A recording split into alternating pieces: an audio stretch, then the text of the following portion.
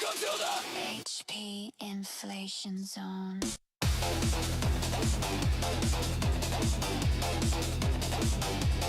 Get down with the HP inflation. Watch your progress disappear. Feel your score just dwindle here.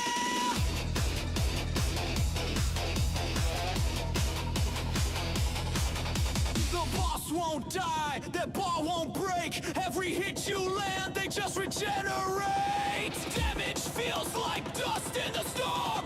Welcome to the grind, this is the norm. Welcome to the Zenless hell, where your DPS don't ring the bell. Get down with the HP inflation. Endless fight, no salvation. What's up? Stack your buffs, stack your rage. Still the fight won't leave the stage. Endless health like a burning sun. Every battlefield's never done.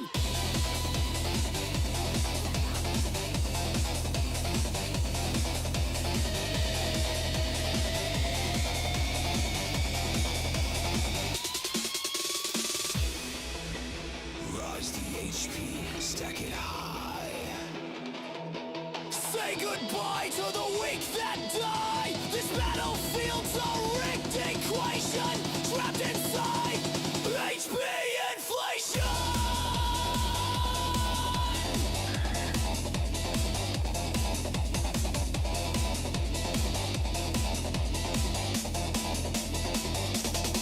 Meter climbing, timer fades, lost inside these endless raids. Get my dailies done. The numbers lie, endless pain, no one can die. Boom, boom, bass with the thunder drums. Your grits hit hard, but the wall still comes. Swing that blade, fire that gun, but the bomb. Why does it feel like it's lagging?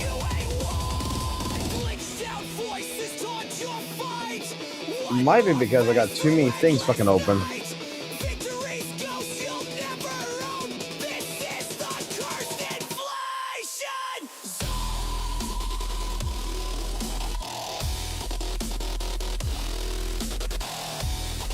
Let's see. How much do I got open in the background? I got quite a bit open in the background, that's why. Welcome to the HP inflation zone. Watch your stamina, watch your throw. Get down with the Zenless grind. Your victory's lost in endless time. Zenless hell.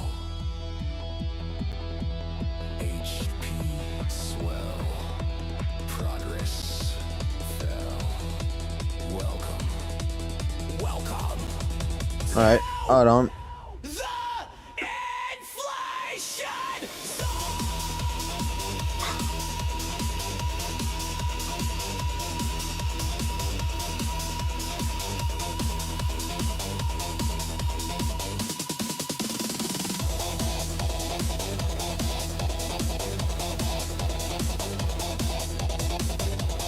Give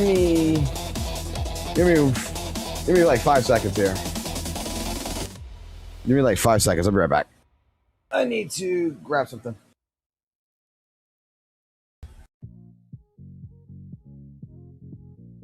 Actually, no, I don't. The wife's gonna go do that. I forgot about that. She gonna go fucking do that shit.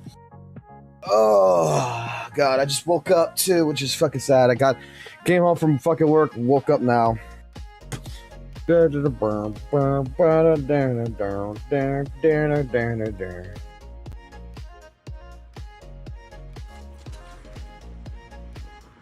know that crazy drip marketing? Fucking HP inflation.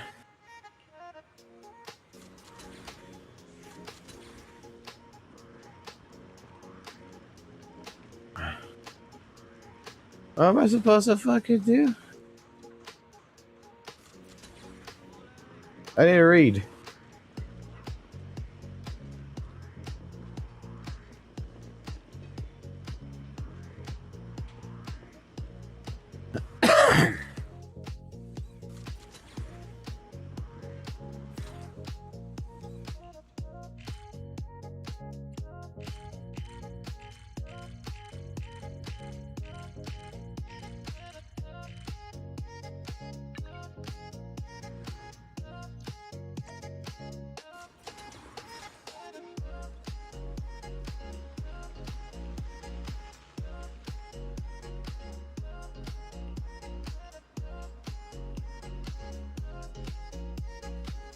Yeah, I forgot. We gotta do this shit.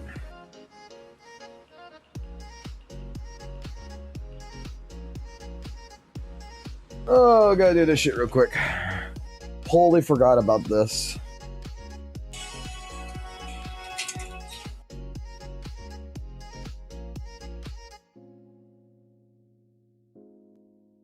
Alright.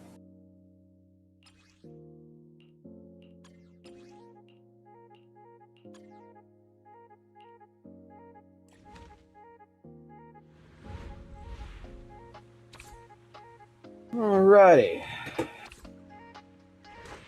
Yeah, you caught live when it was fucking starting, yep. We're gonna do all our dailies and everything that we normally do first, then we move on to life. That's typically how I fucking do shit.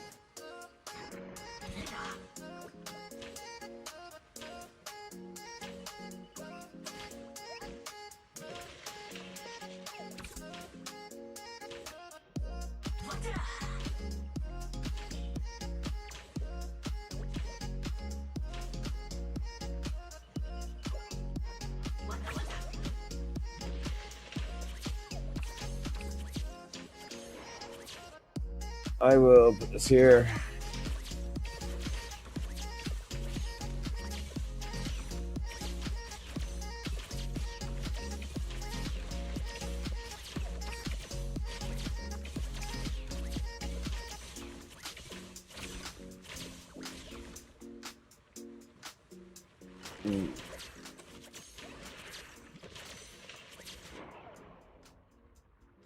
Let's put this guy here.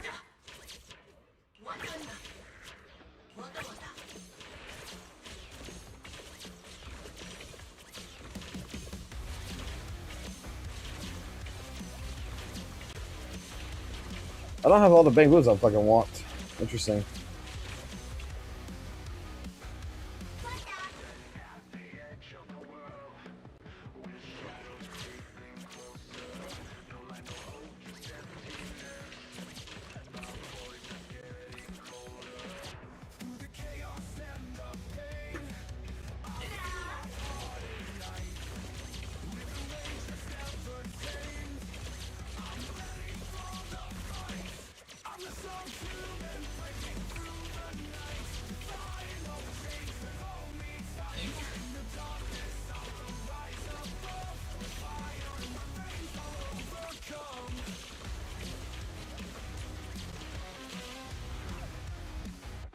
This shit's supposed to be hard, right?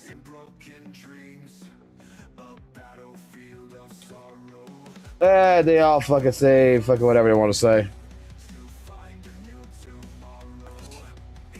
Ay. Let them. HP inflation's a problem, man. Like it's not a skill issue. It's completely a fucking HP problem.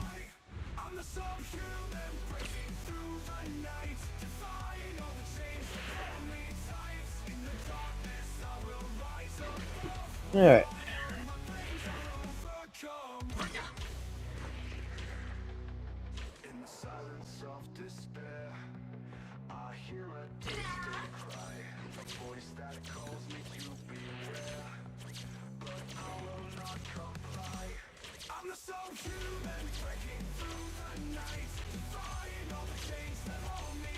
I can only do 3 here.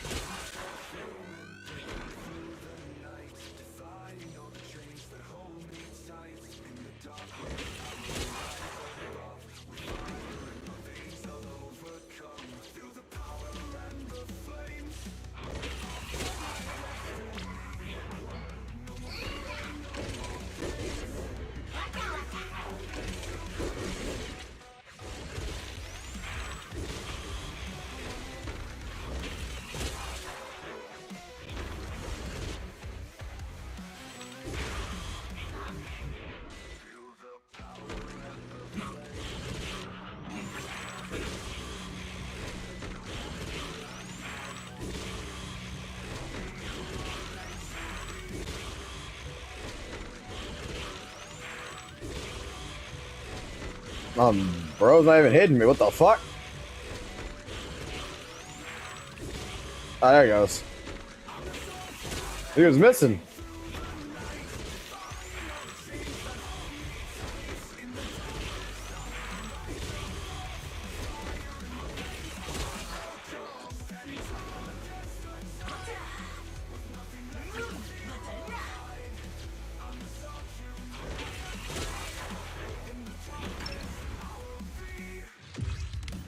Okay.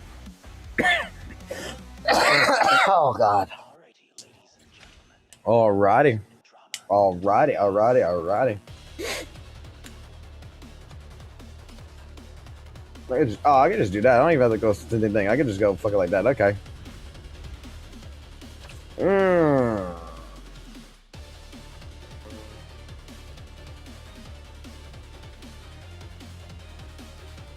I'm gonna hit this one now.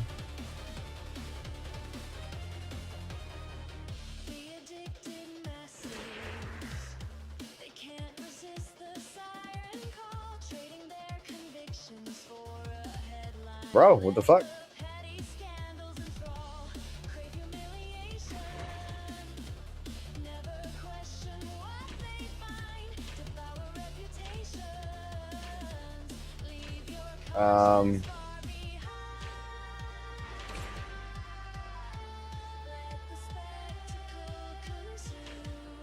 They're slowly advancing.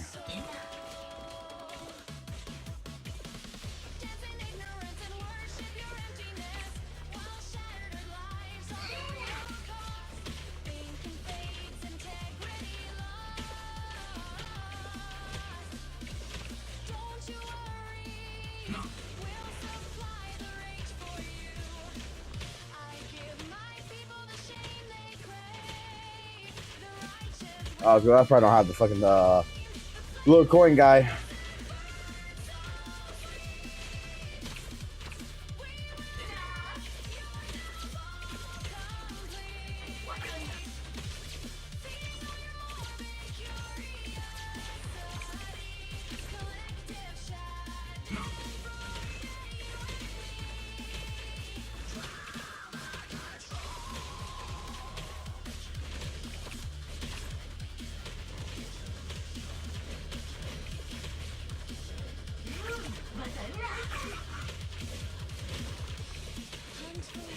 Okay.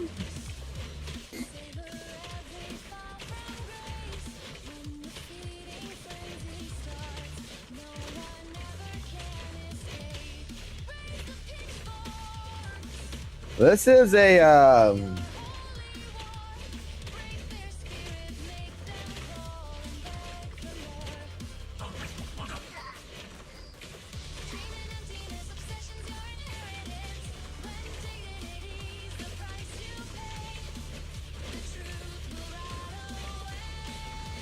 is this something?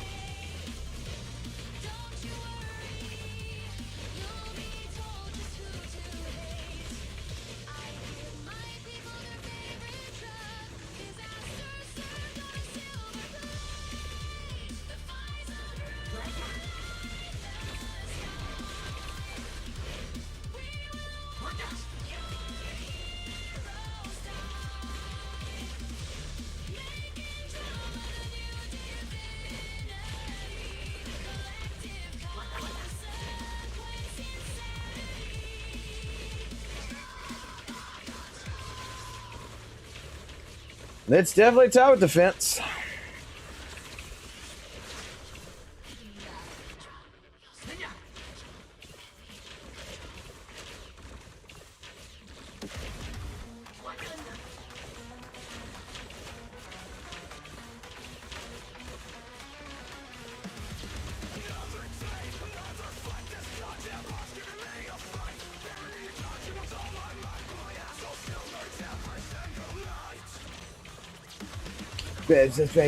Like this.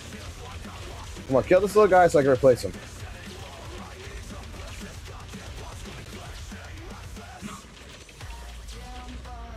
Or not. I mean, this is awesome. It's fucking tower defense.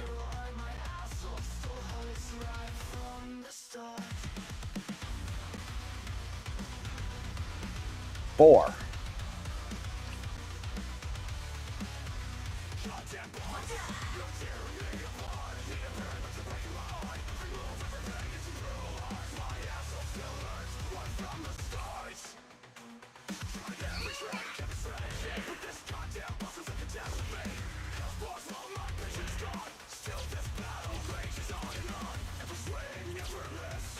I'm not ready for that.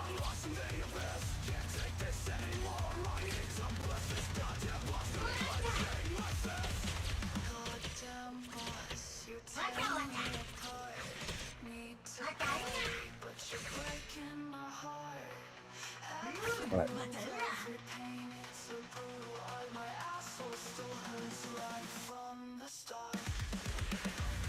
All right.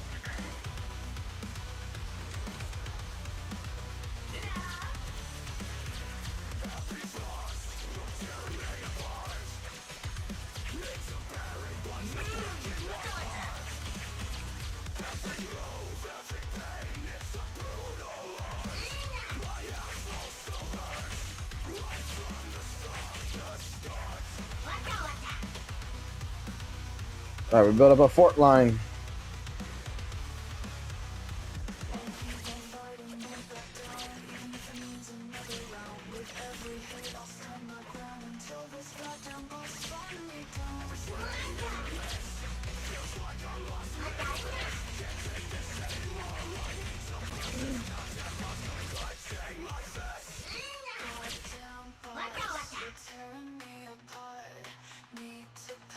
We got 82 of these to kill.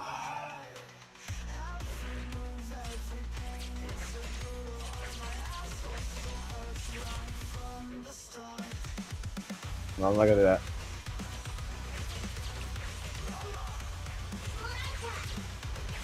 We're setting the defensive line right here.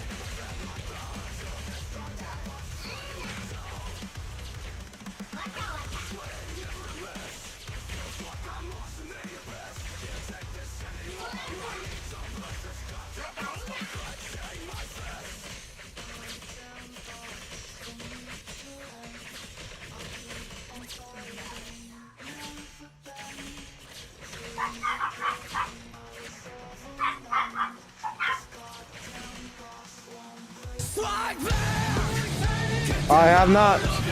We'll look at it after this.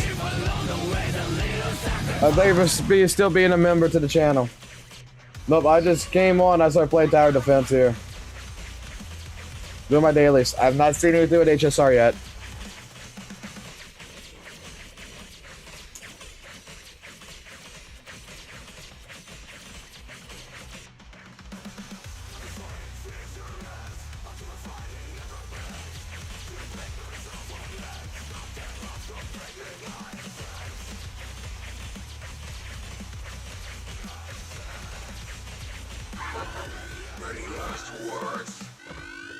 What the fuck?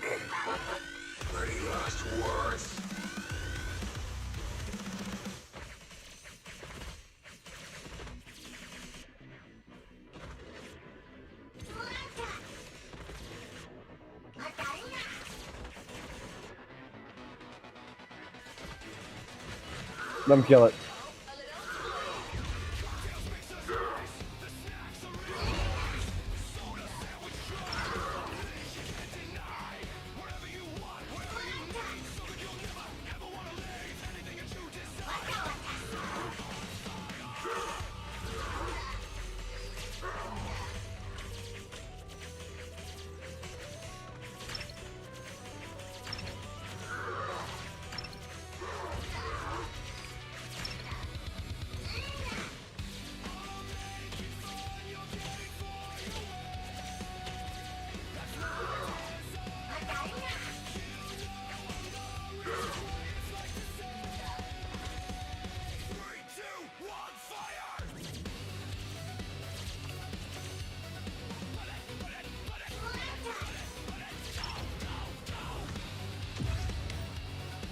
Damn! Little bang boos fucking doing their goddamn job. Holy fuck. That was a good fucking clear. Not gonna lie, I was kind of fucking I was kind of a little worried there. So, okay.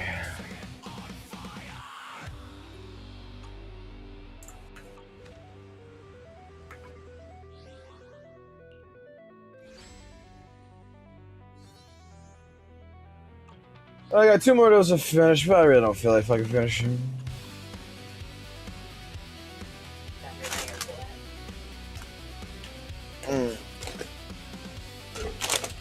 This is it for right now. I don't really feel like finishing right now.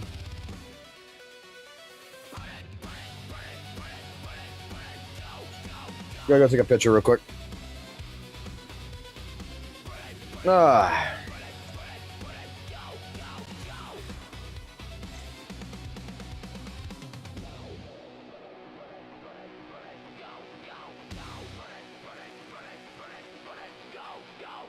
Typically, what does I gotta do? What picture gotta take?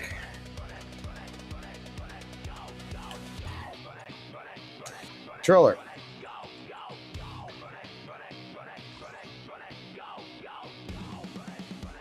Take a photo of the Gravity Cinema. All right.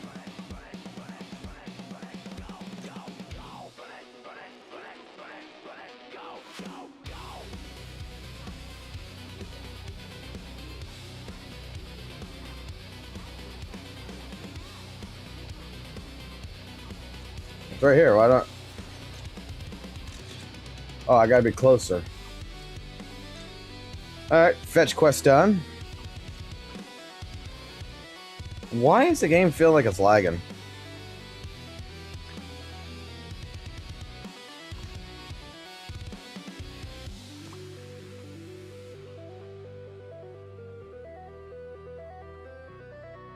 Spend 300 batteries. That's easy enough. We'll do tipple management.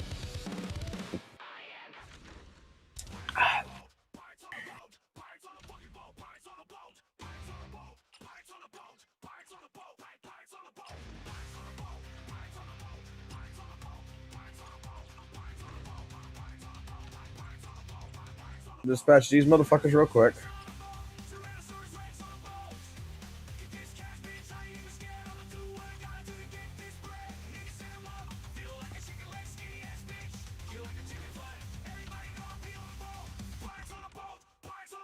Can I craft anything right now? Now let's go shopping.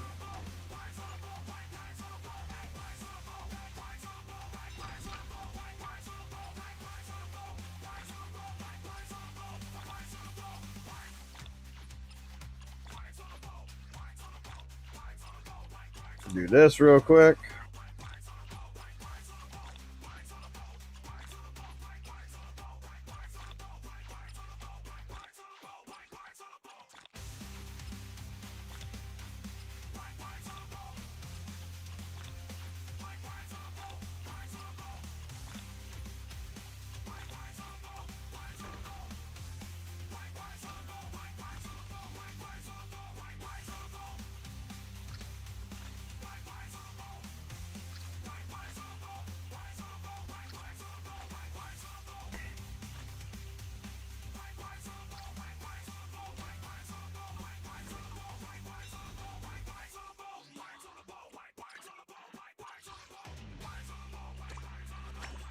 Bingo! Motherfucker. But what's this fucking shit? You gotta find him a fucking job. What fucking job are we looking for here?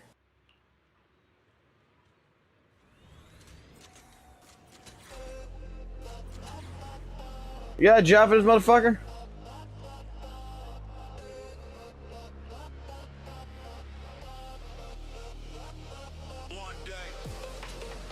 Yo, they say you're too fucking short. And you don't have a fucking visa. Get the fuck out of here.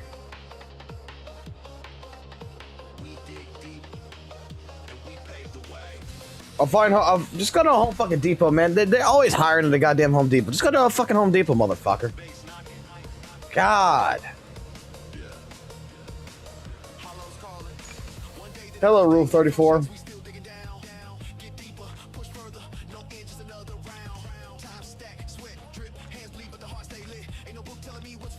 Do this really quickly.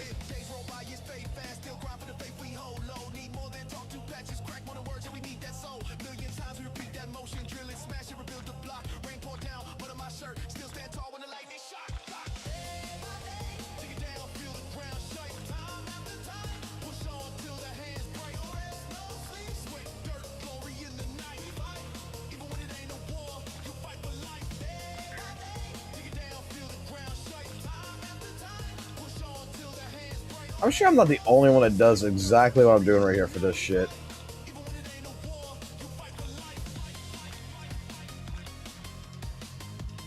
Just sit here, spam fucking goddamn refresh until it fucking tells you you can fucking sell it. And just keep selling.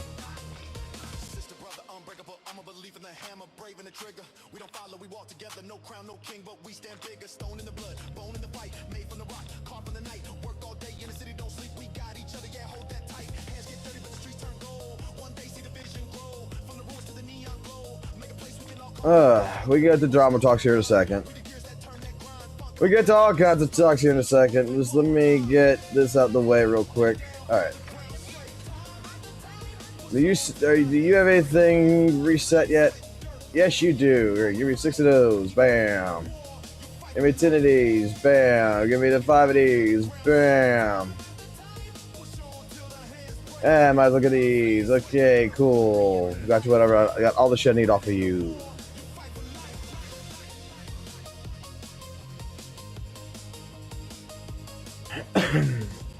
Now, weekly tasks. Tune 5 times. Complete 1 Notorious Hunt. Oh yeah, it's Notorious Hunt. I can go do 3 of those.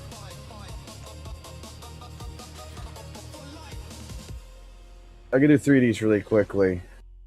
Pompeii for Evelyn.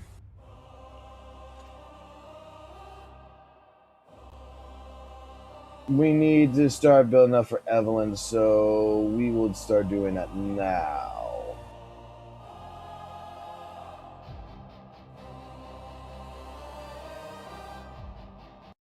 Boom, boom, crash, yeah, the world's on fire. Bullets rain down, but you're my one desire. Do this 3 times and then we can get started.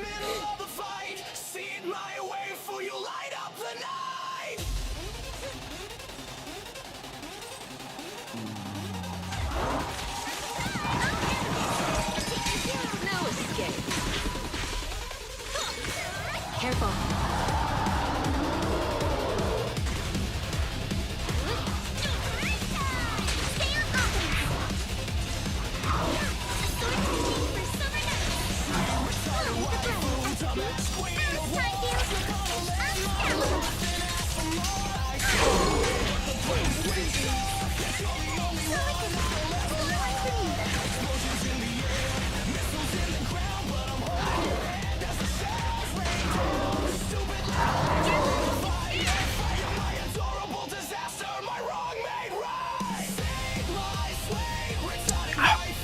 Damn. I don't think I can make that any cleaner.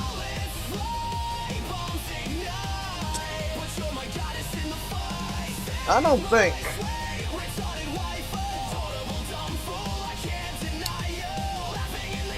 I do not think.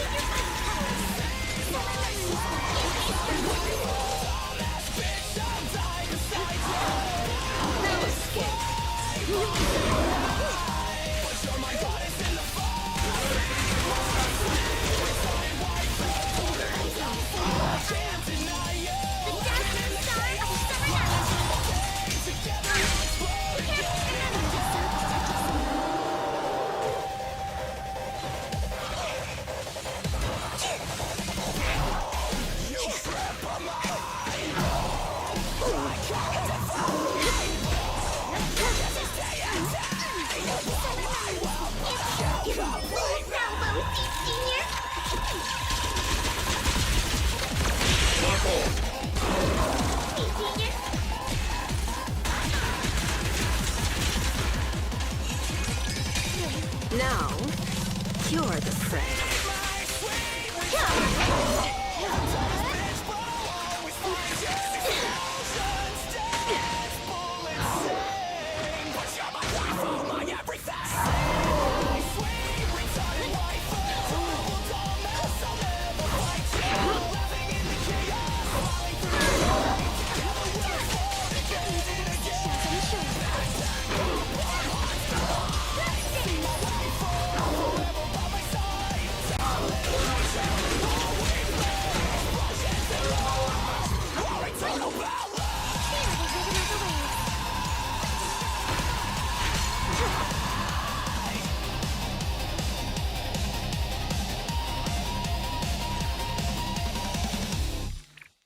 See to my adorable fucking waifu. No mercy. No Time for another shortcuts. team. No handouts. Just gotta do this 3 times. Only skill. Only grind. Only the strong survive.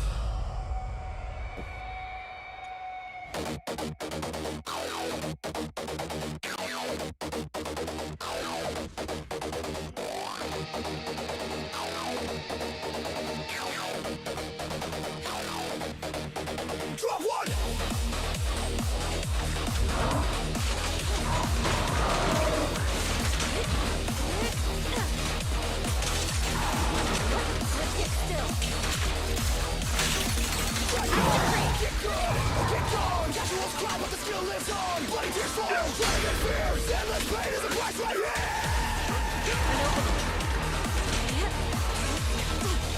Out of the way.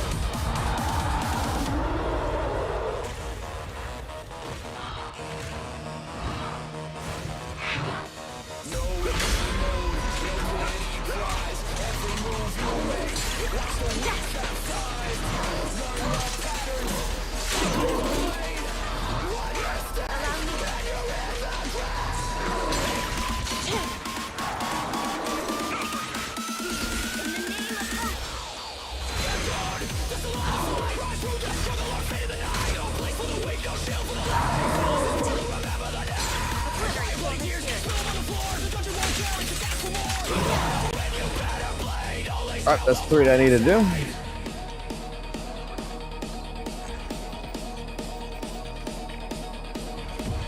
Push the combo, dodge the blow, miss one step. I think that's everything I need for Evelyn now. Back for aim. Zenless so bad that skill that's We just gotta wait the fucking days for that. Claim that.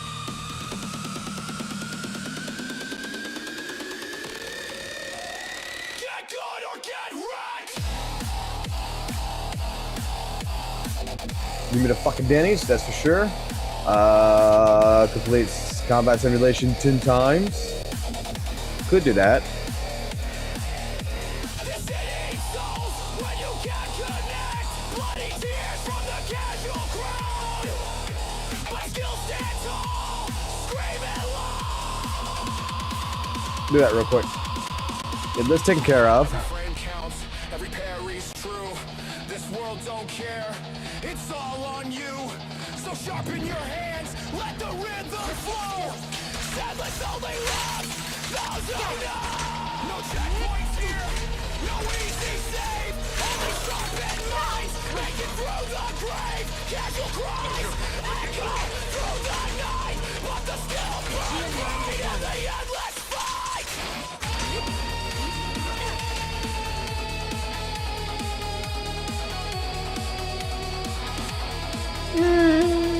Not fast enough.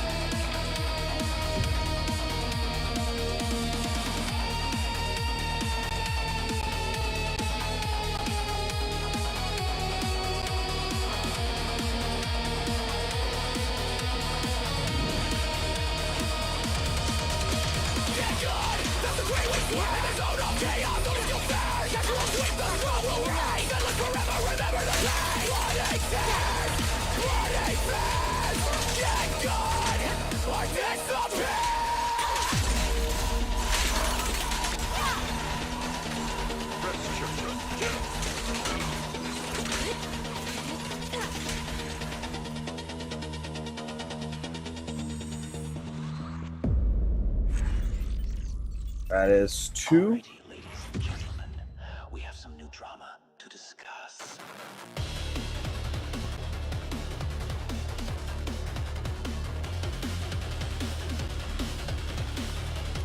And this is all my energy.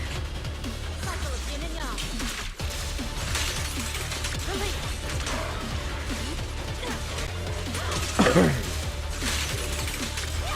Clarity and impurity cycle.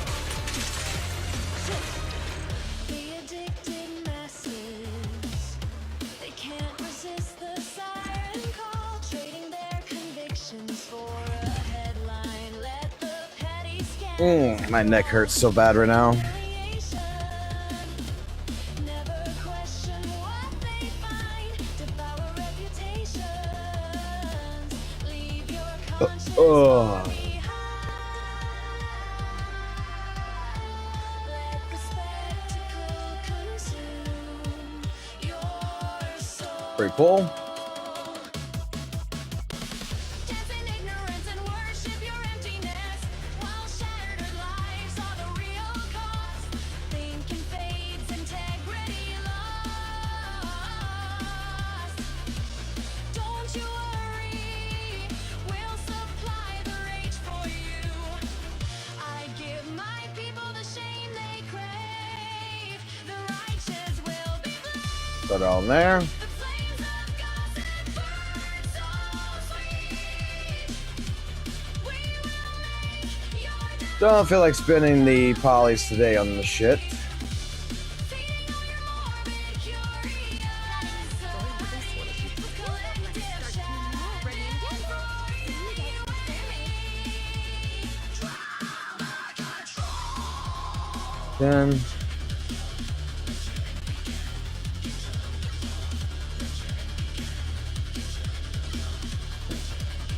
9. Hunt for weakness. Savor every fall from grace. When the feeding frenzy Give you that. starts, no one ever can escape. Raise the pitchforks. Justify your holy war. Break their spirit, make them Got that. fall and beg for more. Oh no, other shit, right? Yeah. When dignity's the price you pay, the truth will rot away. Don't you worry, you'll be told just who to hate. I give my people their favorite drug, disaster served on a silver plate. You still get fucking Denny's, right?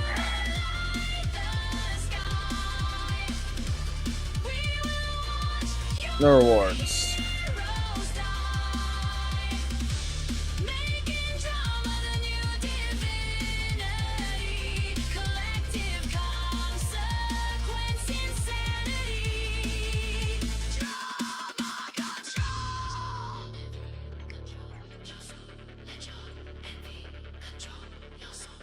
$25,000. Okay.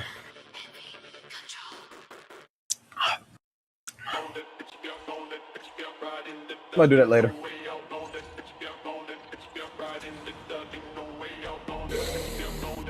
All right, put this aside because I got food right now.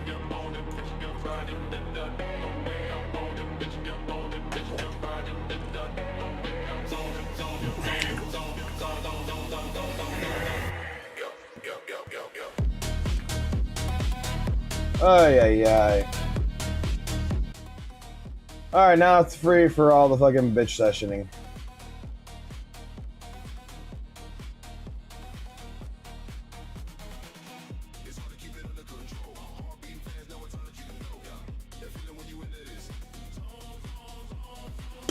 Alright, so what's going on in the realm of the world that I don't know of?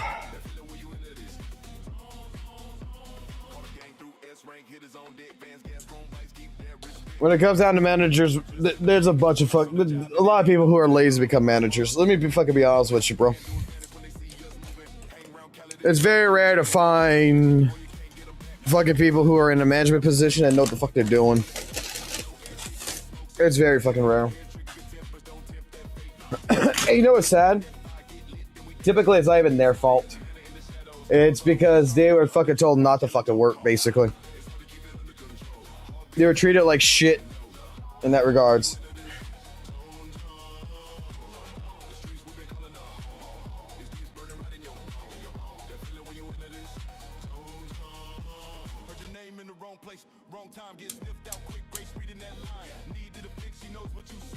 Danny, you keep telling me about fucking Damar's Genshin. I will not play it then. My goal is to play 6.0, but at the same point in time, I'm addicted to fucking Zenless Zone Zero right now. Like, I'm addicted to it, okay? I play Zenless, man. I will try Genshin again.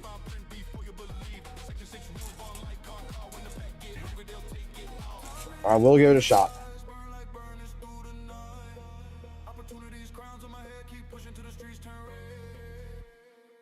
Yeah, it sucks that the CN voice actor for Rover is gone because there's a lot of misinformation about that shit. There's a lot. And not gonna lie, it's kind of fucking it is what it is. It was a nothing burger that turned into a fucking high stake fucking burger. Because there's so much fucking misinformation in it. The dude who got doxxed, we found out even later on that the dude doxed himself. And it's not even his fucking account. He doxed someone else. He got someone else fucking doxed. It wasn't even the person who was making the postings.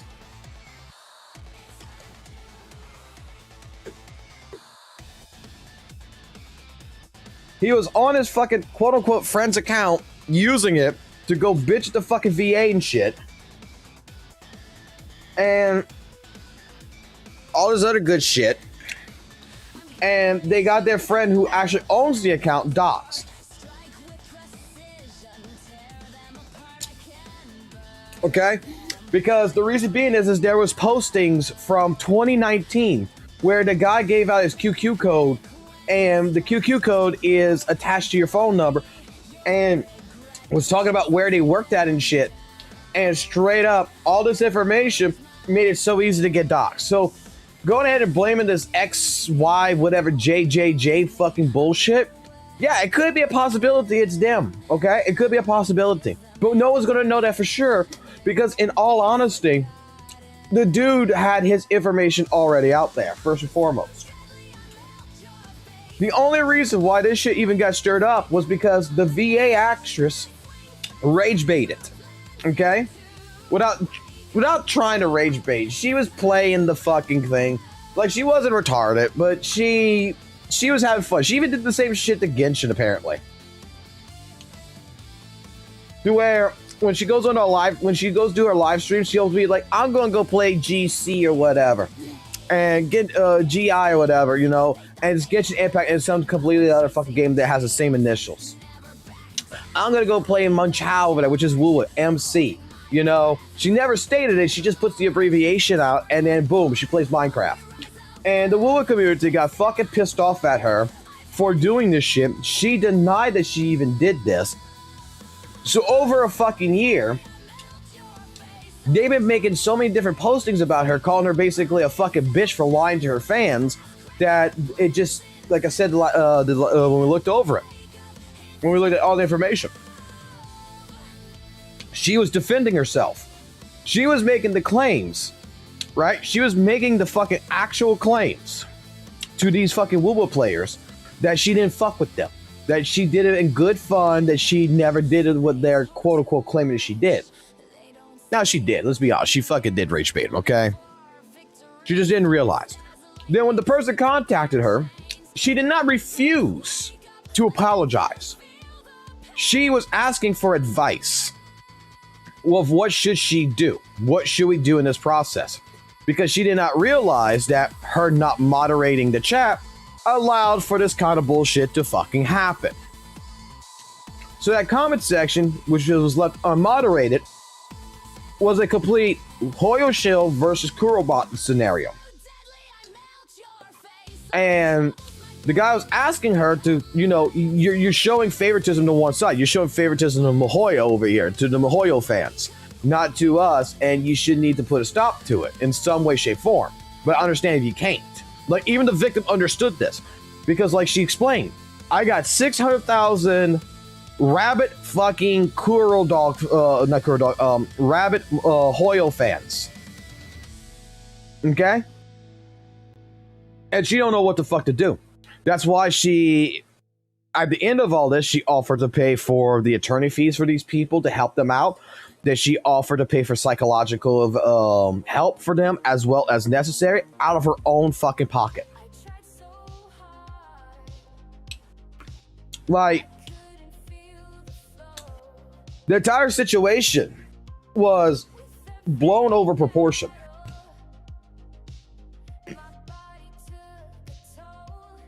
And there's actually, and it's like, you know, it's just so fucking hilarious. Now, I don't think that for the voice actress, her losing the job with fucking Kuro is going to hurt her in any which way, shape, form. Like, she still would get an impact as far as I fucking know. She's still got voice acting gigs that she's going to be doing. She's still got a singing career, which is she's still working on. So she is perfectly fucking fine.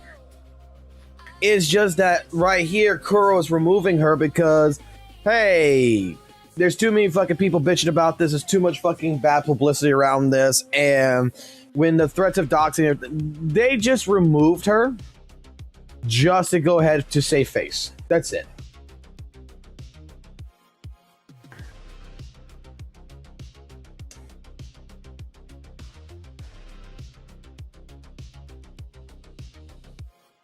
So,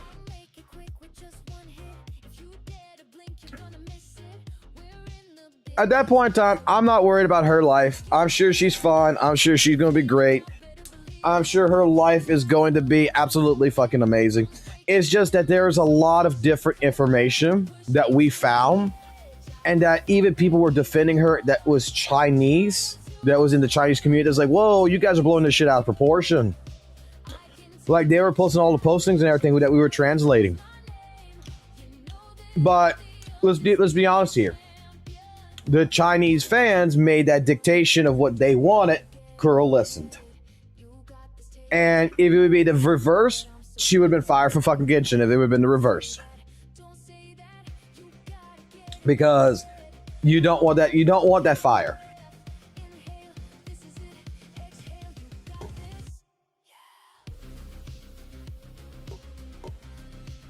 Like I said, I think she's going to be perfectly fine. I think that she's still going to be with Genshin Impact. I'm sure her music career that she's doing right now, that's going to stay going. Everything else that she's doing in her life, I'm sure it's fine. It sucks. It sucks because this was a coincidental issue.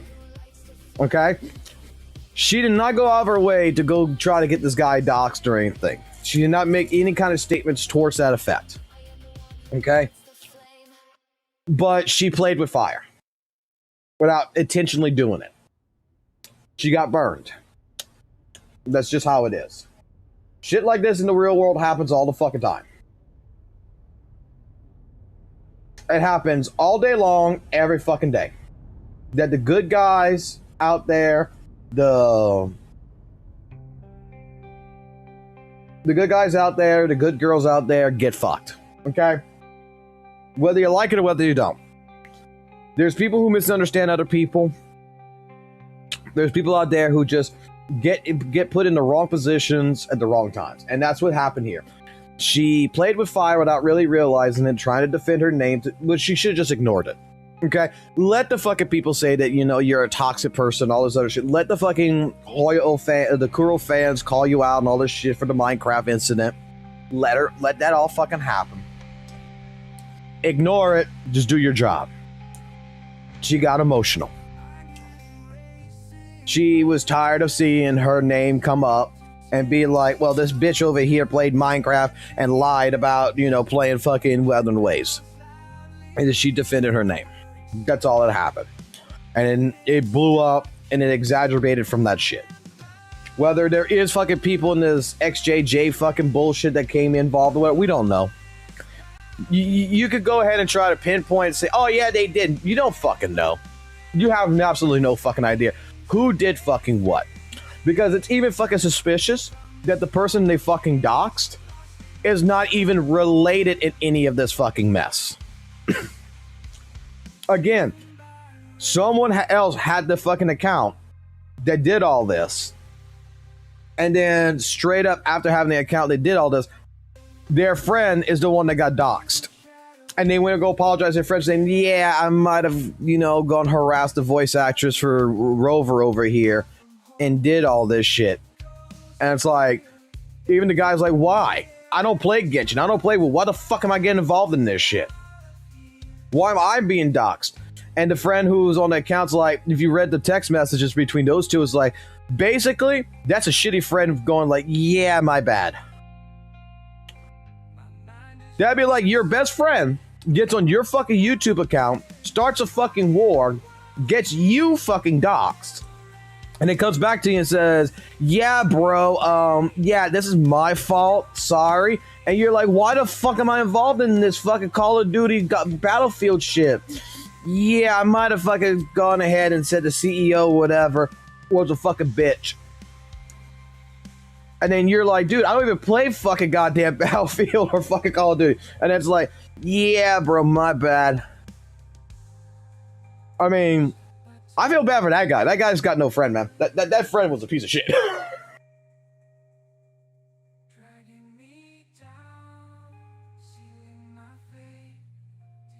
Still have doubts on your research that you did research you actually saw. Dude, I don't even know if the XJJ is even a goddamn fucking real fucking thing.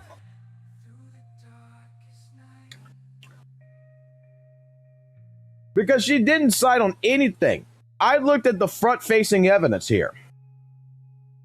Front-facing evidence is her postings. She fucked with the fucking WUWA players about playing fucking Minecraft. She went go defend herself making fucking postings that she did not do it. That she made the extract claims. We were here the entire fucking time. I don't know who the fucking member is of the XJJ bullshit. I don't give a fuck about the XJJ. Because I don't know anybody who's associated with it.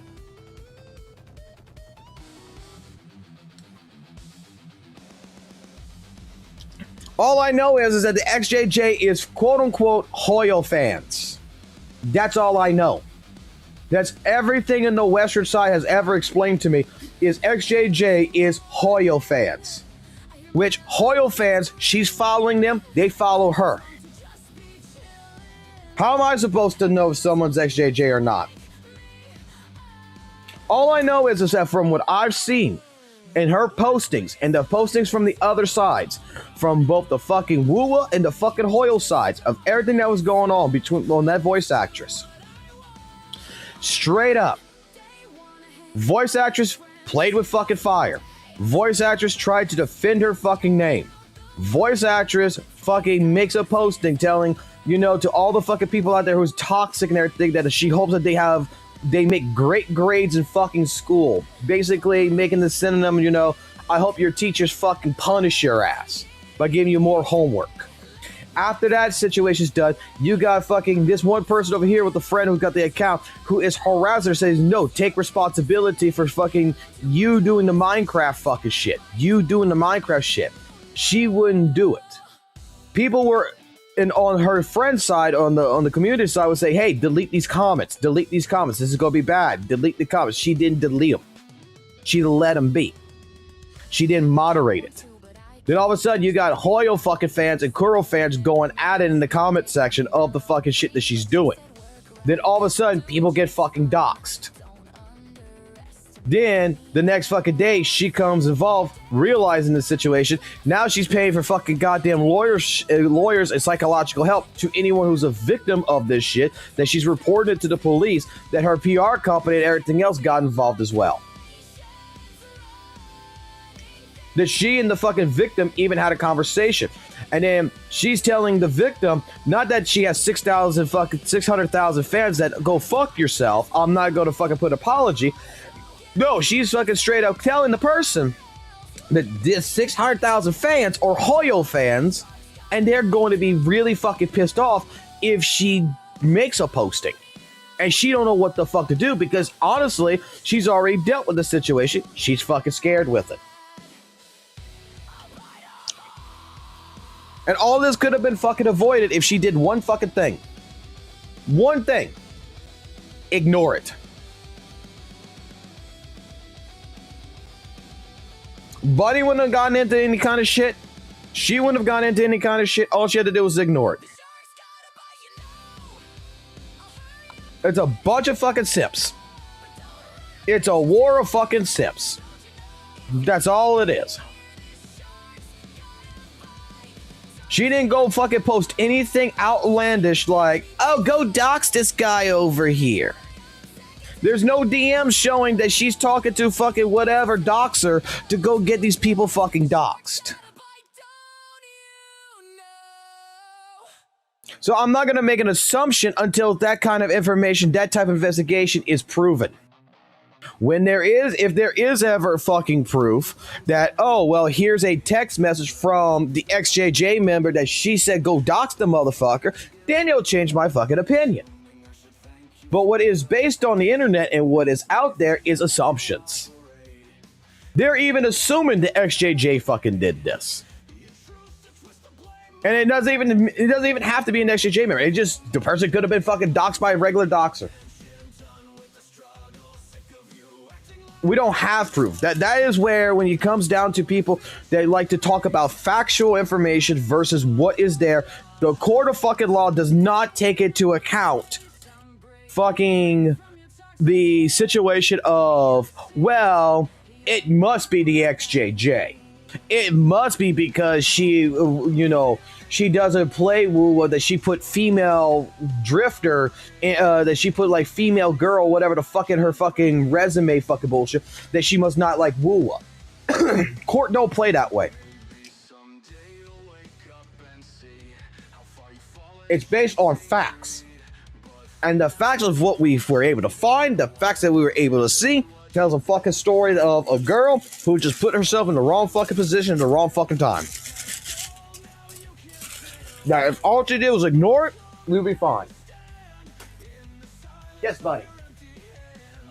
Hi.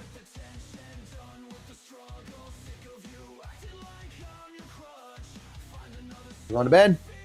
No. What you want? You want this shit? I don't have room. Hold on, give me a second here.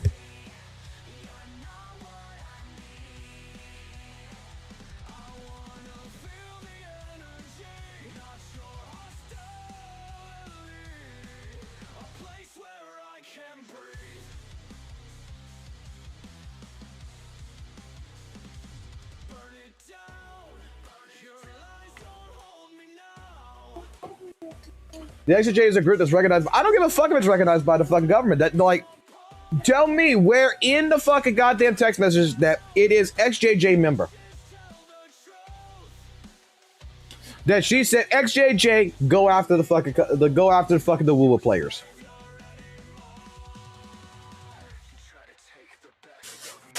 It's facts on the case. You can assume all you want. I did not, like, that is where I have not found anywhere, not in the Chinese fucking goddamn translations of any of the fucking information, did we fucking see anything about it saying XJJ is involved. What we got told is victims got doxxed. Huh? Yeah, I'm done. That's it.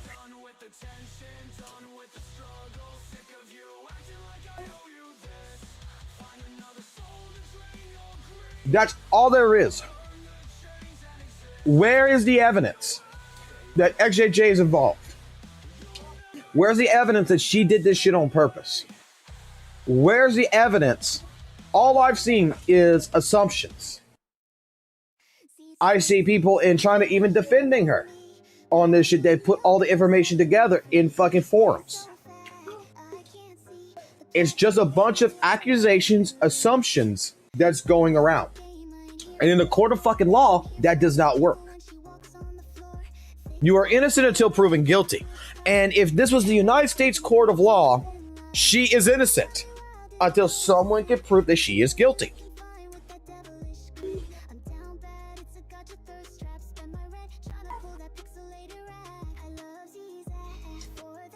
No, I think 2.3 story is going to be fucking rock hard, fucking raw as shit, and it's going to fuck everybody in the ass.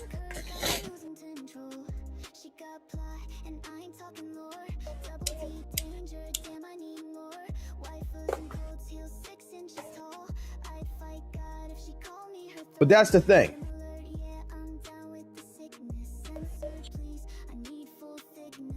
Like, this is why, like, I don't like it when people put in assumptions in their quote-unquote factual evidence. Stick to the facts of the case. Don't exaggerate and don't add shit. We can assume, okay? We can make assumptions all we fucking want, but when we're looking at facts in an investigation, we're looking for facts.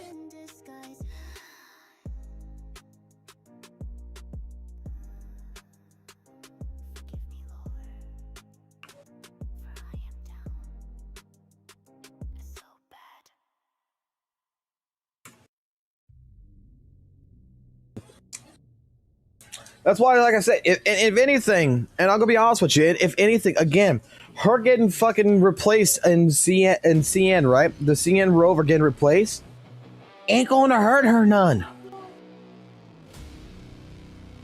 She might be a little upset, but at the same point in time, I guarantee you she gonna get a gig probably really fucking fast on the sideline. She's been doing this shit for long enough. This ain't gonna hurt her.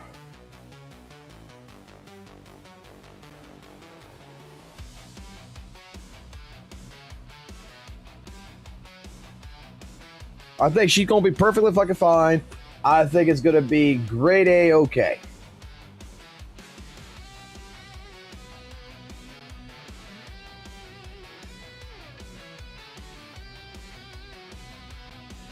Ay, ay, ay. That's why, like, I'm not fucking worried about it.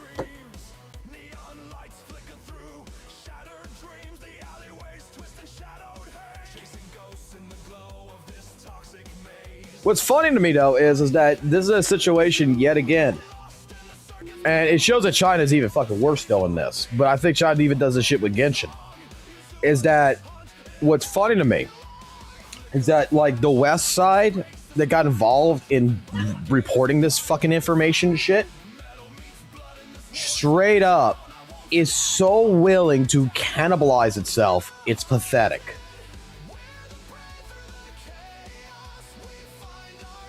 I refuse to fucking follow suit with the fucking the hype mind on this shit.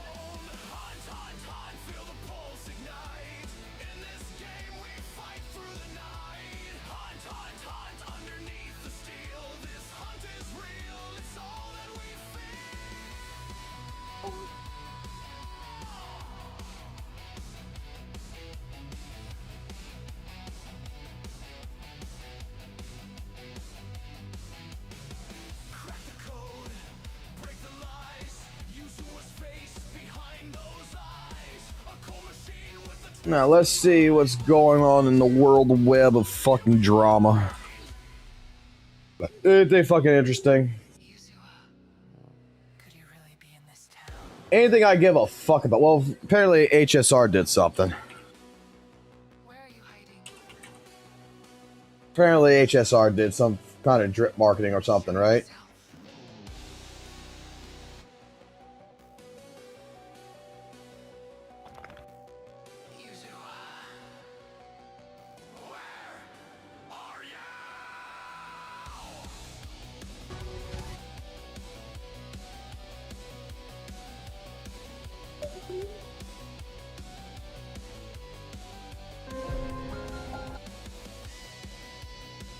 Is the drip marketing, I'm guessing?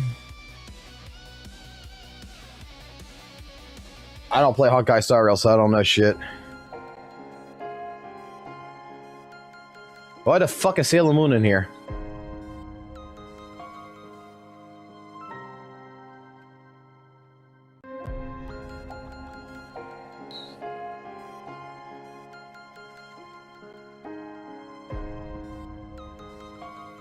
Oh, say ZZZ sucks all the fucking time. Artwork looks nice. Won't deny that. Well, let's go see how bad with our Twitch tracker Zenless Zone Zero's doing. Well, Zenless Zone Zero's dying, guys. He's dead. It fucking died. Everybody, rest in peace. Fucking Zenless Zone Zero died.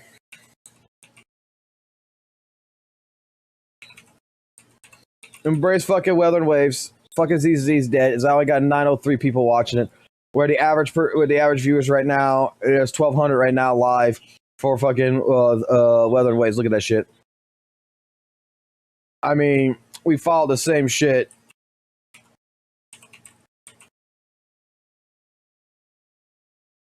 Like Honkai Star Rail's going to die. Look, Honkai Star Rail's worse than fucking goddamn ZZZ, man. Look at that shit. Honkai Star Rail's worse. Like, at that point fucking time, I guess Honkai Star Rail's going EOS too.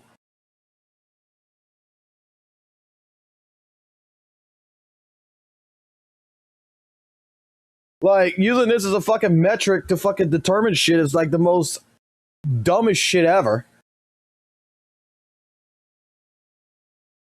But it is what it is, I guess, right? Let's go see if revenue trendings right now.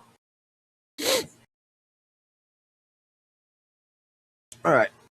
Pull off the WUWA side of things real quick. Let's see how ZZZ's doing for September. September 1st to September 6th. 1.4 million on iOS, 900K for Android, 100 and 300,000 for both applications there. Okay. And I'm pretty sure it's going to be competing against fucking Honkai in this regards and Genshin Impact, so it's going to be facing its own thing.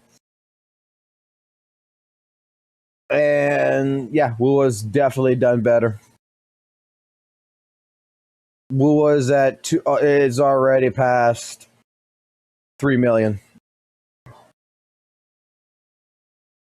which is to be fucking expected.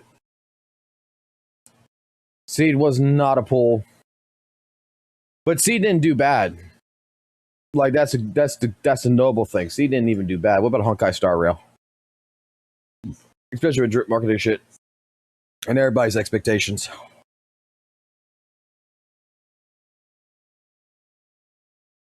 Oh fuck yeah! 5 million in 6 fucking days. We got 5, 6, 7. We can say about $8.4 million. $8.4 million in fucking 6 days on Honkai Star Rail. Yeah, in the first week here. Yeah, Honkai Star Rail is fucking dying. Oh, it's going EOS. Oh wow. Yeah, fucking Honkai Star Rail fucking beats everybody. Genshin right now is what? Genshin actually looks like Genshin actually looks worse than fucking ZZZ. But that's gonna go up. That's gonna go better.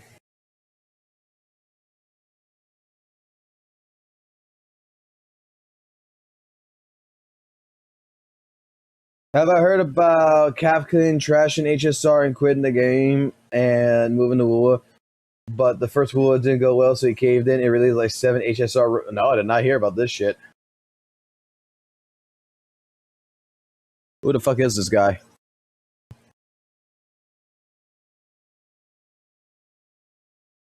Dude, anybody who wants to quit whatever fucking game that he got, right?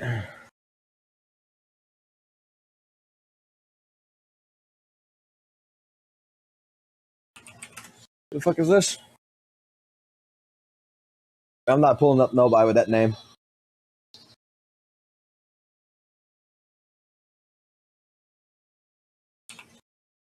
Kekvin.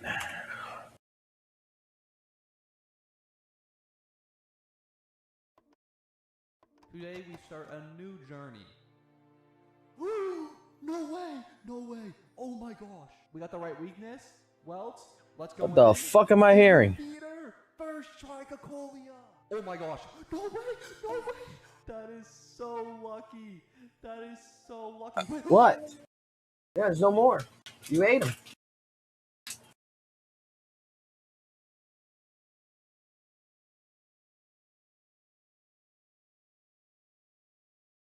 Seven fucking videos? So 10 days ago?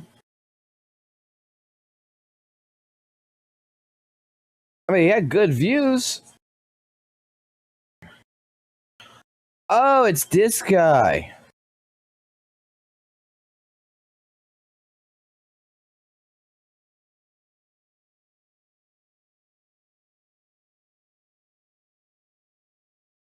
Oh, it's this fucking guy.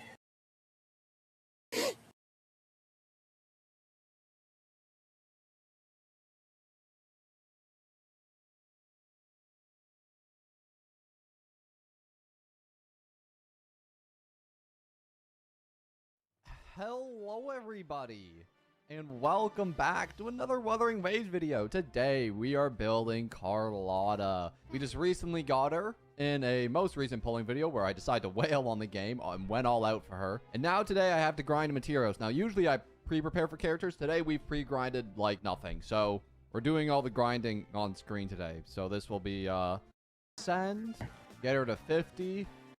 We got it! I don't even know if that's an exaggeration. You got a couple stats. World energy. Know who I put with her. I guess we can go Cantarella for a healer slash like sub DPS kind of. I could just run it with Chang Li, even though they don't really synergize. I mean, they're still both like really solid units. I guess we could just go double DPS. I don't see why not. That move. The go over is so fun. All right, go in. Now we got our big move. Okay, now that I got my ice shards up, I can do some normal attacks. That's going to give me a bit of extra damage. Got our E up. Nice. And now just a little bit more, and you are gone. Easy peasy. Floor 3 next. Do I continue to a clean level 90? Awesome. We got a pistol, boys. And we got a ton of crit rate with that, too. We got some energy, some attack. All good stuff right there. Next up. Wait. Bro fucking said she's wailing, right? Recently got her in a most recent polling video where I decided to wail on the game and went all. So you wailed on the character, but you didn't get the character signature. Okay. Okay. And then we got.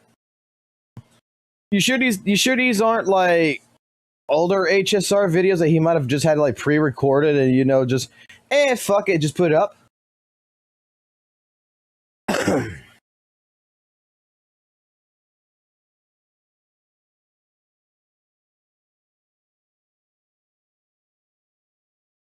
You know what I mean? Like maybe these are already in the works. Can you beat Honkai's Star Rail with only win characters? Well, that's been something I've been asking myself after I saw the latest character, Sidra, who makes for a really interesting win team. If you don't know, currently, no, it's not.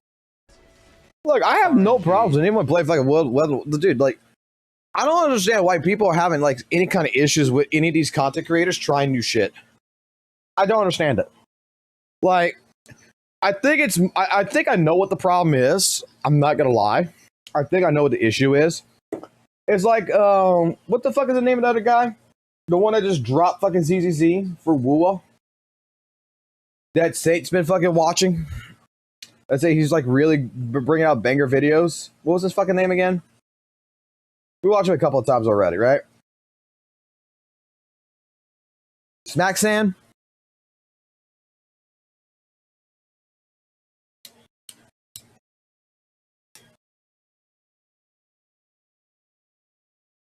Yeah, Smacksan. Like, I don't see, like, people are like calling him a griefer and all this other shit, and I am not gonna lie. It's fucking hilarious. Okay? to a certain degree. But if the guy's actually enjoying, right? If the guy actually fucking enjoys fucking Wuthering Waves, let the guy fucking go enjoy it, man. Let him change his content over. Like, who gives a fuck? Like, who cares?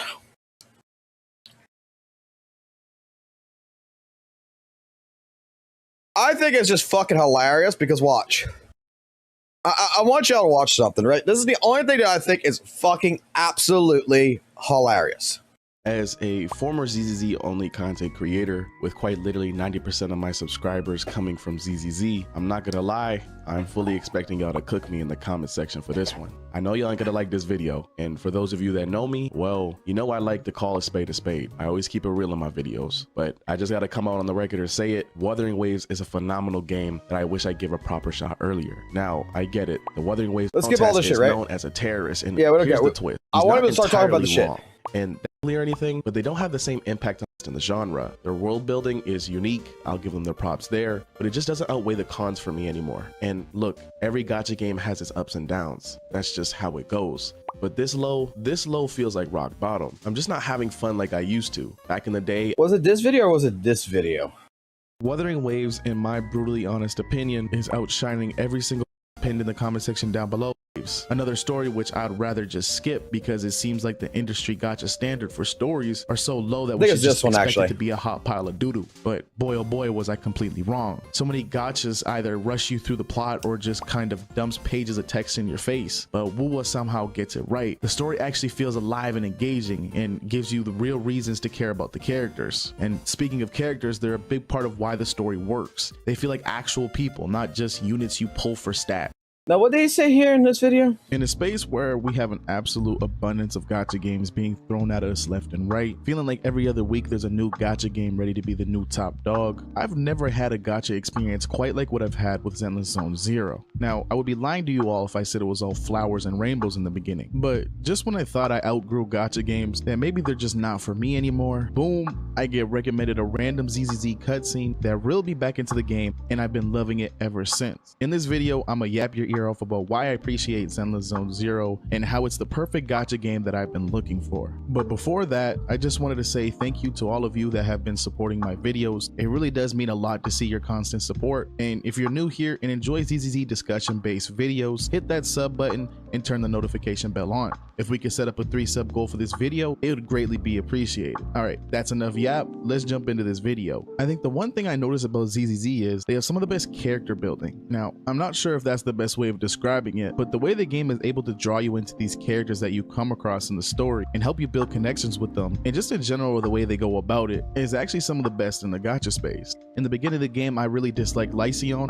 Bro, I'm gonna be real, I don't even know how to say his name, but I'm gonna just call him Lycion. And Ellen, I really disliked them both, and I thought that they were actually really meh, and I didn't want any of them on my account, and I hoped that I could just ignore them. But after their faction quest in the story, my opinion did a total 180. They make their characters so likable that you have no choice but to roll on them. And I think a strong portion of that comes from the added cutscenes they implement into the story. When I tell you I love how much they show off animated cutscenes in this game, I truly mean it. That's the one thing I disliked about other gacha games. Their story quests maybe, just maybe, will give you 1 or 2 cutscenes every major patch, but nah, ZZZ gives you a crap ton of cutscenes and I'm all for it. It really does a good job at bringing the story to life. While we're on the subject of story mode, one thing that I think is very, very crucial in a gacha game is a skip button. The fact that I'm able to skip story whenever I feel like it is amazing. And the cool thing about it is I skip all the individual dialogue, but is still able to grasp what's going on through the story with watching the animated cutscenes or in the earlier parts of the story through TVs. I didn't need all the... Does this video not seem... The game takes the time to show you who they are, how they think, and how they grow over time. Every interaction, every cutscene, even small conversations between characters make you feel connected. It feels like you're following their journey and seeing them change alongside the story. The pacing is another thing that hits really well. WUWA doesn't overload you with constant action or non-stop dialogue. Instead, it knows when to give you quiet moments and when to hit you with the big emotional payoffs. It's not exactly the same, but it's the glazing feels the same, right? It feels like it's almost like a copy and paste. Like the characters bring you into the fucking story of CCC. The characters bring you into the fucking story of fucking WUWA. if you get what I mean. Ether Gazes is okay, and solo leveling is just kind of doo-doo. I think ZZZ's combat is the most modern we've had yet for this kind of gacha niche, and I think it's going to stay that way for a while. Another aspect I really like about Zenless Zone Zero is its overworld. Now, as a huge Persona enjoyer, Zenless Zone Zero's overworld honestly has a bit of Persona vibe to it, with the way you run around the overworld, looking and talking to people, looking for stuff to do your dailies, or just commuting around to get to your quest location, mixed in with the absolute. But let me put it this way. Doesn't fucking matter. It doesn't fucking matter. Okay? Because a few of y'all were kind of like in my Discord, like, oh, you need to expose the guy over something. I'm not going to expose the guy. The guy right now is absolutely enjoying Weathering Waves. Let him enjoy it. Let him have fun. Right? I mean, practically, the only thing I'm going to say, 9 months ago, he posted his very first video on ZZZ. 1, 2, 3, 4, 5, 6, 7, 8, 9, 10, 11, 12, 13, 14, 15, 16, 17, 18, 19, 20, 21, 22, 23, 24, 25, 26, 27, 28 right here 3 months ago. This one right here is 29 3 months ago, 4 weeks ago. Then he looks at Genshin. I tried Genshin Impact as a Reform hater. I'm not gonna lie. He's got the views, but he didn't get the subs.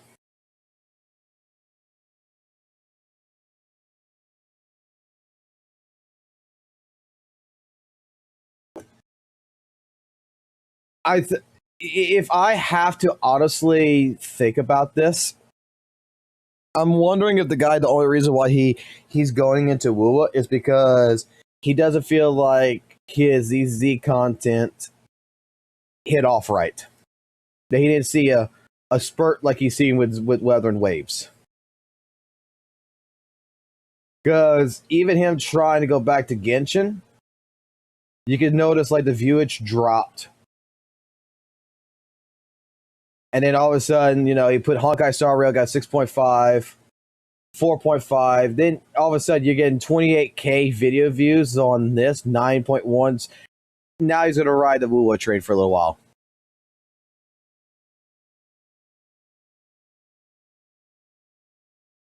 Like, I'm just going to say, I don't know if this is factual or not, but it almost seems like out of the 40 videos here, the guy's just trying to find his identity.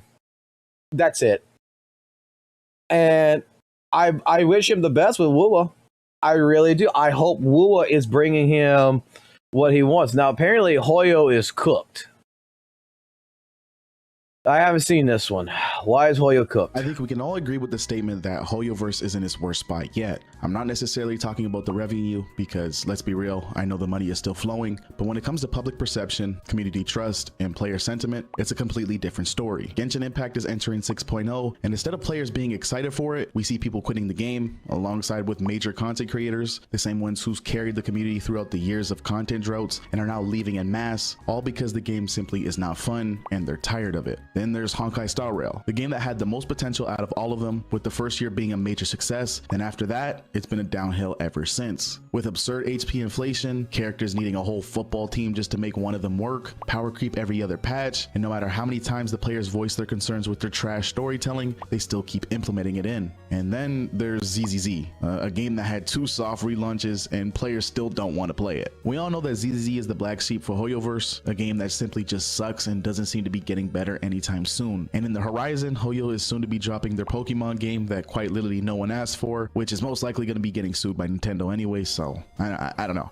Now, taking all of this into consideration and knowing that we're soon to be entering the golden era for gacha games, this is the worst time for Hoyo to be fumbling. With anime GTA 6 Ananta right around the corner, Azure Promelia being the first gacha game to bring a Pokemon aesthetic to the genre, Duet Night Abyss turning heads and changing what it means to be a gacha game, to Silver Palace showing off some elite level gameplay, I think within the next next 1 to 2 years, Hoyoverse's fall off will be inevitable. And to be clear, this isn't just a people being bored problem. This is a trend across all Hoyoverse titles. It's a systematic and dev team issue. For years, we've seen the same pattern: a strong launch, hype through the roof, massive market.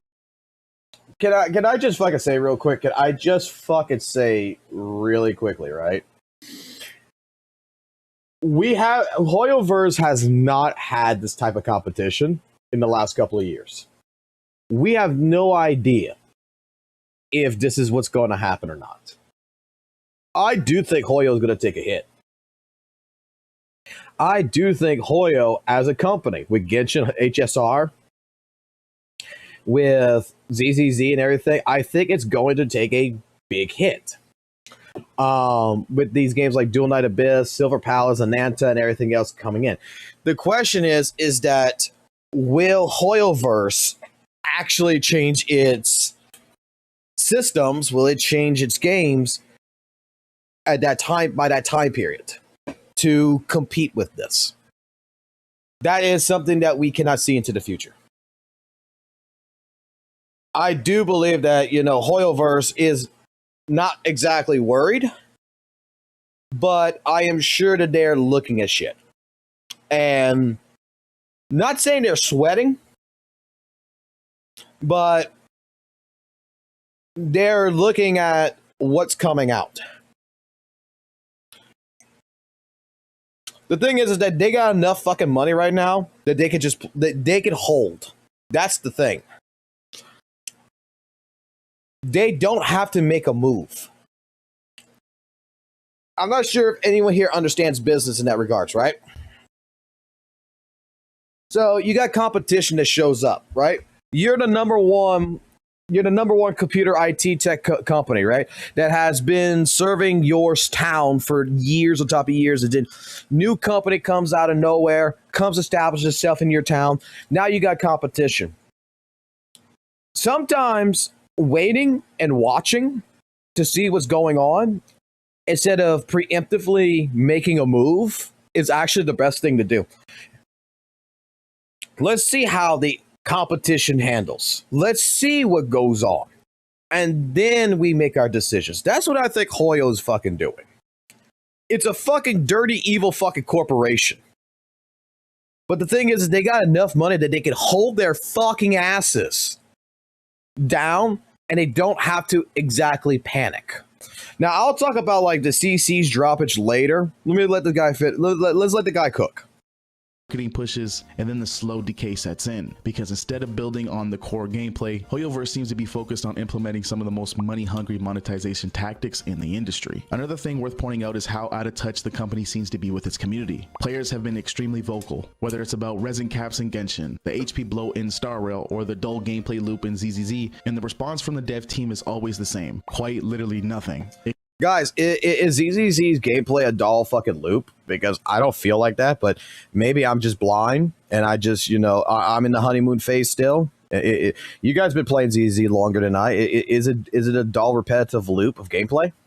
It creates this feeling that the devs are designing for investors, not players, and in a genre already filled with cash grabs, that's the fastest way to burn out your most loyal fans. Now let's talk a bit more about the creator scene too. Now, views across the board, whether it be HSR or ZZZ, they're all on the downtrend recently, and it's not a shocking thing to see. Both games are going through their dry periods and fans are fed up. But when it comes to Genshin, well, YouTube and Twitch views are still there, but yet we're seeing major CCs leaving and turning their back on Hoyo for good. Why is that? Well, it seems like creators are no longer prioritizing lining up their pockets while selling their souls in return. Creators are now realizing that these games are bad and they're shifting their careers to different avenues that doesn't restrict them on what they can upload and what opinions can be said in their videos. Hoyoverse is well known for paying off their creators to throw out propaganda, and it seems like creators are finally taking a stand. And when the creators leave, the community loses momentum, discussions die down, hype fades, it becomes a cycle of silence. And once you enter that spiral, it's hard to climb back out of it. And beyond the games themselves, we got to talk about Hoyo HoYoverse as a brand, because this isn't just a gameplay crisis, it's becoming a reputational problem. There was a time when the name HoYoverse sparked excitement. Do you all remember when they announced HSR? We were all super hyped.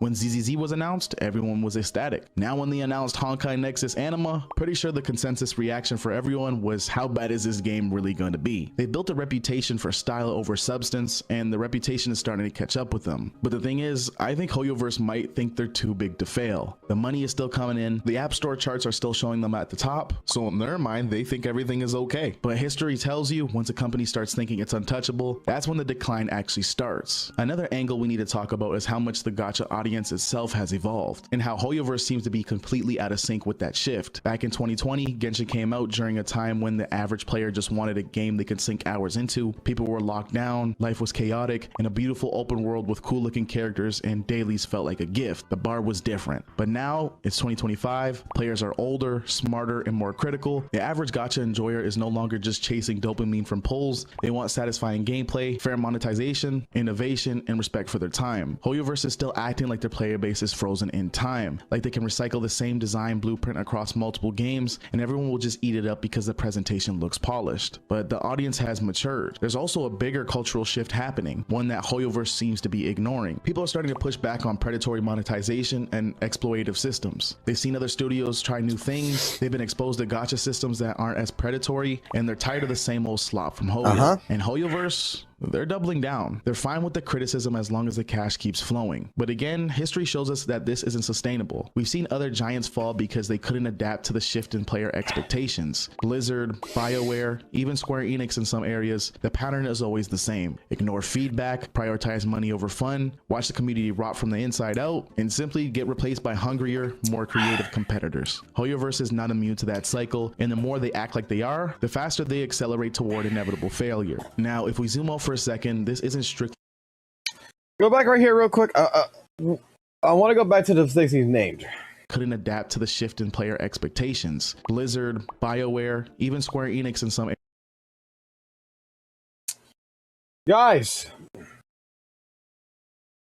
there was backlashes in Blizzard. There was backlashes in BioWare, Square Equinox. Nintendo's getting backlash right now. Sony and Microsoft's got backlashes. But last I fucking checked, isn't Blizzard still in business? Isn't Square still in business? Isn't BioWare still in business?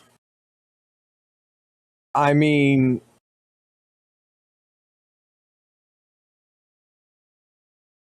all these companies do the same shit.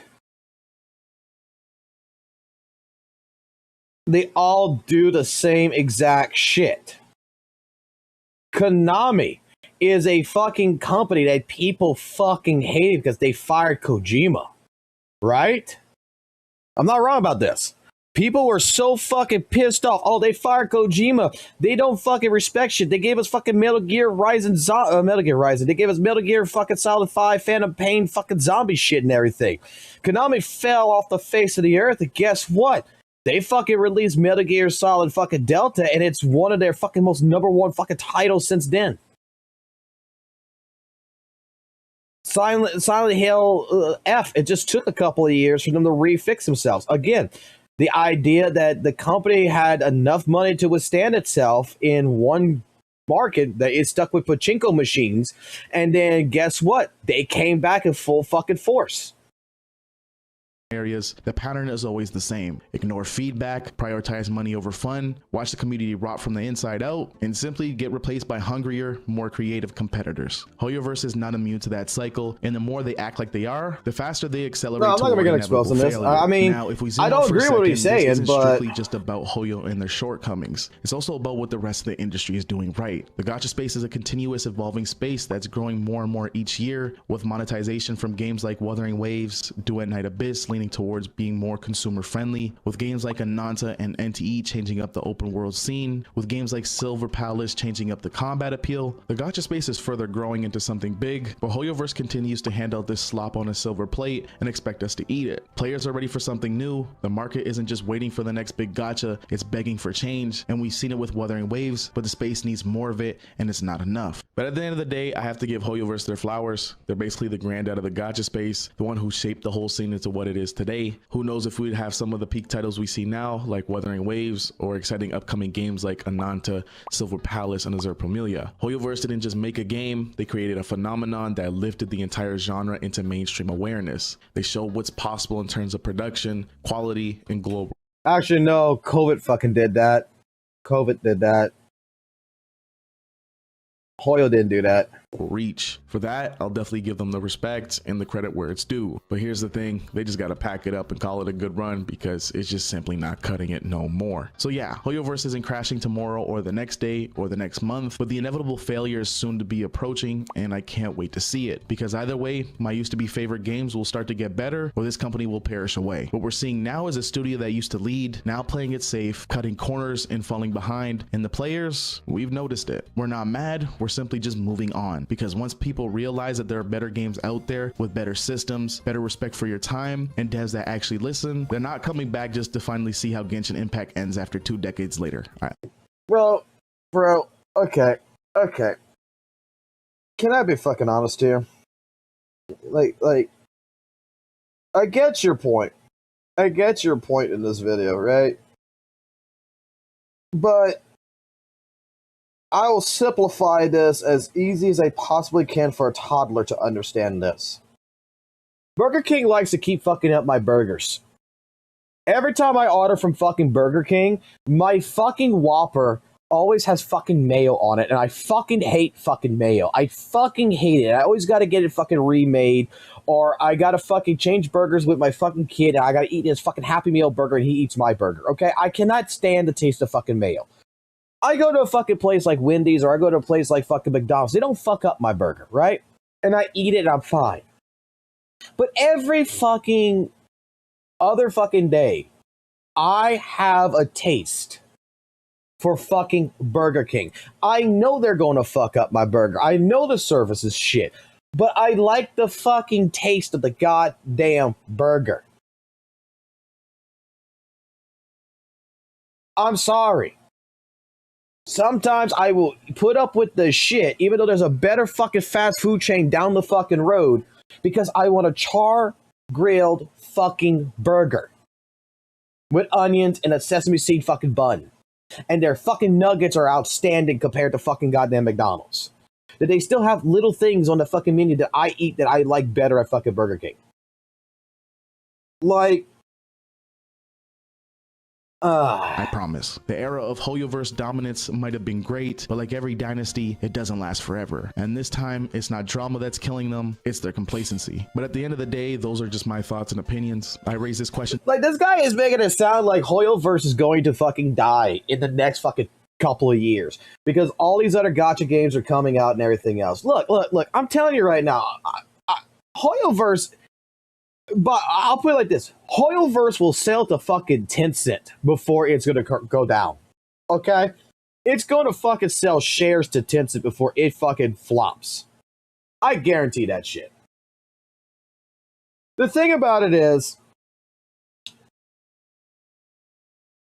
there is a lot of CCs, because he made mention in here, that is dropping off of Honkai Star Rail, they're dropping off of ZZZ, they're dropping off of Genshin Impact, they're dropping off of the main Hoyo stack of games, right? A lot of the big CCs dead established. You know who was I'm going to show my age here. I'm going to show my fucking age really carefully here. You know what YouTube used to be all about before gacha games? I'm not sure if anyone's old enough that's going to be around my age is going to remember this shit. Who remembers channels like Drifter, Wings, Tim the Tap Man and shit like this? Like the Call of Duty motherfuckers. The biggest of the biggest content creation that was on YouTube back around 2012. All the people doing Modern Warfare 3, Call of Duty Black Ops, doing all of these fucking content.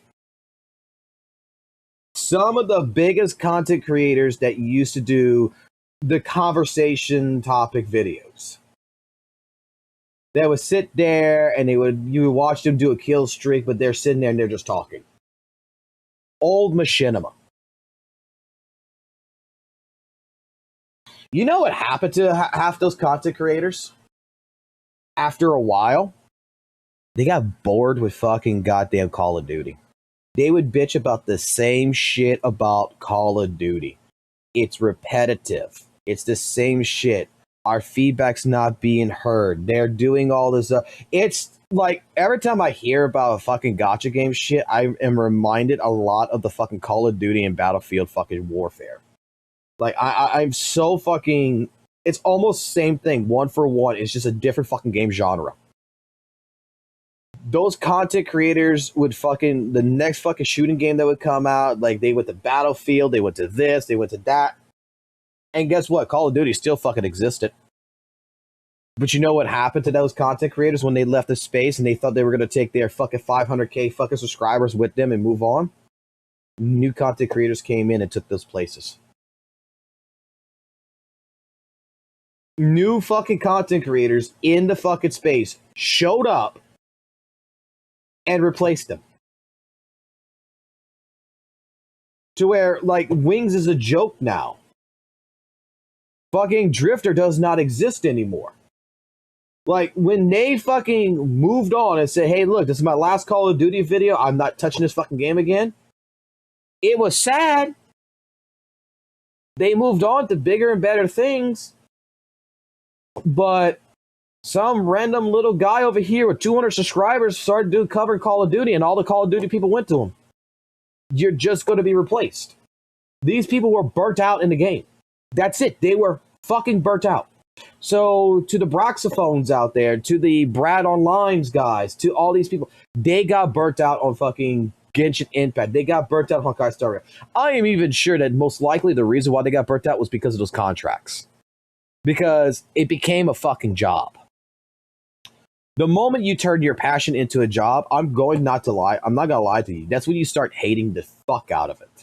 Dude, you're talking to a person that one of the biggest fucking passions I had in my life, one of the biggest things I love is like data recovery, is doing computer repairs, building computer systems and everything. The moment I ended up actually doing it for a fucking living, I ended up fucking hating. I hate the job. I hate it. Something I was passionate about, I fucking ended up hating it. I said, fuck this shit. So that's why, like, my content creation is a hobby.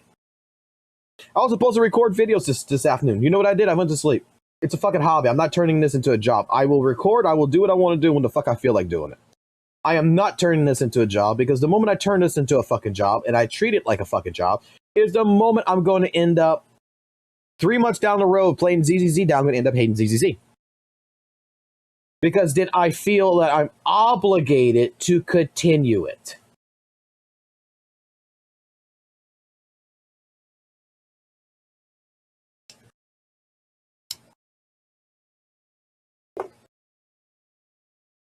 A lot of these people, like, look, I'm an ex-WUWA player, okay? And I don't even consider myself an ex-WUWA player because I still play it. I play it on my fucking phone. I'm still building Augusta. I'm doing it slowly. I gotta go through the fucking story. I gotta finish the story, but the fucking phone application keeps crashing every fucking 5 minutes. But I still keep up with Weather and Waves. I still play Weather and Waves. Weather and Waves, let me tell you, like, one of the biggest reasons why I stopped playing WUWA and I've actually adapted more to ZZZ is because I need a break from WUWA. I need a break from the constant fucking bullshit of the fucking chat. Like, Noisy Boys is out there that fucking, WUWA can't do no fucking wrong, that they'll bitch about things, but dude, it's from the community side of things, and from every single fucking patch always being a disaster fucking patch. Like, I'm not saying like WUWA was like a disaster in a sense like it's bad. I'm talking about like every single patch there is a fucking dark evil fucking disaster that happens to it, to where, to me, from 2.0 all the way right now, from actually even earlier, from 1.3 all the way till now, every single fucking patch, when it comes to the main story, all follows the same exact fucking storyline. There's no break. There's nothing like in ZZZ storyline. And it kind of gets to me to where, like, at first, this was cool. At first, great story writing. But when we get to the points to where we get to 2.4, 2.5, 2.6 here, and it's like, okay, so we're telling a story where the heroine here basically has got to go encounter a dark fucking evil. And then that dark fucking evil disaster is a tragedy, and it turns into... It's basically the same fucking storyline, okay? And to some people, that is for them. And I 100% agree, this is subjective as shit. This is not a fact. This is subjective. If you like the WUWA storyline, you like the way it's going, you like how it's that by 100% means that is great. It is great. I'm just a person that, I kind of like shit being built up a little bit better. And I don't see the build up in Wuthering Waves like it was, like I see it in ZZZ.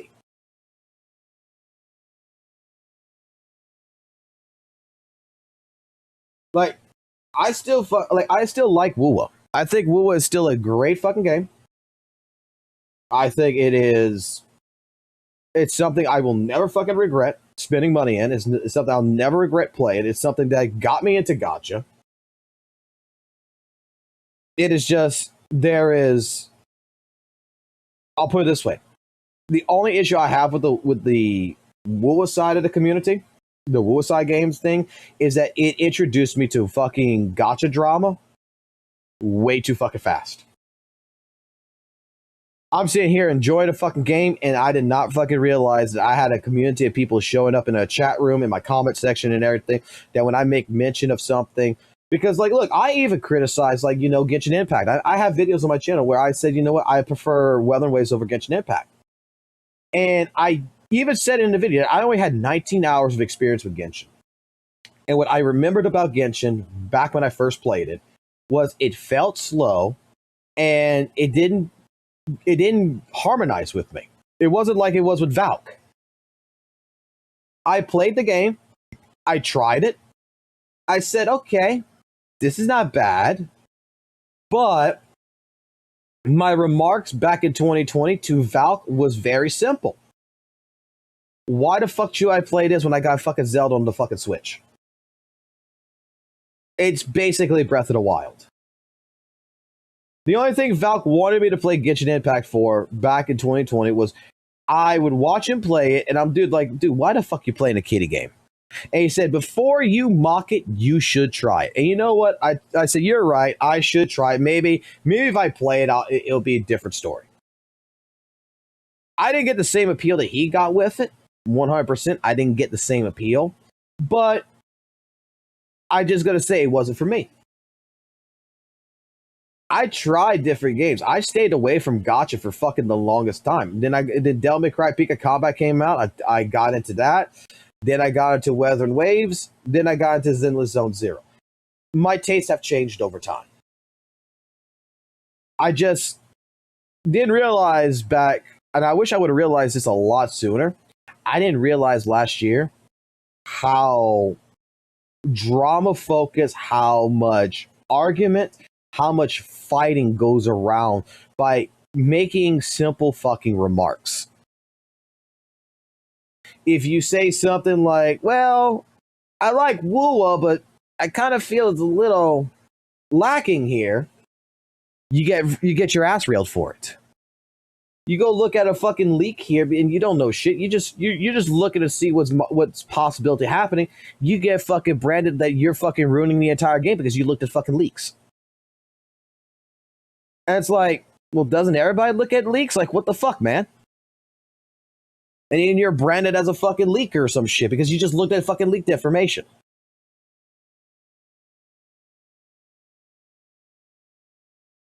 I don't know. I don't know when it comes down to this kind of shit, man. And I came into ZZZ under the same pretense as I did with Genshin Impact.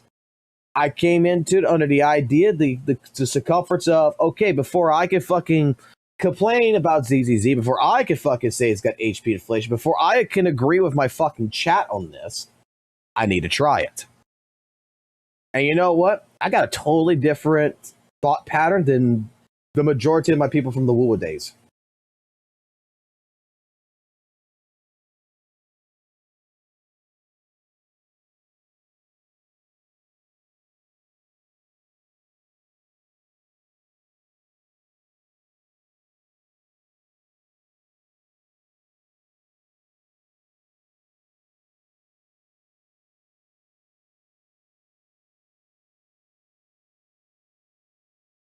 Like, I think the ZZZ storyline to me is better than Weather and Waves. But as a subjective personal trait, right? I don't like the fact that you have, in this regards, like, I have no problems with Smack Son. I have no problem with Smack Son playing WUWA, man. A lot of you guys are going to call him a griefer and everything else, and maybe you're right. Maybe you're right. Maybe because of how his content is right now, you could totally see the guy is practically hating on fucking Hoyoverse and fucking the Hoyo fan base and all this other shit. You could totally fucking see it, right? He got recognized because of this video, and now he's playing off of it. Like, there is no doubt about it in my mind. He made this video. It took off. Now look what the next two fucking videos after has been. Look where the next two videos is at right now. He's playing the content creation hustle. It makes perfect fucking sense. Look, I was only supposed to play ZZ for 3 days, man, and go right back to fucking WUWA. Look where my content's at. I'm playing the hustle too, right? I'm enjoying the fuck out of ZZ. This is the reverse scenario. I'm enjoying the fuck out of ZZ. Maybe there was something that happened during this time period that he got the same feeling like I got with Weather and Waves. That he's got the same exact fucking feeling. It does not work for me. Maybe 2.0, like, legitimately made him go like, dude, I don't like this. And then he was looking for something. He got into Weather and Waves, and it's giving him that itch that he needs to scratch. There's nothing wrong with that. At least I don't feel there's nothing wrong with that.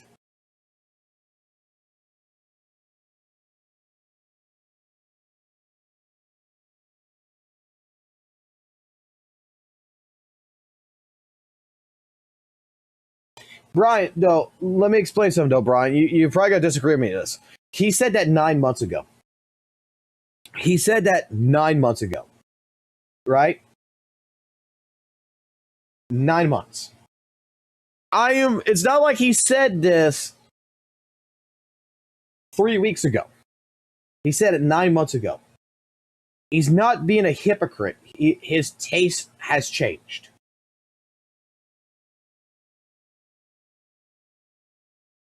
Like, I'll say it like this. You could say the same thing about me then at that point. I said Weather and Waves was the greatest fucking gacha game in the fucking universe last year. I said that about 9 months ago, and then I ended up playing ZZZ, and I've seen shortcomings in Weather and Waves that, inevitably has made me like ZZZ better.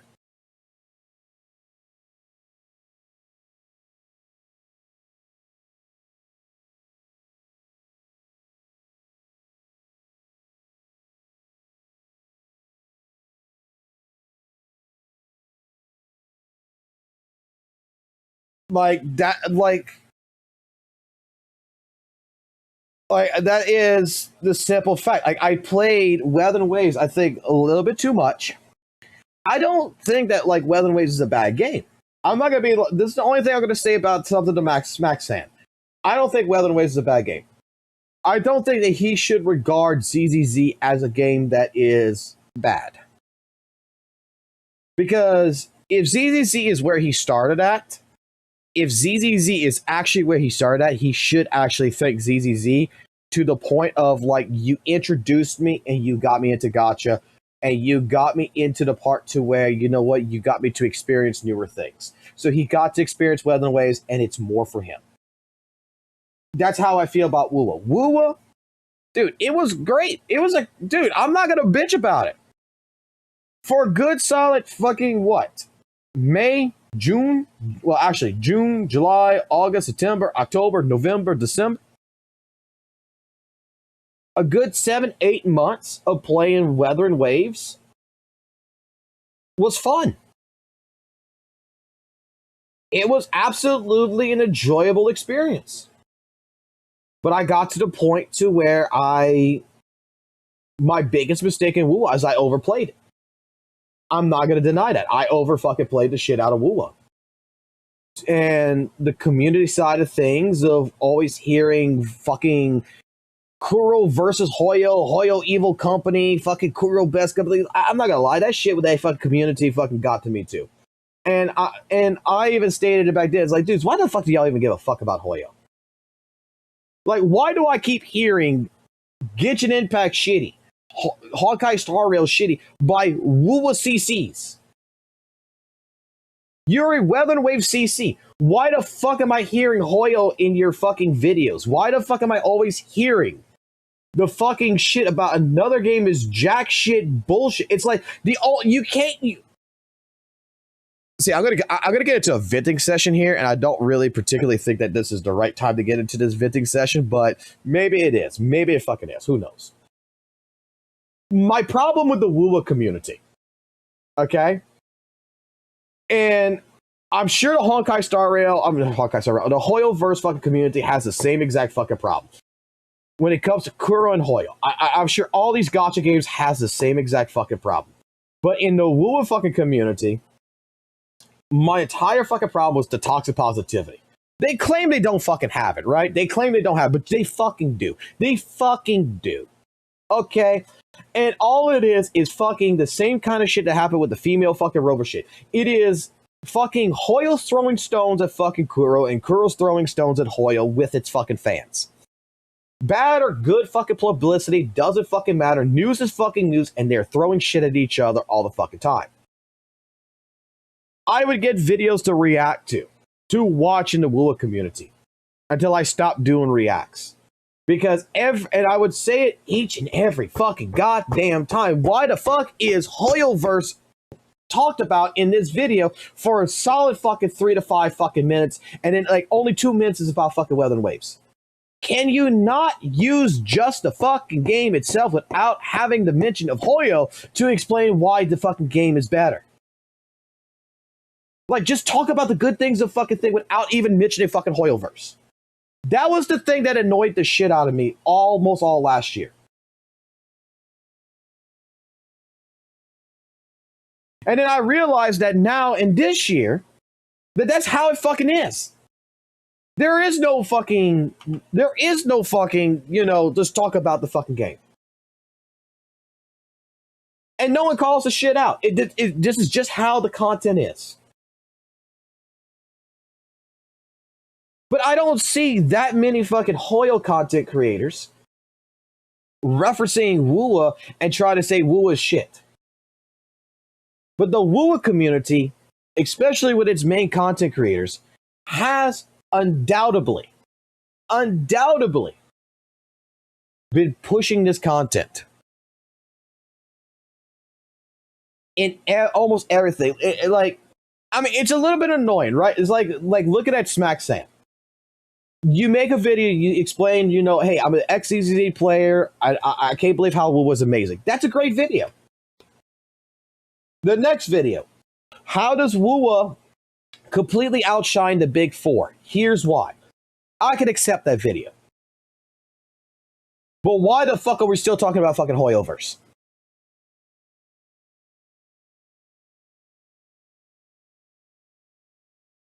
Why is the third video still talking about Hoyoverse? Maybe the third video should be complimenting the community of Weather and Waves, explaining that you have gotten a bigger spike of great feedback from them, and you're engaging the community, that you appreciate people like St. Tonus. Maybe it should be a video dedicated in that regards. Maybe the next video after that, you should be doing, excuse me. Maybe you should be doing account reviews. Maybe there's something else you should do in general. I don't know. But consistently, last year, my biggest complaint in the WUWA space is that it was always about why WUWA is better than fucking Hoyo. And I never played any of the fucking Hoyo games last year. I never did any of that shit. I just played WUWA and only WUWA. and I would hear it every fucking goddamn day. Whether it was in my live streams in the fucking chat, whether it was thing, and then it's just because apparently, like, I got called a fucking Hoyle shill. Let me put it this way. I got called a double agent Hoyle shill. And in my live stream by Weather Wave players, Weather Wave content creators, because I did not feel the same sentiments as wide of fucking Hoyoverse. Because I didn't agree with them about attacking Hoyoverse in that regards. And I'm telling them, you know, when they have contacted me and we have had conversations like, dude, can we shut up about Hoyoverse? They didn't like it. Because all I said is, dude, I don't play any of the Hoyoverse games. I can't tell you if they're bad or good. Oh, no, they're bad. I don't know if they're bad. How can I make that fucking judgment if I don't play them? Well, you should try to play them. You'll see how bad it is. No, I'm good. I'll play Weather and Waves, man. I'm good.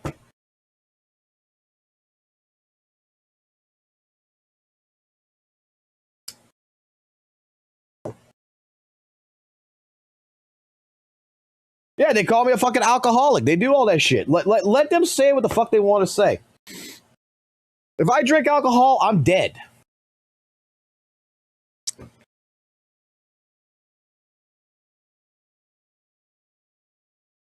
I don't give a fuck if you play WUWA. I don't give a fuck if you play Hoyle, any of the Hoyle games. Dude, let me explain something. I like this game. Okay? Does ZZ have its problems? Does ZZZ have its problems? Yes. It fucking does. But let me tell you something. I really fucking like this game right now. I'm in a honeymoon phase. I know this. I really fucking like this game. I do regard it with fighting game mechanics. Oh, wow. I do agree with the sentiments of someone like EO. I do agree with some of the things that's being said by Muzzy and them. I do agree with some things. Back when I first tried this last year, I did not fucking like this game. Before 1.4, when it was at 1.1, I did not like the game. Because I was completely fucking biased. 100%. Just like fucking Smack, I was 100% biased to Weather and Waves, and I did not like ZZZ. I did not give it a shot. I played it, I said, it's Simon fucking Says. All I gotta do is either fucking dodge or fucking parry, and it's not fun. And I made the biggest complaints that it had no jump button. I made excuses. But at that time period, was I really trying to play the fucking game, or I was trying to make fucking excuses to go back to playing Weather and Waves? I was trying to make excuses to go back to playing Weather and Waves. If you didn't understand that answer already. But when the moment that WUWA failed me, in a sense, and it didn't even fail me, okay? Let me correct that. It didn't fail me. What WUWA did for me was 2.0 so far as an entire update from 2.0 all the way to right now is not a patch that I like. It's not a major patch that I like. And I made the statement when I stopped playing WUWA back in February, and I said, hey, look, I'm taking a break on this. I said it then, is that Weather and Waves is at a place right now where the update is not for me. Maybe if I wait till 3.0 or I'll wait till much later, I'll come back for Zanny. But afterwards, because I just like the Zanny characters, I don't like none of the other characters. I like Zanny. I like Augusta when I saw Augusta. That's why I came back to play Augusta for a little bit, get Augusta. But otherwise than that, I will wait until the game gets to another degree to see if at that point in time, like the Cyberpunk situation, might be a better place for me. You know how many people couldn't accept that answer? You know how many people could not accept the fucking answer that I said, hey, look, I just don't feel the patch is for me right now.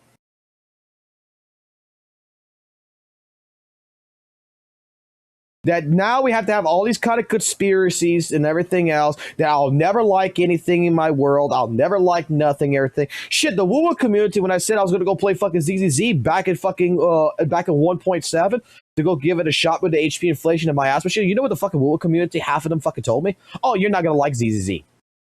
ZZZ is a casual game. You're not going to like it. You keep talking about when you want to play a hard game. You're not going to like it. I said, how do I fucking know? I didn't really give it a fucking shot. And apparently it's been relaunched technically. Its entire system mechanics has changed from what everyone's telling me. I'm going to give it a fucking shot. I'll play it for 3 days, get off, and I'll give my opinion then about all the situation.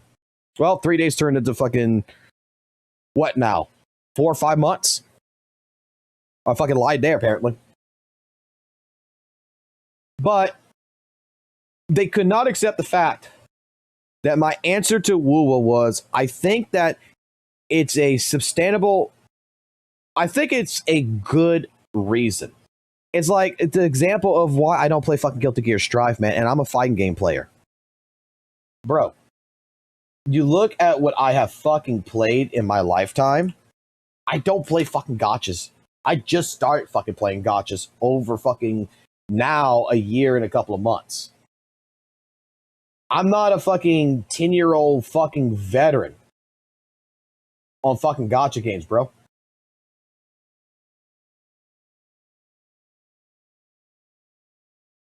I'm not a 10-year-old fucking veteran. The only game series shit that I have fucking played the most of is shit like fucking Tekken 7 for over 800 some hours on PC, on PlayStation 5, PlayStation 4. I didn't put that much hours into fucking Tekken 8 because it didn't work on the PC for me originally. I had to play that on PS5. Street Fighter 6, but the main series that I was fucking playing, besides the Naruto Shippuden series that I fucking was doing on Twitch, the main series that I would fucking play was fucking goddamn Guilty Gear. Which, why is Guilty Gear Rev 2 not showing up in here?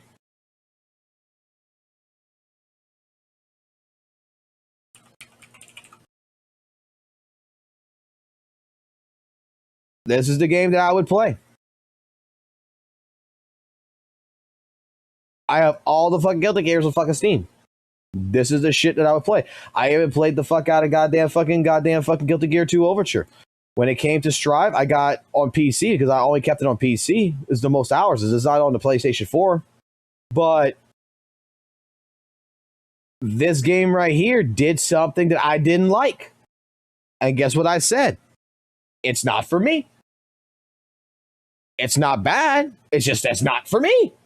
I'll wait until fucking Guilty Gear fucking 5 comes out. If it ever comes out.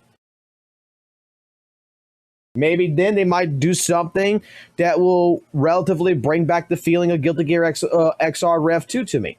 Or Guilty Gear Accent Core. Or XR Sign.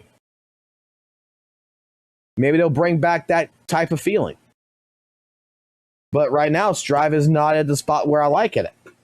I don't like it. And when you try to explain this, is that Weather and Waves right now is the Guilty Gear Strive to me. That at first, the 1.0 patch all the way to 1.4 felt like, to me, like Guilty Gear XR Rev 2. It felt really good to play. And then after 2.0, it just, while it has improved in a lot of great places, Guilty Gear Strive has improved in a lot of great places. Graphically, story-wise, everything, it's improved. Mechanically, it does not hit that itch no more. Because it feels like the actual battle system, in my personal opinion, is a little dumbed down. I don't like the feeling of it. And you go play ZZZ after its update, I'm not gonna lie, the game's gotten fucking harder compared to what I remember back in 1.1. Someone gave me their account, said, here, take my account. I don't play fucking ZZ no more because they got tired of playing it. They were burnt out on the game. They gave me their account. I've been playing on this account since it had in-game content. And straight up, when people bitch about the HP inflation in ZZZ and they're talking about how they can't get 20, like they can't get 30k fucking score or whatever in DA, or they excuse me, they can't get 50 to 60k in DA right now, dude, I'm fucking excited because the content just got harder. And then I get people that yells at me still once in a while about, well, you know this game's for casuals. I don't give a fuck. The game is hitting an itch right now that I fucking like. It might not be what you like, but for me, I like it. I like where the HP inflation's doing. I like the fact that the new boss has fucking time-wasting abilities that I gotta play around it. I like the fact that I've got to fucking think about my builds now. It's forcing me to stay out of a comfort zone, where Weathered Waves keeps me in a comfort zone. And that's what I like about ZZZ.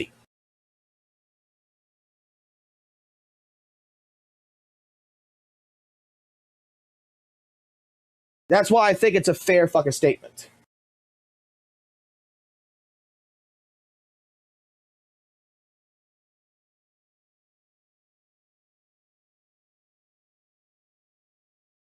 ZZZ is giving me more of a fucking challenge by it doing these things that quote unquote is fucked up. I'm not gonna lie. Maybe if I was an older player, a veteran player, I would be saying the same fucking bullshit. Like, oh, fuck the HP inflation, fuck all that. Maybe I would be saying the same shit. But as a fucking relatively fucking new player to all this, dude, this fucking boss is absolutely fucking amazing. I beat it with fucking Hugo. I've been doing dumb shit around this fucking boss. It's been forcing me because, okay, my characters, like, I build it like WUWA, man. I come here and I'm just like, you know what? I'm just gonna throw fucking a pair of discs on it. Whoop they fucking do. They're not fucking perfect discs. I don't care about substats. Like, I'm sure like this disc right here in particular could be a hell of a lot fucking better. Right? Guess what I gotta do now? I gotta grind this disc this week. I want it to be better. And I gotta do that for lots of the fucking characters. I am pretty fucking sure even like this one right here could be a better disc. Half of these discs could be fucking 10 times fucking better than what they are. The game has pushed me now to say, hey, look, you might want to check your shit. That you were comfortable with having an anomaly proficiency disc that had 2 defense, fucking 2 HP on it, that you just left it there because it was the only fucking one you had of anomaly proficiency, so you just fucking left it there. Maybe now it's time to fucking go ahead and actually grind and redo that disc. Make it a little bit better so that way you can actually do a little bit better performance in Deadly Assault, in Shiyu defense and such. I like that. I like that fact.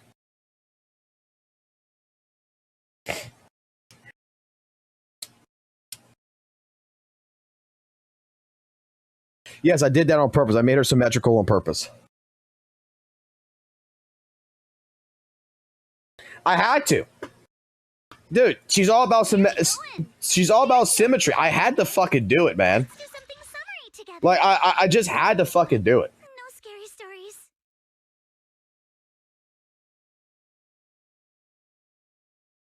But when I stream WUWA soon, right, with the new towers added in, I'll give it a shot, but I mean, I'm not gonna fucking care.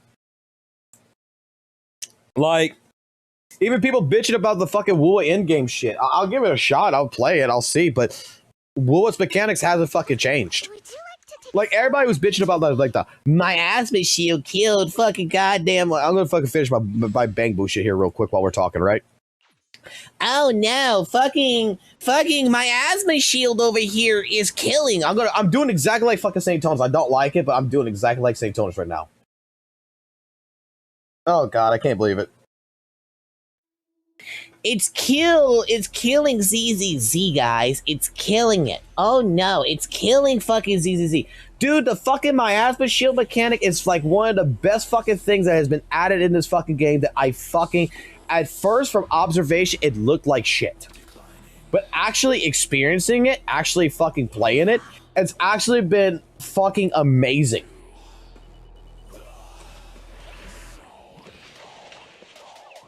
I fucking love it because it introduces better fucking gameplay options.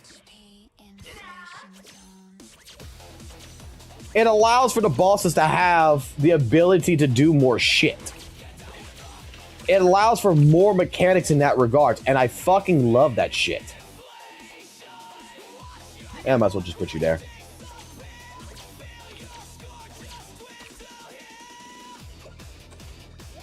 But people who are going to bitch because, well, ZZZ is not, it's supposed to be a casual game. Maybe ZZZ is supposed to be a casual game, but maybe the community decided that there was more to the game than it being a casual game, and they're the ones that's defining the game. Maybe the ZZZ devs also thought that same process in the beginning. Like, has anyone not thought about this shit?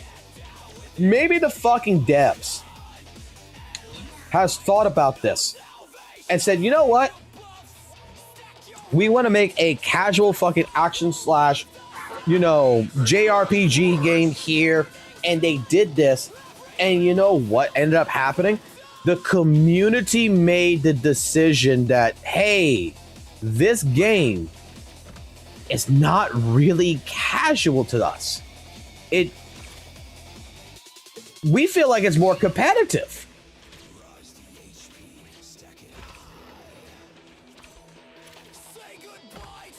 Like, I don't think it was the intentions of the devs to make the game like this. I don't think it was. I think the devs just fucking threw together a fucking idea. They threw together a fucking project, right? They put it out there. It's over. It's done with. And the community itself is what engaged it and created what it created now.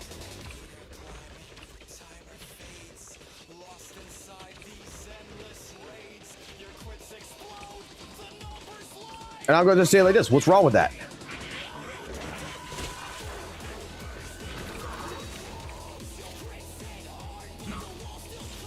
Need to block this entrance.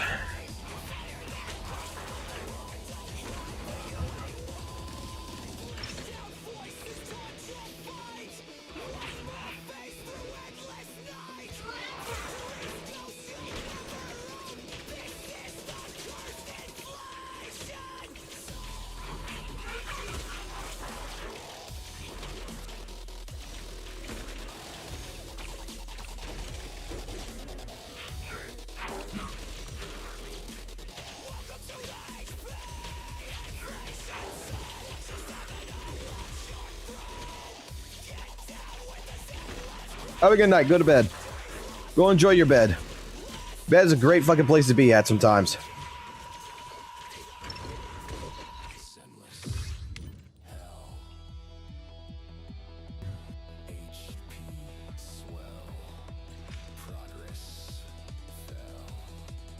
Look, I think ZZZ is at a fucking great spot. I really fucking do. For someone like myself. It's not for everybody. I will fucking admit that it's not for everybody.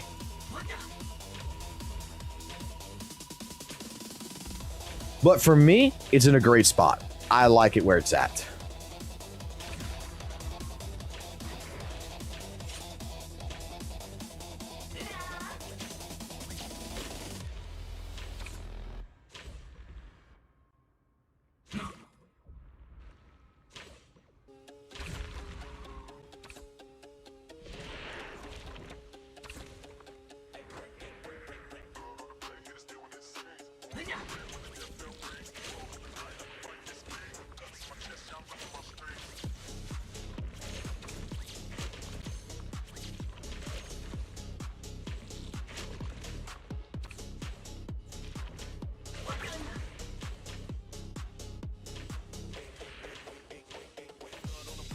We're gonna pop this real quick.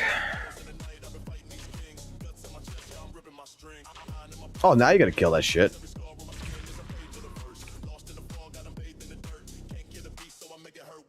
I'm gonna pop you here. I'm gonna pop you there. So try to build up some more shit here.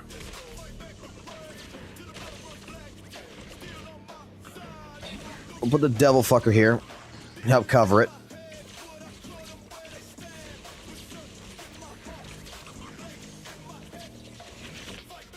Don't want to heal you just yet.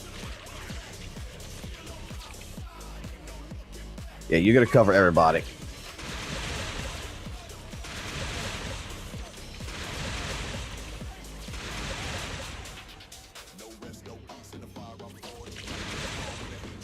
Oh, hell no, motherfucker. You ain't going nowhere. You're gonna get fucking hammered to death, motherfucker. Hell no, we ain't fucking playing that game. Oh no.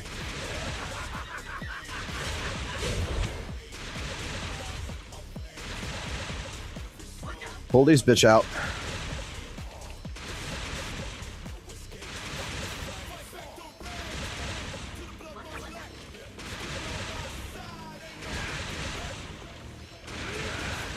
Oh, that hurts.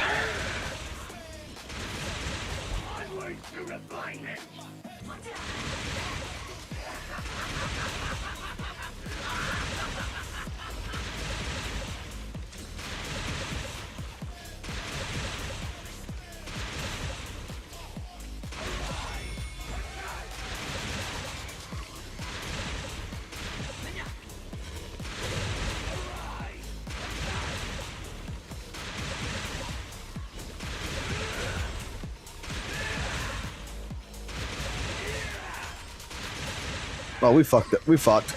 We got fucked.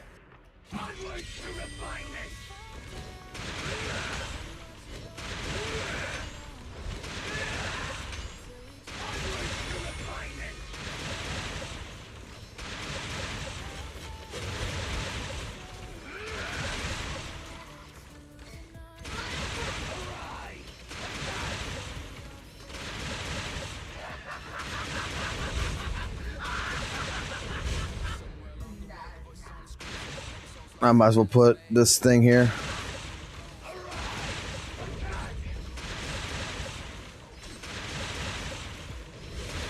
Can I reset this? Restart.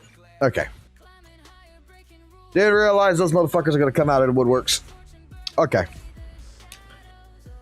Bought this first. We're gonna need to get as many fucking coins as fucking possible.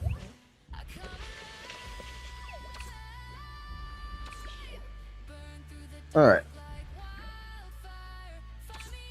We're gonna put you here.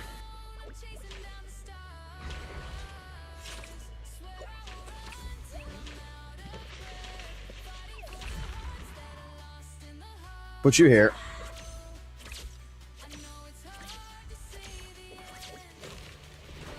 Give me another one of these motherfuckers here. Do a big cost on this. Let them fucking dig.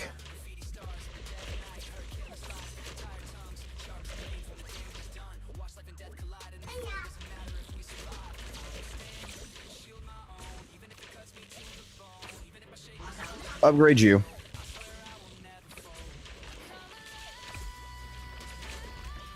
Give me a healer going right now here.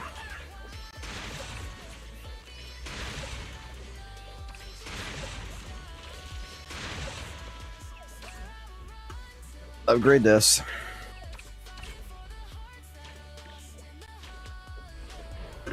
We're gonna upgrade this.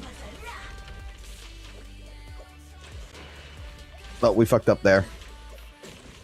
That's fine.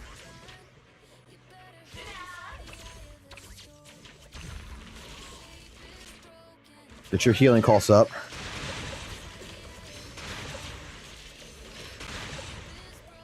I kind of want more fucking money here. More cost. Because I know what's going to end up happening.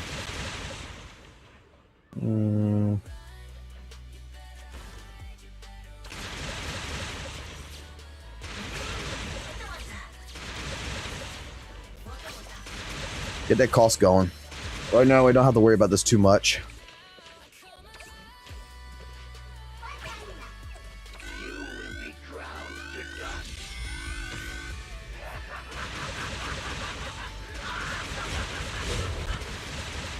All right, get rid of you. Get rid of you.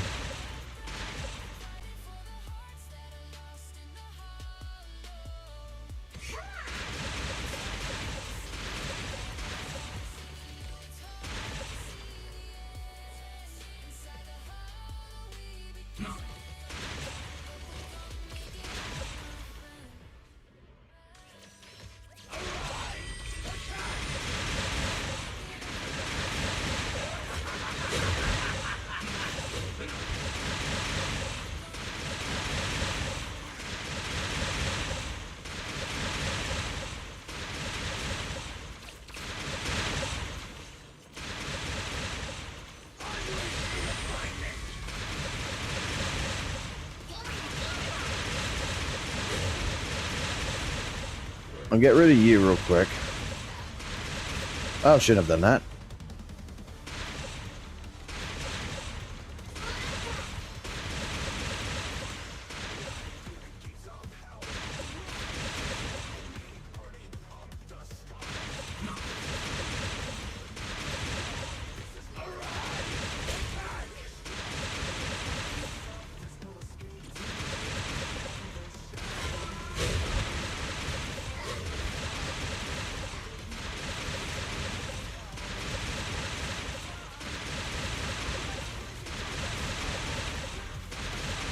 Well, I want to upgrade this guy.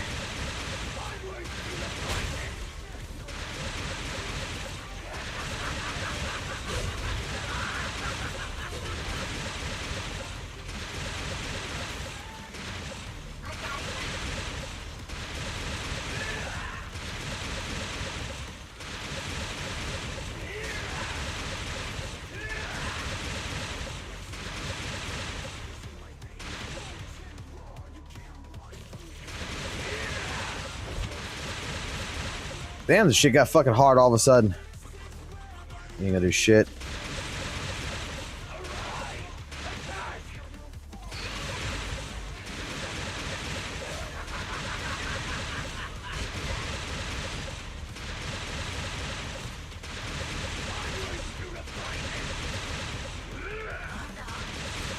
Oh, we're gonna be fucked here.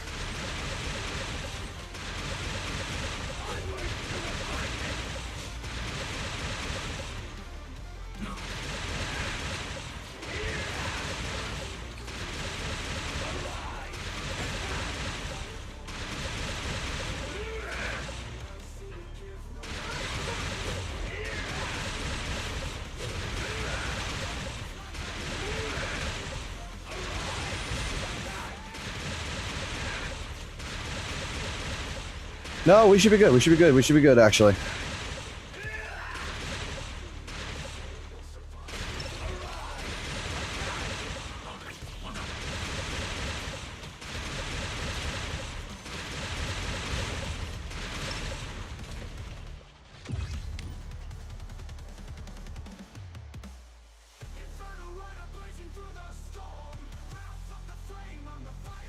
God damn. I was not expecting to go that fucking hard at the end. No fucking lie, I was not expecting to go that fucking hard.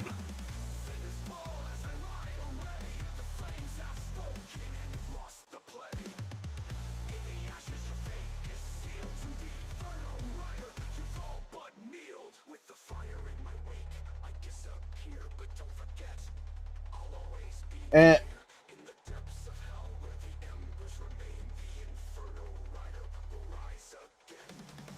all that for dude.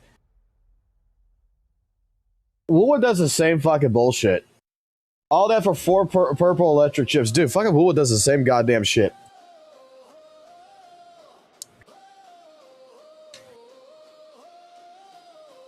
It was just fun to play.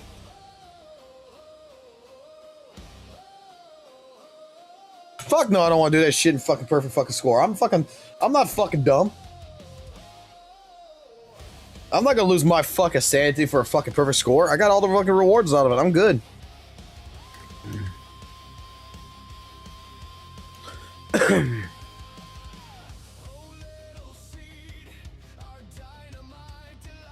Did you skip Seed's dialogue? What dialogue? She didn't give me no dialogue.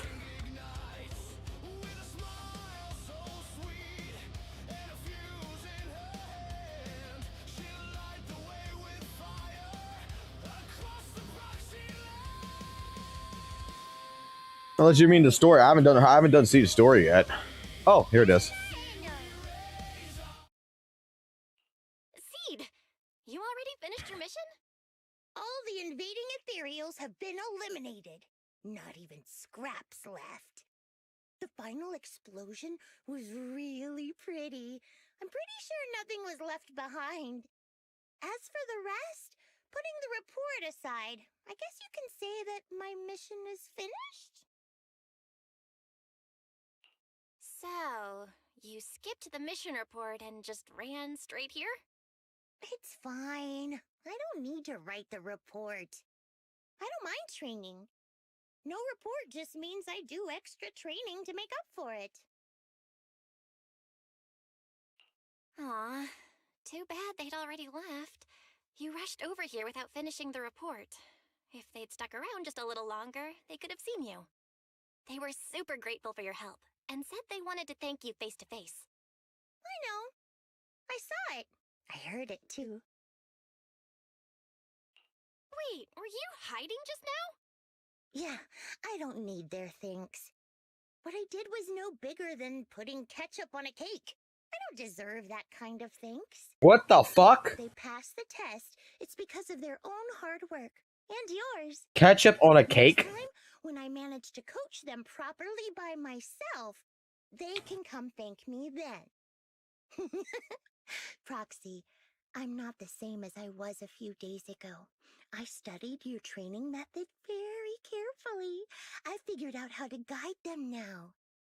I shouldn't just dump my own combat experience on them. I need to think from their perspective.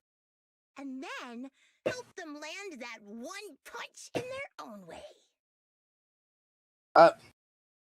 Seed, bruh. Seed, are you serious? Of course! I'm as serious as I am when I water my flowers. Also, I've decided, as a thank you for your help, I shall teach you the language of bamboo. I happen to be a master of it. I can say things like, "Ena, as smoothly as slicing metal with a hot knife. And, by the way, what I just said means bitty bots bite batteries but barely burnt backs. When they don't bite, back come the brittle packs. Tongue twisters in bamboo language? Is that a thing? Yep, and if you can't find me in person, just DM me anytime. Oh, except from 6 to 7 in the morning. I got training. Then from 7 to 7:30, I water my flowers. Oh, if I've got missions during the day, I'll let you know ahead of time. Just don't bug me when I'm busy. Judging by that look on her face, it's less, don't bug me, and more, come find me when I'm free, isn't it? Got it. I'll reach out when you're free. Ena.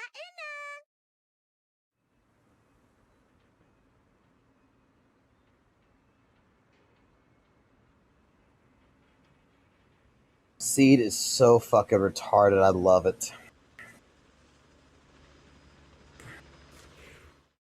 This is why we have the song. Boom, boom, crash, yeah, the world's on fire. Bullets rain down, but you're my one desire. Sweet, dumb smile in the middle of the fight. See it my way for you, light up the night. This is why we made the song.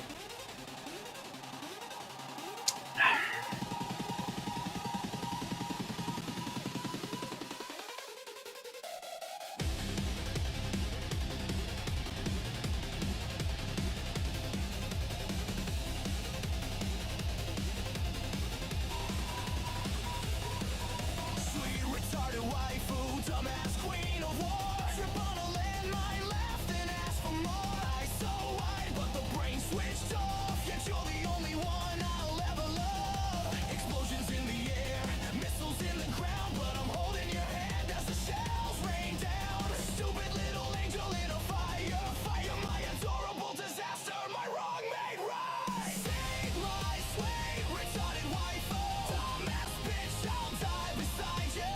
Bullets fly, bombs ignite, but you're my goddess in the fight. Save my sweet, retarded waifu, adorable dumb fool, I can't deny. I need to do her story. Yes, I do. I'm not doing it today, though. I still got a lot more to fucking I still do, but she's the most adorable dumbass waifu that I fucking love. Like, goddamn.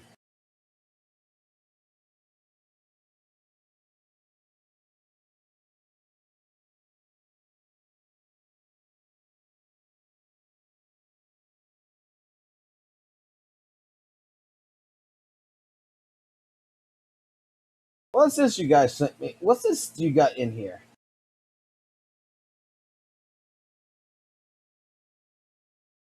Yes, I received everything. I'm gonna fucking deal with that shit. I gotta record that shit. I was supposed to do it today and I didn't do it fucking today. Fuck me. What's this shit y'all sent here?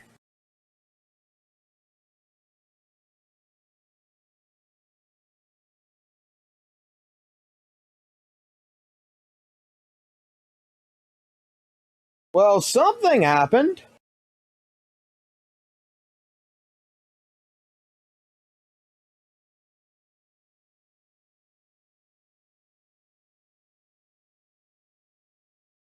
Alright, I'm gonna show this real quick. So, apparently, SmackSan RB did a live stream. This is the live. And he deleted the video because it doesn't say private. It doesn't say unlisted. It says it's actually been deleted. He deleted the live stream.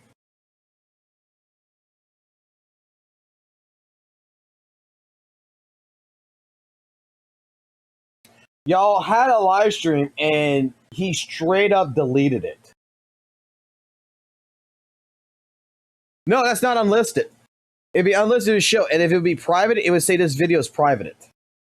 If it says it's been removed, that means it's been deleted. So something must have happened in that live stream that he fucking removed it.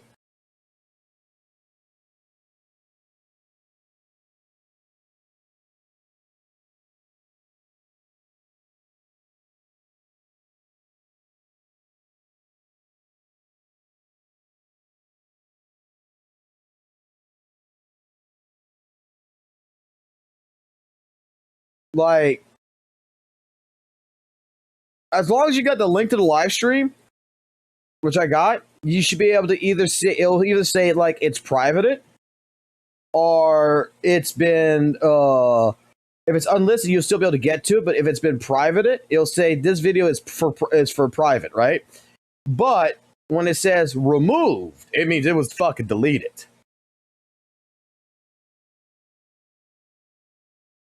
Holy shit. Something must have fucking happened.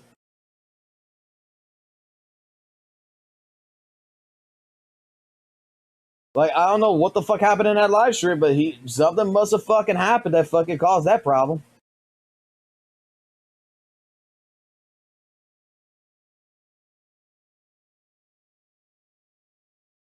What fucking brain rot did y'all fucking send me as well? What brain rot did you send me? Zhu Yuan. Ah! Oh, hey! Don't sneak up on me. I could have shot you. Unlikely. I've split many bullets. Are you on break right now? Sort of, but today I've been feeling odd. Oh dear. Are you sick? Only of tops, but no. Zhu Yuan, there's something I must confess. You can tell me anything, Miyabi. Good. Miyabi?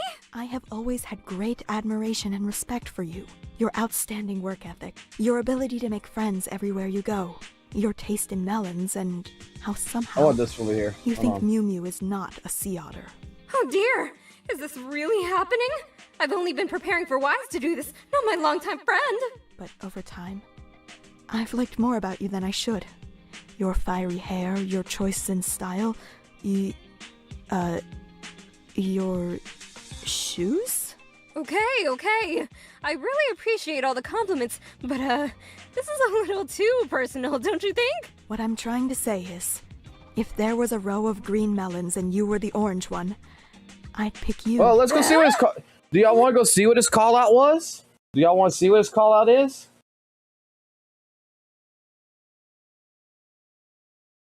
Do we want to go see SmackSan's call out? All right, let's go see it. Apparently he didn't delete the one on Twitch. He was also streaming on Twitch. Oh, shit.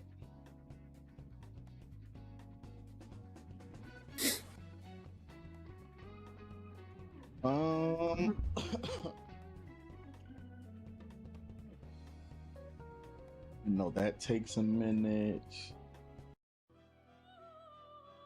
Where she go? Look too much like what's his face, Tyler One, fat ass fucking headphones. I need to get those earbuds, like just like AirPods, because I got rid of mine back in the day. Finally heading home. Suna, you done work, or are you getting back from school? I'm innocent. Matter of fact, everything. Felix, also. Oh, okay, my bad. You're talking in. Let me show you guys. Okay, this shit. Right. Let's go back. I saw someone say you were too harsh. Arc Knight Enfield. What would you even call this shit? Home, or like the little farming area. This bullshit. Oh my goodness. When the fuck good shit happens? Whoops. Let me show you guys. Apparently people say he did call out, so let's see. Let me show you guys. I think you were a little too harsh on your ZZ 2.0, probably one of the best patches. This shit right here. As soon as I saw this, I was very much so questioned.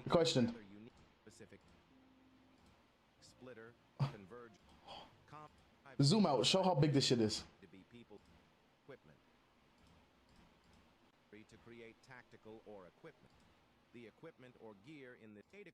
Brother.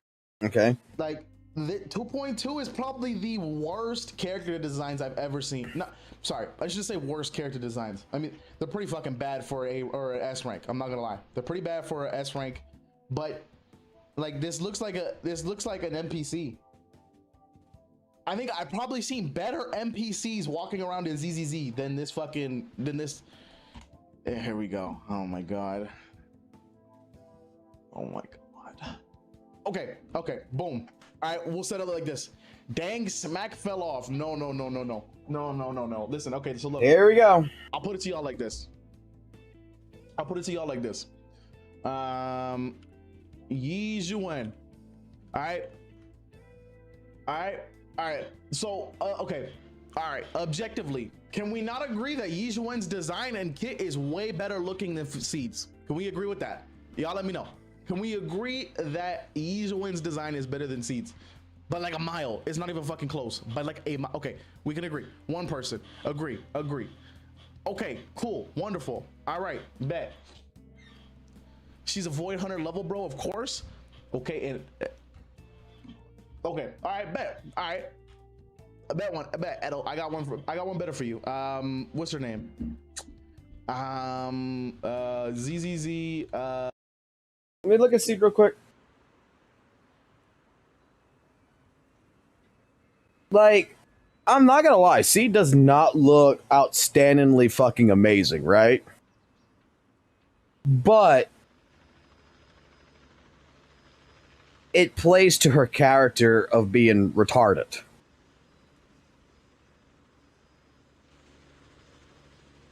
Like, design wise, yeah, I can see it is not that great, but it is absolutely probably one. Like, look, I didn't like it when I first saw her, but when I fucking played her, and you got the mech, you got everything going, it's fun to fucking play. I like her.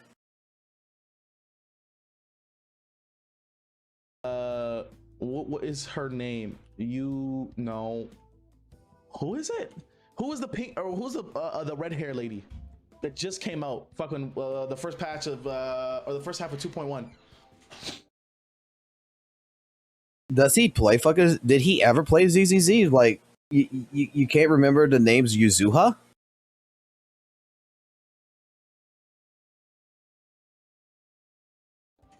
Or even I'll do y'all one better. Vivian. Does Vivian's design not blow the shit out of Seed's like design? Not really.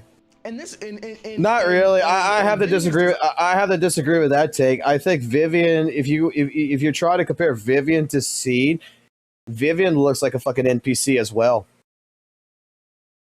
Like, Vivian's, and this is just me being fair here, like, Vivian does not look completely like Yijon or fucking high fucking level fucking S tier fucking styling. Fucking even someone like look at the characters, right? It's so simple to do this shit. I wish you a fabulous day. I mean, I'm gonna be honest with you. Fucking Hugo doesn't look that fucking amazing. Want to see the red scarf? Lighter looks good. He's a biker. Touch my tail, and now. That looks good. It's different. Officer 148. That's different. Ready. Ready and waiting. I think the design on this is all right, not the greatest. I only handle technical matters. Can be considered thing. I mean, I'm gonna put it like this: fucking Lycon versus fucking Hugo. I wish you a fabulous day. A limited versus a standard. Lycon looks fucking better, in my personal opinion. Lycon's got more shit going on.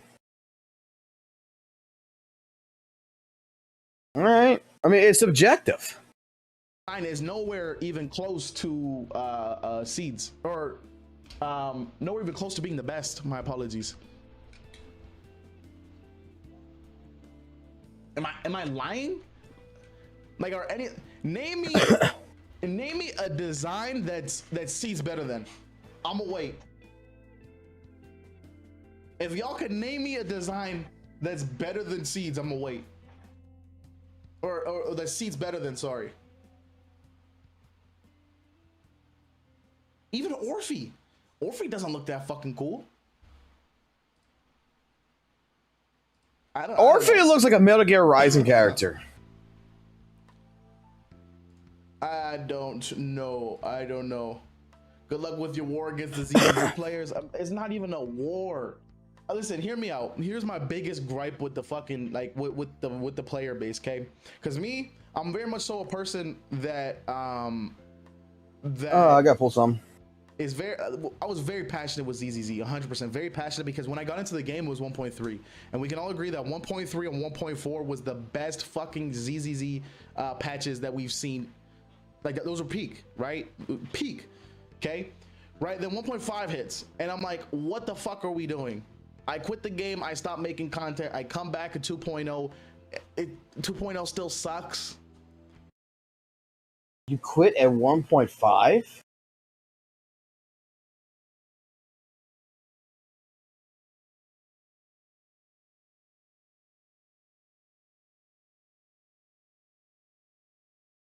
To be fair, like 2.0 was meh. Like it was like, it looked like we're on the better track, and then fucking miasma. That sucked. And then like and then 2.1 was very, very meh. So it's just like I don't know, man. How are y'all? Wait. How are y'all? 1.5 was Evelyn and Astra.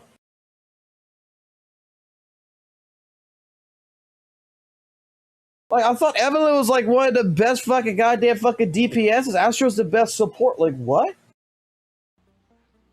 What was your expectations for ZZ to begin with?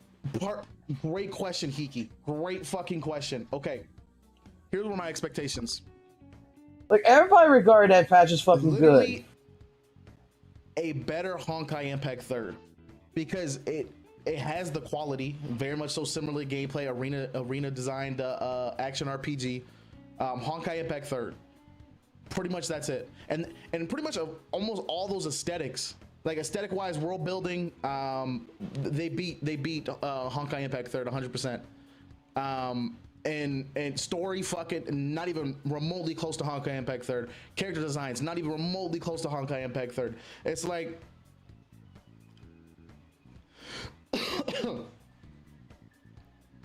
you know, at first my asthma wasn't so bad, but suddenly I can't clear. Ah, fuck, I wonder why. 2.2 is on par. Okay, Edo, tell me what makes 2.2 so good. The problem is the new Two Girls designs are not that good. Plus, Minato is a 4-star. People went riot. I saw Minato when he got revealed. I saw people on Twitter were not happy about it at all. Motherfuckers was furious. And I mean, to be fair, they do have a problem with only releasing fucking women as their fucking S ranks. I'm not gonna lie, they do have a problem with that shit. Like, at least throw a fucking bone here and there. But I mean, at the end of the day, like, if his combat's good, I mean, y'all just got him for free. Maybe 1 or 2 pulls and boom.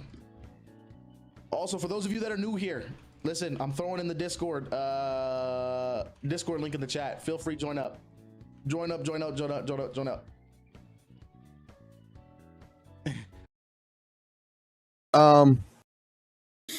You're throwing up the Discord link in the chat, but that's a YouTube link.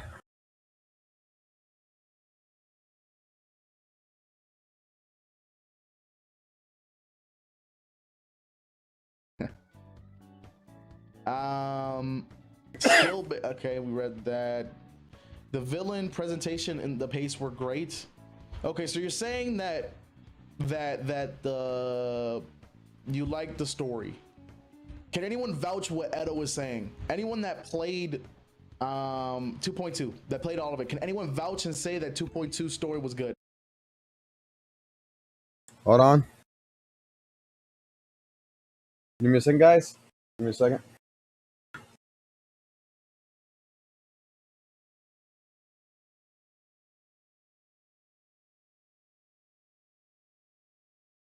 This is a video that I am working on.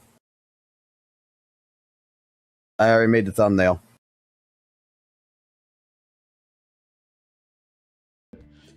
ZZ's lose my interest too in the game, and game is declining in creativity. I still miss TV mode. See, that's the thing. It feels like these guys are just too scared to implement new shit or try new shit out because of what happened earlier in the game's life cycle. That game literally was fucking almost dead. That game. They're afraid to implement anything fucking new, but yet they introduce fucking miasma shield mechanics. Okay. Was almost end of service. Quite literally, if 1.4 didn't happen, that game wasn't lasting till 2.0. I'd like to see for normal players how many S ranks Wengens you need to clear DA9. Start from scratch. Yeah, I don't know. TV mode, yeah. Who was that? Was that Felix that said that? I think Felix did say that.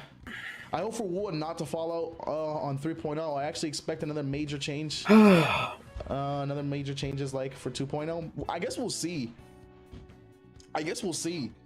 Right? Let's hope that 3.0 will be just as good. Honestly, I want it to be better than Renacida. In my opinion, the overall quality is not bad, like combat, storytelling, but the balancing, power creep, it's always the direction. Genshin, HSR, ZZZ, 100%. And it's like, why sit through that shit? Why do you want to sit through that shit? TV mode was peak Joker. What do you mean? They could have, okay, to be fair, I think it's a mix of WUWA setting new standards every single, exactly, Denner. I think I mentioned that in the video. It's just like this, it's also less about fucking, like, let's be real, it is about what the fuck the devs are doing over and the execs are doing on the Hoyoverse side, but also it's just like Hoyoverse is here and everyone's evolving, right? So, and they're just not keeping up. Kasumi, what's going on, brother, man?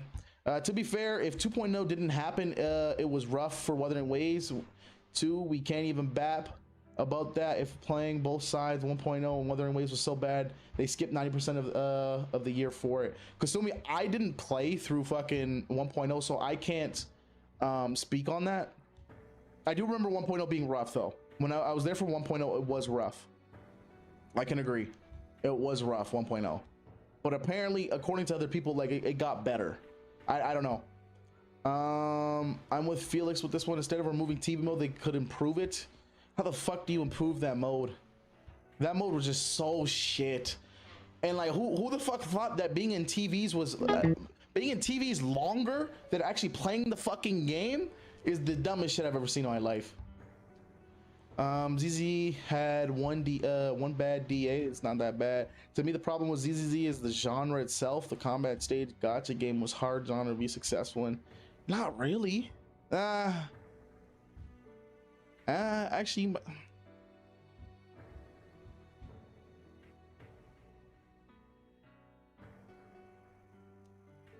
Yeah, you might have a point there. You might have a point there. I think ZZ probably is the most successful arena-based gacha. I'm not gonna lie, it probably was. Because I think it's already known that the Federation ain't coming in 3.0. Brother said, stop pinging me, brother. Wait, who's ping? Oh, HP. We are proxies. It made sense. Right. And that's why the game went to end of service. Or like literally almost end of service. No one liked that shit. No one liked this. And then during their closed beta test, everyone told them that like you need to fucking fix this shit. And they didn't fix it. I mean, they nerfed it a little bit, but it still sucked ass. There's nothing like the pit even in the game's general. There's nothing like that pit there even in game. I'm not 100% sure what you're talking about, but it's not working. Why are we I just hope you realize how wrong that was. What you mean, Edo?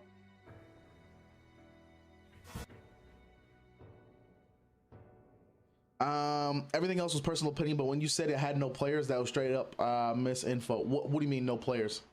Market research failed them. I don't listen. Prue, I don't understand. He's getting flustered. You mess up that bad. Like, imagine. I'm not sure if you noticed, but he's getting actually flustered. I come out with my game. Also, Joshua, what's going on? Imagine I drop my game, or I drop a closed beta test for my game. Right? I got my team looking to see exactly what the feedback is. Also, not aggressive. What's going on? Sorry, I didn't see your follow. I need to get notifications put up on here. My apologies, brother man. Imagine my one job, like the whole job.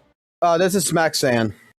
Or the whole purpose of dropping a closed beta test is to understand the feedback from the players. What the fuck is going wrong? What do people not like? You know what I'm saying?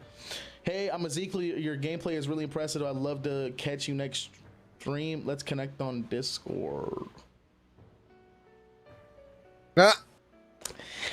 That is a bot, ladies and gentlemen. That is a bot. That is a fucking bot. It's literally topping. Yeah, I'm about to say that motherfucker is getting offed. Where's Twitch chat at? Yeah, get him out of here. Oops, almost got Zamira out of here. How do we ban? It's been a while. Say goodbye. Right. But to be fair, kind of like saying removing the factory system in Arknight's Enfield, hence it's removing its identity. Fair. No, that's fair. You know, that's fair. That's fair. I'm just not a fan of it. I don't think some people will be a fan of it, but I'm sure the OGs fucking will be cool with it. Smack, by the way, will you do Saint Tontas style? You know how he streams and makes videos, or do you have your own weapon? Listen, I'm not gonna lie. I said this last stream.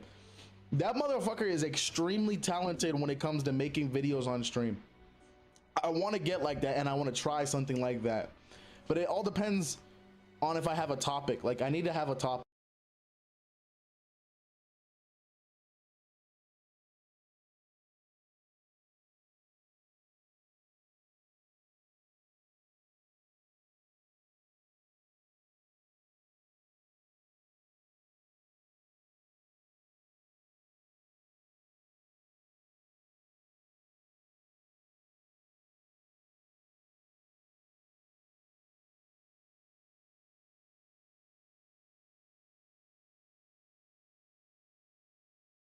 I need to come into the stream knowing what the fuck I'm about to do.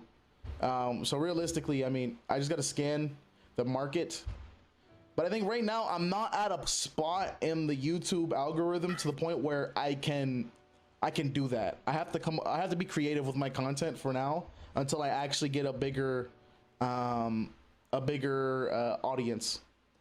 Let me be honest. When it comes to doing what St. Tonus does, it's the same thing that Tectone does. And legitimately, I did it. And it's actually, I have to say, it's not fucking hard, man. You sit there, you watch a video, you listen to something, you pause it, you talk about it, you get to the next point, you think, it's not fucking hard. It really fucking isn't. It like, in all honesty, what his record, like he's streaming and recording at the same time. He doesn't even have to hit the record button. He could just do the, like, hey, ladies and gentlemen, do his video right then and there and give the entire fucking live stream to an editor. Be like, here, copy link, download it, and do the editing.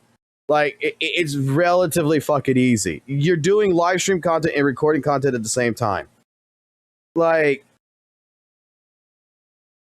anyone who really thinks like that is, like, honest to God, the hardest way of making videos or something, never fucking wrote a script.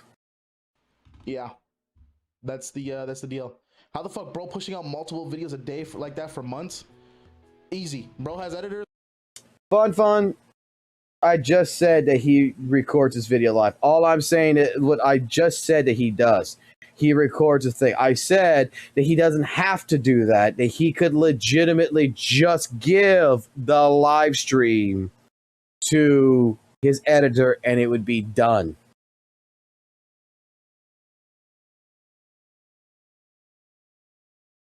That was my point.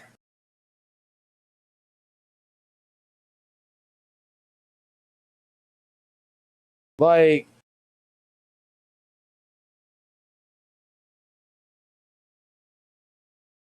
all he's doing, he's breaking it up, he's recording it, he's sending it at the same time after he's done recording to his editor and doing it.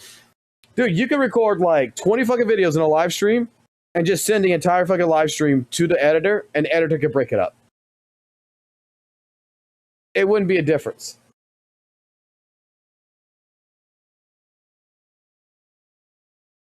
Like, who asked? To go into recording mode on a live stream is not fucking hard at all. It really isn't.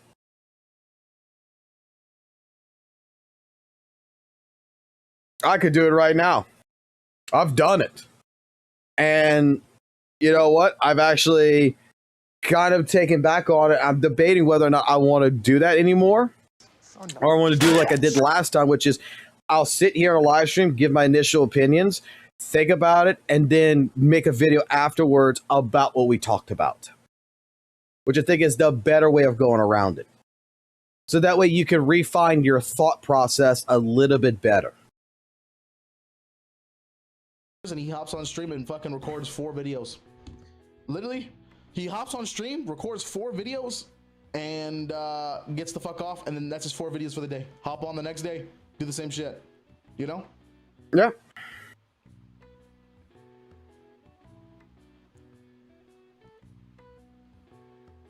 Bro needs 1 take for a video? No, that shit's impressive. I can't lie. Bro, I don't understand. There's live streaming. Yet. You can do it. The video. Bro, yeah, he just needs 1 take. It's live streaming. He's going to say what he's going to say, and then the editor's going to fix it. Like even the last video I did, I had to edit out a couple of things that I was stumbling on, but it's not hard. What the fuck? The video that I just posted, very interesting. Very interesting how it's working in the. It's like I'm in the algorithm, but then I'm not. It's weird. Saint is a damn journalist / politician turned into a gotcha CC.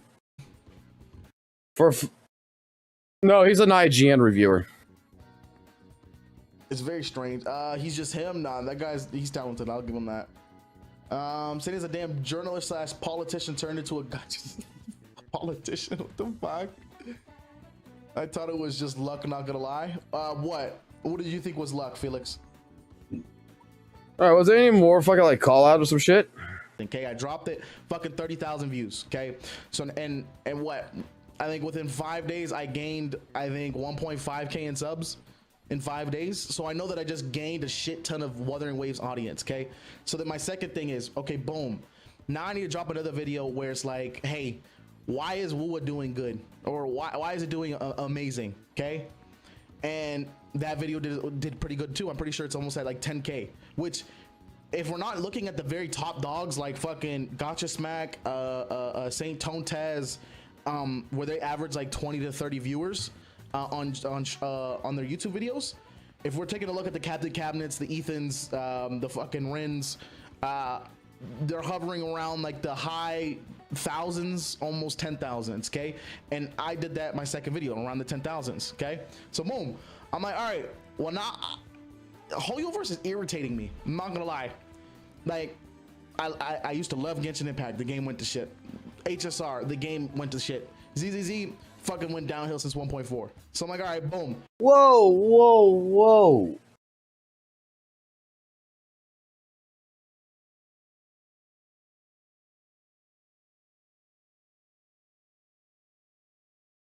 Hold the fuck on here.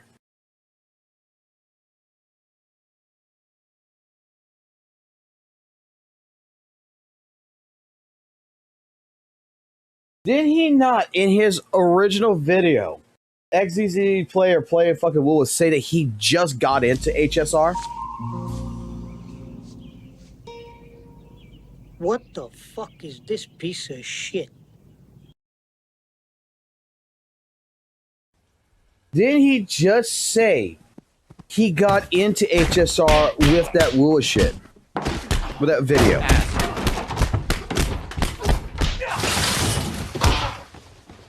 And you're saying it went to shit. But you were liking it. How do you know? Okay, some don't make sense here. Let me make a video on why I think we have so many great games coming out. Why I think Hoyoverse is not gonna be, you know, relevant in the next year or two. And it did it's doing pretty good right now. Very good compared to my other videos.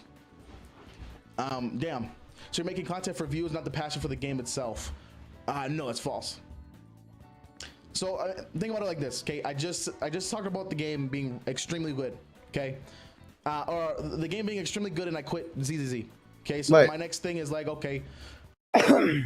He has similar opinions to you, Fox. He said it's been downhill since 2.0 in. You said it's been downhill since 2. So you're saying that he has the same opinion about HSR, it's just gone downhill. But from my understanding, he was only playing it for fucking like 2 weeks. Like, is he even close to in-game then?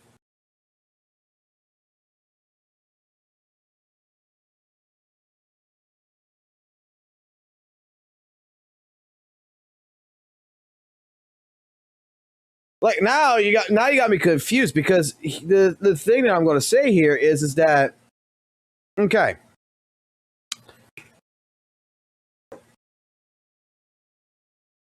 if I would have started Weather and Waves at 1.4 and not 1.0 and have an account that is like UL level fucking 2, you know, like 20 or some shit, that I'm nowhere at soul level 3, that I'm soul level 1, 2, whatever, and I get into Rent a Seat and everything, like, I would still have to, regardless, play the game. The game content would still be definitely hard. I might not like the story per se, but at least in-game and everything else, like, I am nowhere at a point to where I am completely maxed out.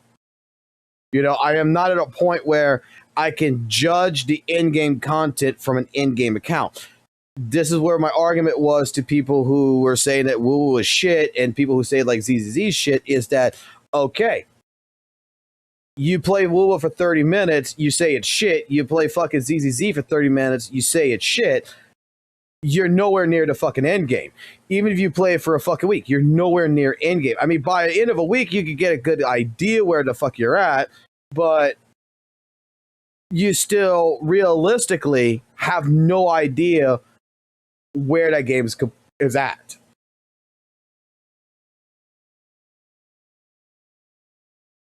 Like, does anyone understand what I'm getting at?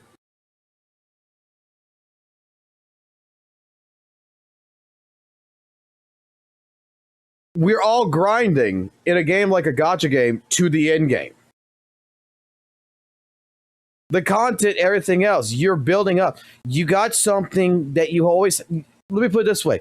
From the moment you're a level 1 character, before you get to level 90 or level 60 or whatever, to your max level, you always have something to grind and have something that incentivizes you to play.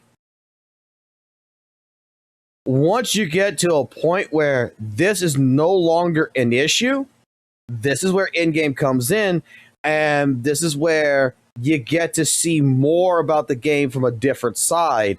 And that's where I think that, you know, like for me with WUWA, yeah, it went downhill. The end game's not there. The story's not there to derive towards that. It's downhill. I'm just saying that, like, if he's only recently started HSR and was liking it, right? If the story's going downhill for him, I understand. But you're talking about the gameplay here, that it's going downhill. I mean, I don't know. I would have refrained from saying something like that because I wouldn't know if the end game is going downhill. It's like you got a lot of people who say like HSR, power creep is a fucking problem, HP inflation is a problem, and then I hear other people on the other side of it say that it's a problem, but you can get around it if you know how to play it. I don't know. Well, what kind of content do I need to make next? Like, because right now where I'm at, I can't make the content that I want for Wuthering Waves because I'm not in the end game. I'm not really at end game, and I'm not caught up with story. So I have to make content on Wuthering Waves that, you know, that can still be relevant, and that's what I did. Where's Coco? I can tell you where Coco's at. Coco is either A, lurking, or B, not here. We had a situation on the live stream where, I'm not gonna lie, a lot of people on the live stream came to me in DMs and everything about Coco. They don't like the fact that Coco pretty much kept, how can I put this in nice terms?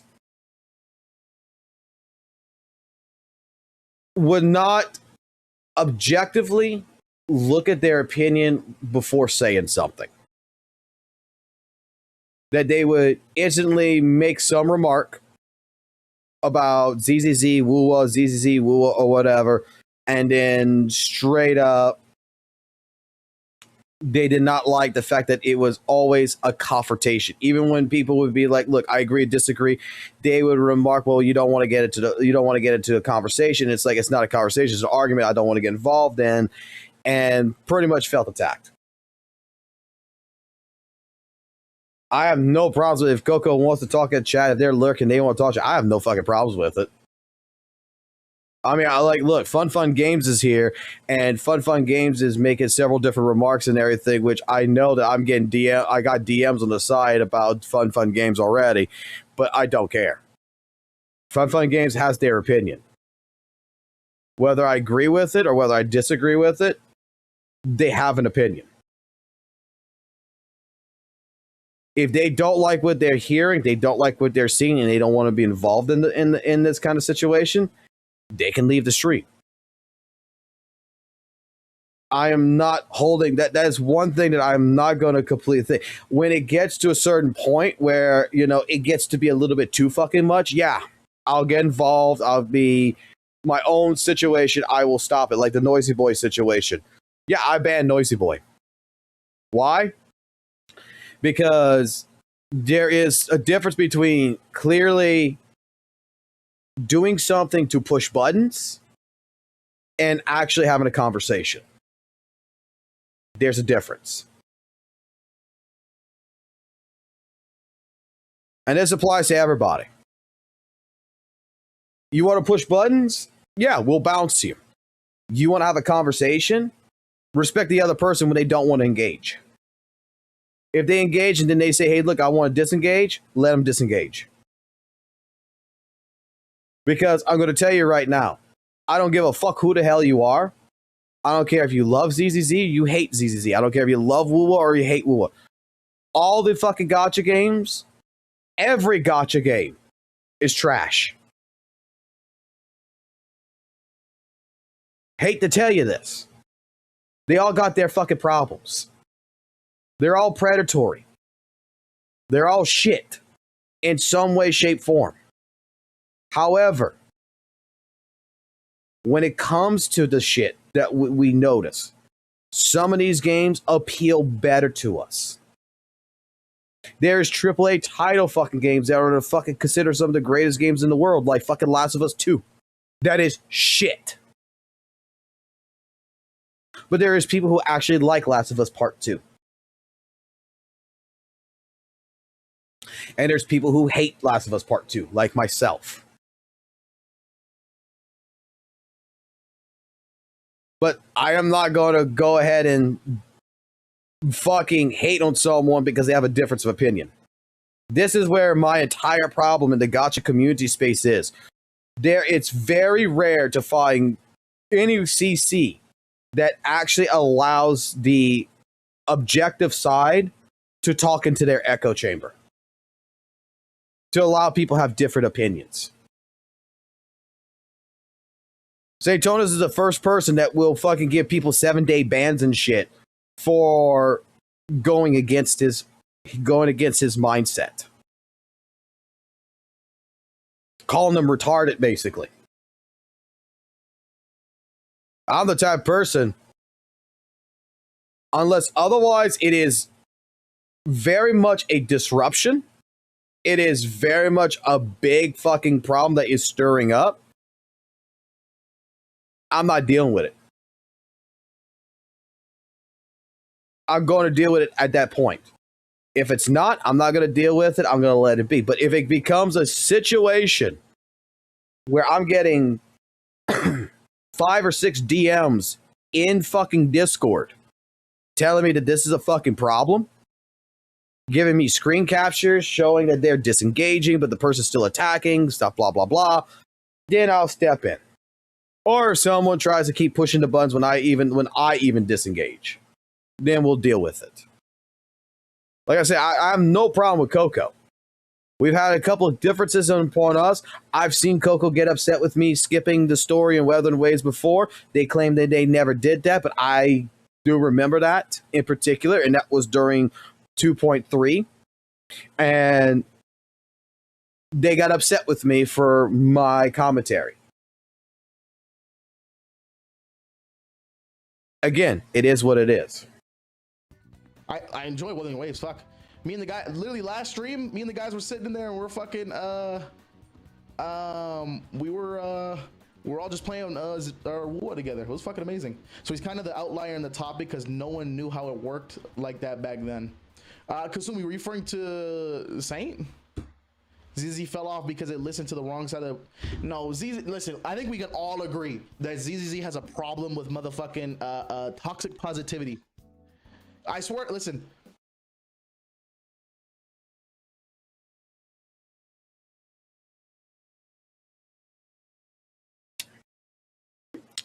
Hold up. Hold up. Hold up. Hold up. Hold the fuck up. I just heard this, and you know what? This needs to be done.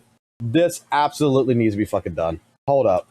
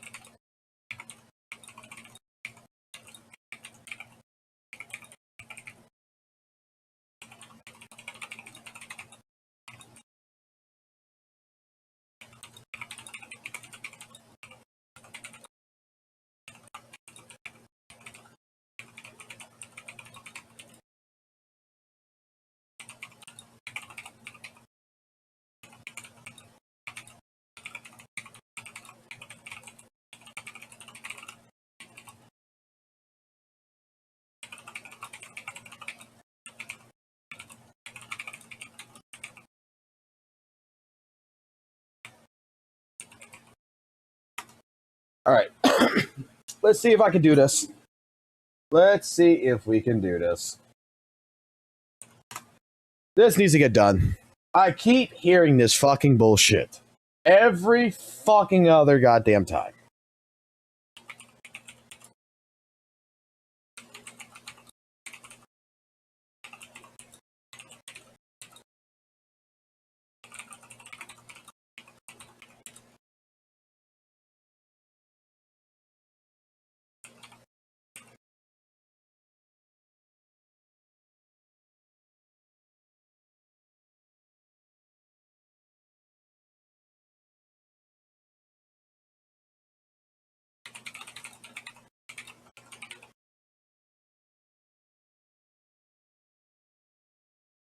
Give me a second.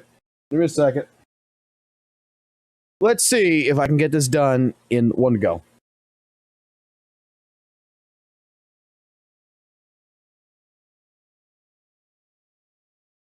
Well, well, well. Here we go again, y'all. Every patch, every banner, they call it a blessing from the gods. But let's talk about it.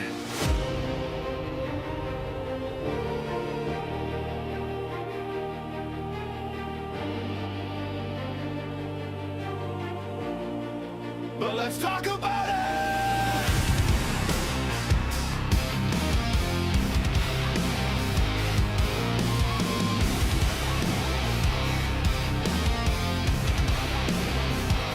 They chant in the forums like it's scripture divine. Praise be the devs, their vision is mine. Critique is heresy, doubt is a sin. If you question the flaws, they won't let you in. From Genshin shrines to Star Rail strains, from WUWA's wins to Zenless chains. It's never a game, it's religion to play. And if you disagree, they'll drive you away.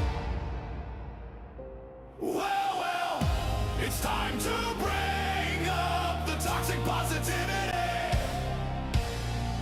Worship your pixels like they're holy divinity. Blind devotion, don't you dare complain. Even when your wallet's bleeding from the pain. Well, let's call it what it is. This isn't love, it's fanatic biz. Toxic positivity, dressed up in faith, the golden cage you defend with grace.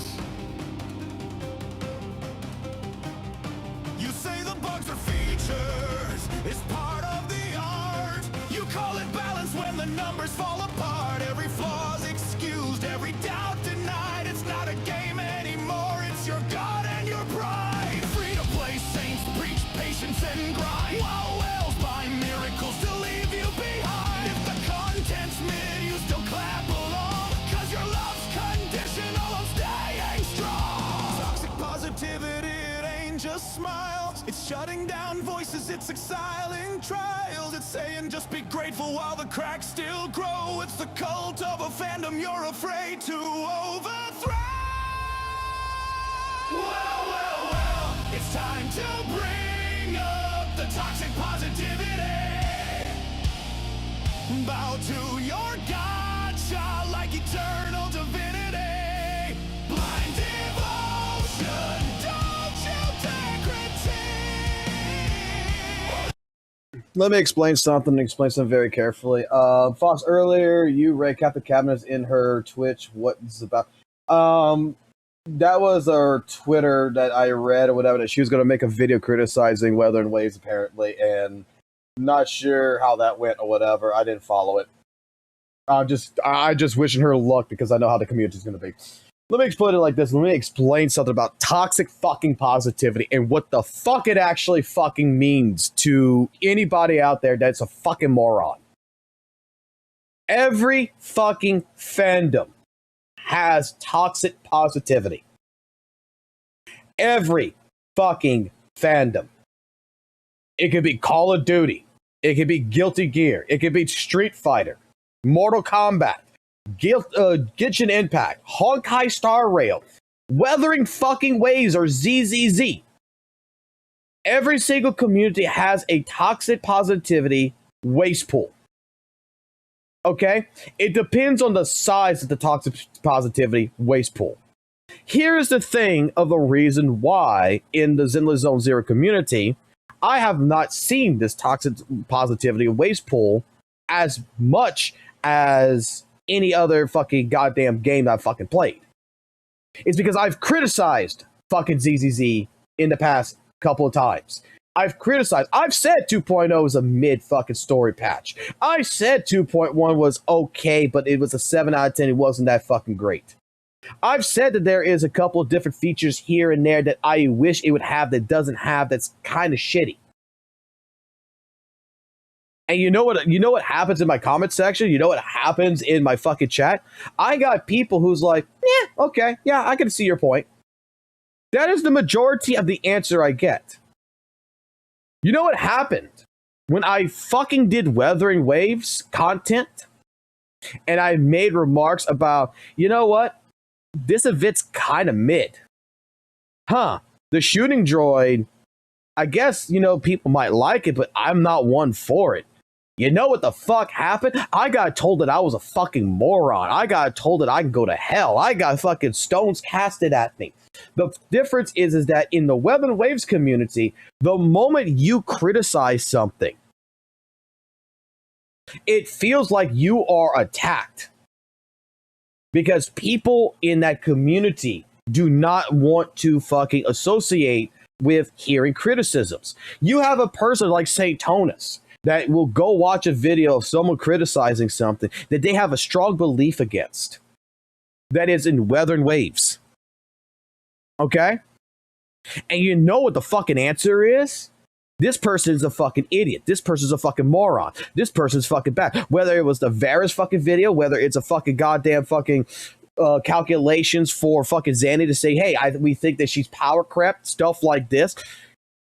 Objectively, we got a person who is attacking the person, not the criticism.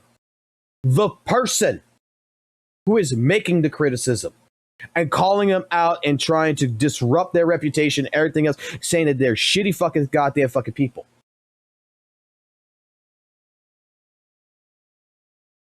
We have a person who straight up did this, that other people have followed suit with this. Okay?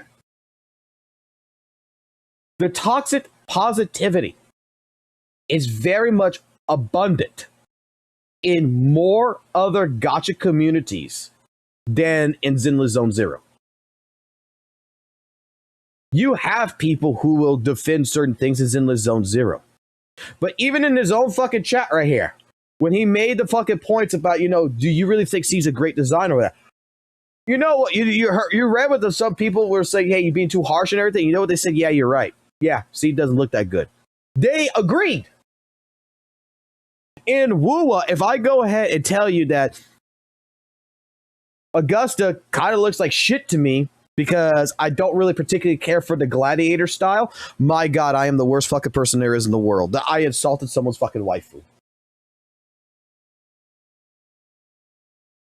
Toxic positivity is taking something and holding it above your head and treating it as if it's a god. Genshin Impact was one of these fucking communities that when it first started, I watched Valk fucking stream this game, play this fucking game every goddamn day. In that fucking chat, when he had a take that said, you know what? This character Genshin kind of looks shitty. Its kit looks bad. He would get attacked for it. And get told that he didn't know what the fuck he was talking about.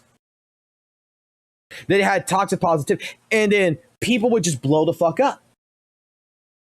When's the last time we seen in ZZZ, in the community, fucking people crash the fuck out on another gacha community? I see it with fucking WUWA. I see it a little bit still with Genshin. But ZZZ, I just see a bunch of fucking goddamn one-handed fucking nerds that is busy fucking building their disk drives and fucking going do stupid shit in the game to try to get 60K on fucking DA and fucking send me nothing but fucking videos of them fucking actually playing the game.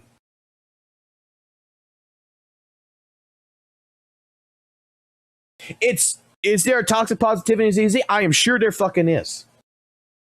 I am sure there fucking is a toxic positivity cycle. The quote-unquote elitism or whatever you want to fucking call it at that point. I am sure it exists. I'm going to tell you, though, that it's not as public-facing as Weathering Waves is known for. WUWA is directly known to being a community that can't handle criticism. that it's toxic positive. When you talk to someone about WUWA, that is the first fucking statements that is made. That is the reputation. It's toxic positive. And right now, feels like there is a bunch of fucking motherfuckers out there that's trying to go out of their way to say that ZZZ is the one that's toxic positive. That they're trying to deflect the reputation that WUWA has onto ZZZ. And ZZZ, when the fuck did this happen? Where is the forum? Just because a couple people post out a couple of videos that they like certain shit, that this is great, that's great, they're toxic positive? I've seen them criticize it. I don't see Average Luck Gamer over there fucking always fucking praising the shit out of fucking ZZZ. I see him criticizing it. I don't see Kate always fucking praising it. I see him even getting worried and making comments, even in his stuff, about, hey, look, this ain't that good. I mean, he was the son of a bitch that came to me. He said, don't have 6 fucking outs. It's trash. He didn't fucking beat around the bush. He came straight to me. He's like, dude, did you see the fucking leaks for fucking Alice? I said, no, don't ever consider M6 in the fucking bitch. It's fucking useless. Don't know what the devs are smoking. I've seen Muzzy fucking go ahead and do the same thing. I've seen the core of that part of that community go ahead and talk about different things, about the bad things about fucking ZZZ, and criticize it together. The only issue that someone like St. Tonus actually has about criticism of Weather and Waves is the fact that it feels like you have to go to him for permission to criticize Weather and Waves. That you're not allowed to criticize it unless he's involved. This is the one thing that me and a bunch of other fucking WUWA CCs at the time had a conversation about with St. Tonus. When we sat in the fucking Discord calls talking about this, that we all came to the conclusion that the St. Tonus is the number one WUWA content creator, but it just seems like when it comes down to him, it feels like you actually have to push your comments to him first in private to be able to criticize something. Otherwise, he's going to get mad. That was the only issue. And again, that feels, and that was what we always stated, is the toxic positivity side that's being enforced on the public end of Weather and Waves.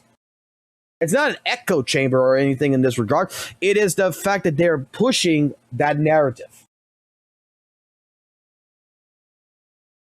I mean, I got fucking video clips of St. Tonus fucking say that all the fucking CCs need to fucking burn for the fucking content they have.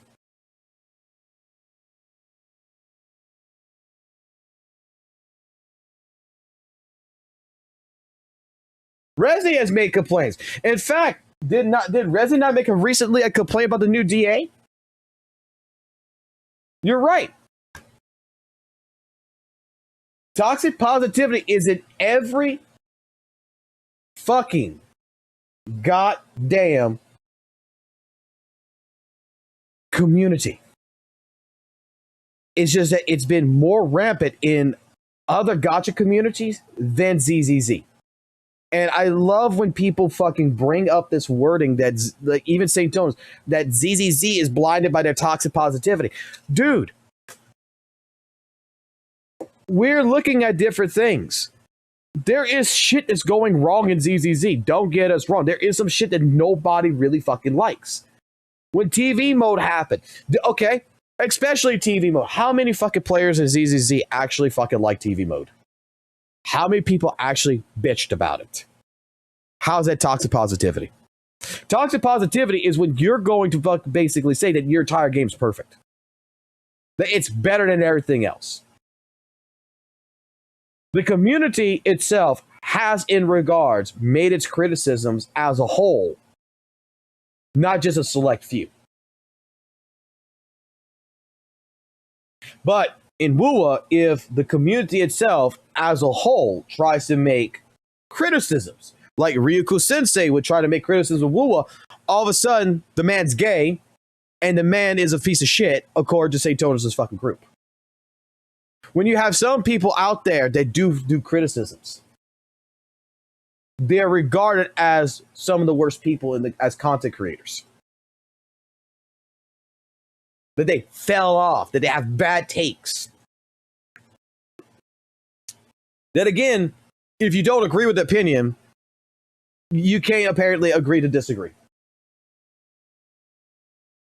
So, ZZZ falling off because of its toxic community, where the fuck is it? Show it to me. I got a Discord. Anyone wants to fucking go ahead and prove me wrong? I got a Discord. DM me. Give me all the toxic positivity ZZZ has done in the last fucking week. And let's review it. I want to see someone out there praising the shit out of ZZZ and saying that it is, and I want more. I want 5 people at least. Could be small fucking people, could be big people, saying that ZZZ is the most perfect fucking game and that every other fucking gacha game is a piece of shit. And that they're criticizing people who are saying that this is wrong. I have heard Kate, I have heard Muzzy go out of their way and say, you know what? Even with St. Tonus, he's got points in these categories. He's got several points that he's correct about. But these points here he's saying is completely not right. And this is the reason why. Even I will tell you that even someone like St. Tonus, who completely disregards information, that completely goes out of his way to bash on ZZZ for no fucking reason, using different fucking metrics and shit like this that makes absolutely no sense. Sometimes the man is right about a couple of his opinions. That reluctantly, yeah, he's right. And he moves on with it. We move on from, okay, you're right about this. It's like the narrative that was been trying to be pushed for the last couple of weeks now, right? That I was right about HP inflation being the problem in ZZZ. I'm right about that it exists, that ZZZ has HP inflation. St. Tonus for a long time was making the statement that like ZZZ players were delusional that HP inflation doesn't exist. That they say that it doesn't exist. It doesn't exist. There's grass and everything. No, motherfucker. We're telling you, we agree. It exists. We see it. We know it. It's right fucking there in front of us. We're not blind. The issue that we have of what you're saying is you're trying to say that because HP inflation exists, that it's a fucking problem. And clearly, we have other different parts of content, other different parts of information that proves that at this point in time, in the present, it's not an issue. It is still manageable. It's not to say that 6 months down the road, a year down the road, it won't be a fucking problem. But in the present time frame, it's not an issue. Even after this last DA reset, HP inflation is still not a fucking problem. The only problem that it does present is for players who are comfortable. That they've built their characters, they did this to their characters, they were able to clear things, they were getting 50 to 60k on the DA bosses, and the majority of them that's in a Reddit page right now and on Twitter that's bitching about it is upset that they're only getting 30 fucking k. They're still clearing it. They're still getting 9 stars. But they're bitching that they don't see fucking 40,000, 50,000, or even 60,000 on the scoreboard. As long as they're still past 20k, it's not a problem. When you're still seeing a Cunning Hair's team with only AW engines able to clear Only A rank agents with AW engines clearing fucking DA past 20k. Grant you, it's like 20k 100, right? On the deadly assault. But they're still passing 20k with only A rank agents with AW engines. All that tells you is that your account, you have the ability, more than some, to still be able to get fucking a better score and still be able to clear it. The moment that we are seeing Cunning Hares get to only like 18k and they can't go no higher than that, that they can't get to a point to where it's past 20k, that they're stuck under 20k and they can only get 2 stars on each one of the fucking deadly assaults, then at that point in time we got a problem. But people bitched about this last time with the deadly assault and with Shiyu defense. I was here for this with fucking 1.7, 2.0, 2.1. And you know what? Every time the fucking new banner dropped, fucking HP inflation was there. But you know what ended up happening? Next couple of weeks, the next couple of resets, HP inflation went down. Next banner popped up, boom, it went back up. It went back down. This is the thing. We have right now information about 2.3, and things are changing right now in 2.3.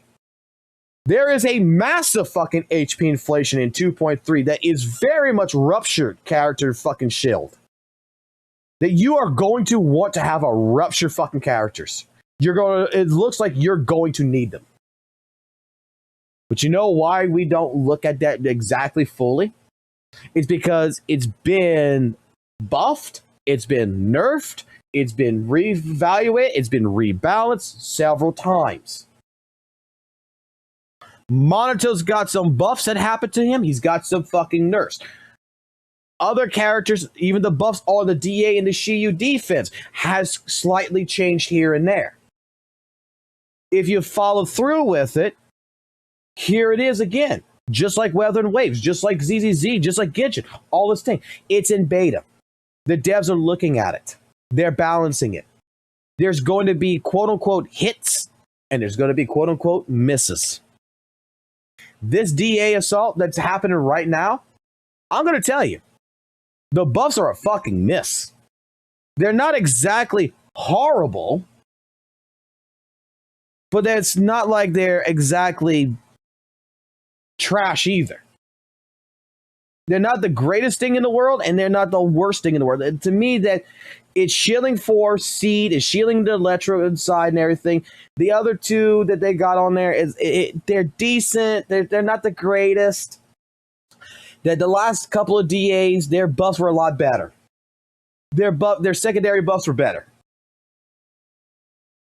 And I think if those buffs would have been into this DA, there would be a lot more people clearing and still getting 30k fucking past 30k fucking score. But what I like about what ZZZ does, and I said this before, is that it's changing the idea right now for me that the devs are trying to push the wall. They're trying to build a wall right now. And that wall that they're building is taking people out of their comfort zone. And to me, that's a good thing. To you, it might be a bad thing, but to me, it's a good thing. Because now it gives me something to fucking do. Now I got to build up my characters better. I can't just let them sit. I got to build them up more. Now I got to do a little bit more disc grinding. Now I got to worry about substats a little bit. Now I feel obligated to actually fucking work on older characters and make them fucking worth it. It's its own type of content grind. And the sad part is that we used to do this shit before we got to the part where we were clearing shit. When you're still a young whippersnapper in any of these gacha games, you're grinding echoes, you're grinding discs, you're trying to get your characters good. Your character is still at fucking level fucking 30. Because your UL level, your internet level is not high enough to upscale your characters. You're still not ready to go complete in-game content. So right now, you're trying your best to get every little bit of extra damage you possibly can on your level fucking 30 character to do a little bit extra more damage. So that way you can clear Tower Adversity and shit a little bit better. So that way you can get that extra little star. And you're seeing progress. Here, I'm kind of seeing the same thing, but in an in-game value. They're lifting the bar up a little bit. I hope it doesn't go too fucking high. But I'm not opposed to it as long as the buffs, the mechanics that is around these bosses, that's around the Shiyu defense, it's around DA, as long as the advantages that is provided to the player is still balanced to the content, that still gives all of the units in the game some type of advantage for what we're dealing with. I don't give a fuck if Miyabi can't clear fucking a goddamn DA. The bitch needs to be bitched. I am going to say it. There needs to be more characters that shine. Not just the new ones, the old ones as well. We need the Evelyns to shine. We need the Triggers to shine. We need the other characters in that we're pulling for be worth something more than just saying, well, Miyabi can do it. That's what I like about it. That's what I like. I don't want to be playing like Weather and Waves and still playing fucking GN and clearing everything with GN. I want GN to be benched, and I want to be forced to go ahead and have to play another character that I might not be too familiar with to actually learn them.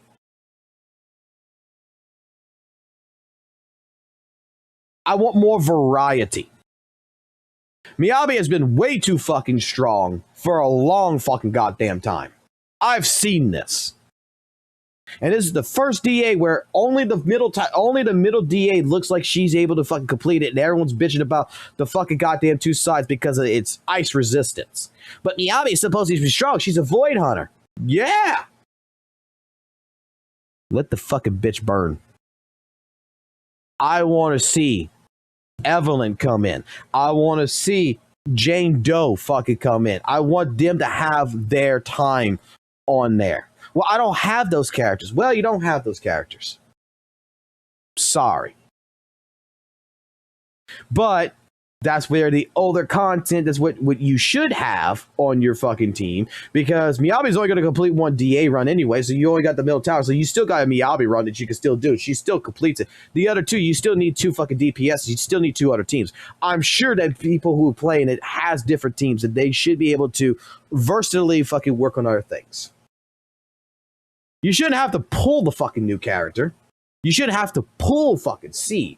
But there should be something in your arsenal that you can utilize. I want to see Seth players go in and actually, you know what, maybe I need to learn to play Seth a little bit, you know? Maybe I never cared about the fucking character. Maybe I never cared about Haramasa. But he's a free S-rank character. He's on the account. Maybe I need to build him for DA. Maybe I need to get out my comfort zone. I like it. Subjectively speaking, I like it. You might not. I am the type of person that is happy to see Miyabi get benched. Because I'm tired of seeing Virgil everywhere. I want other characters to have their moments. I want other characters to shine. I don't want to see just one character all the fucking time.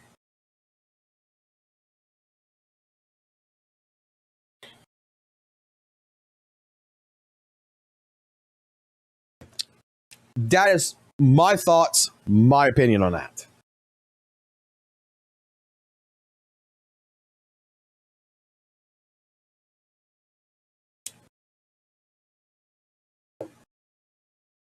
Gotta disagree with that, Fox. Being serious here, Miyabi is necessary in the game as ZZZ devs use Miyabi as a damage ceiling to prevent power creep.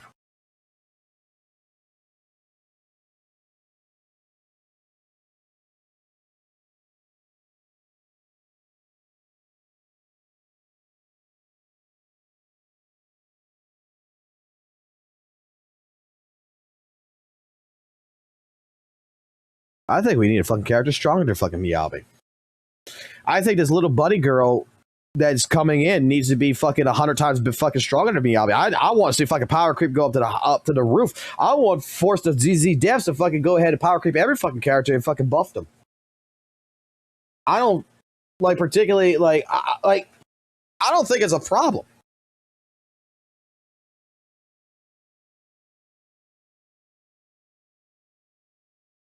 If you can brute force everything with Miyabi, why would you need anything else? I mean, I want variety. And Feed Figure, you just brought up Yu-Gi-Oh! Let me use this as an example. Do you play Master Duel? Does anyone here play Master Duel?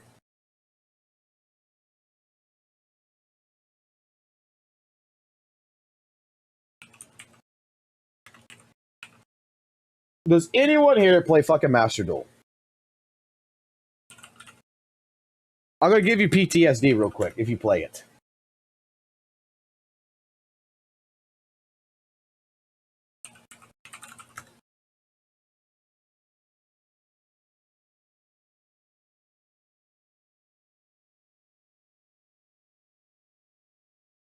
When this came into fucking Yu-Gi-Oh! Master Duel,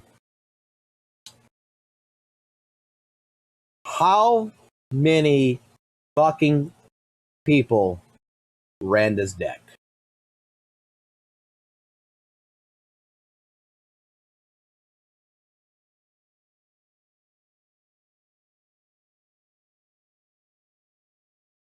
Dude, I fucking hated this shit.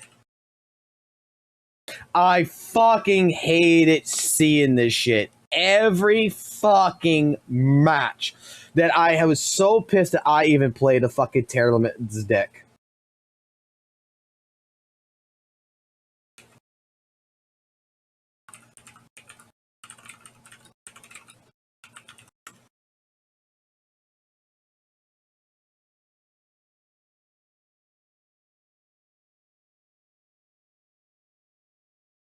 There's only one deck that I fucking like, though.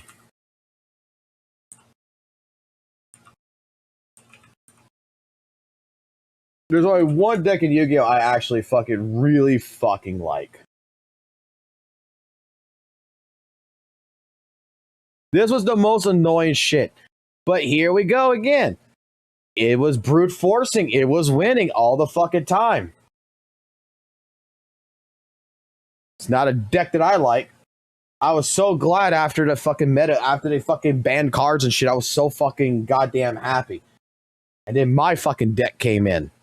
And when my deck came in, dude, I don't think Master Duel was ever as fun as I ever had it. Vanquish Soul, bruh. Fucking love this. I love the fucking Vanquish Soul, man. You know, best fuck to me, best fucking goddamn fucking cards to play, man.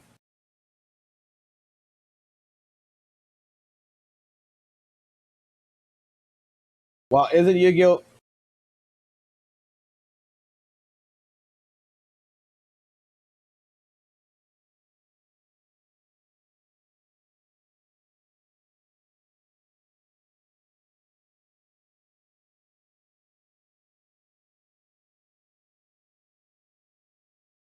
Guys,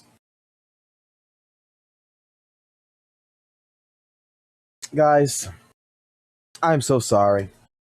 Fun Games brought it up. Isn't Yu-Gi-Oh! PvP? What's the comparison here?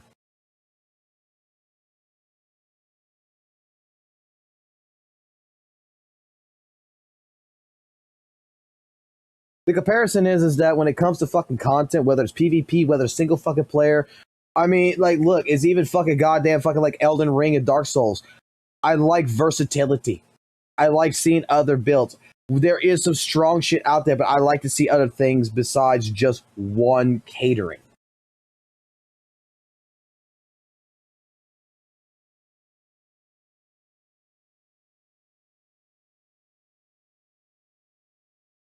When it comes down to it, Yu-Gi-Oh, even though it's PvP, we got power crept by Terror Limits. We got power crept by several different fucking deck architects that came out.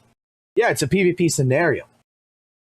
But I mean, ZZZ is a single fucking player fucking game. You know what?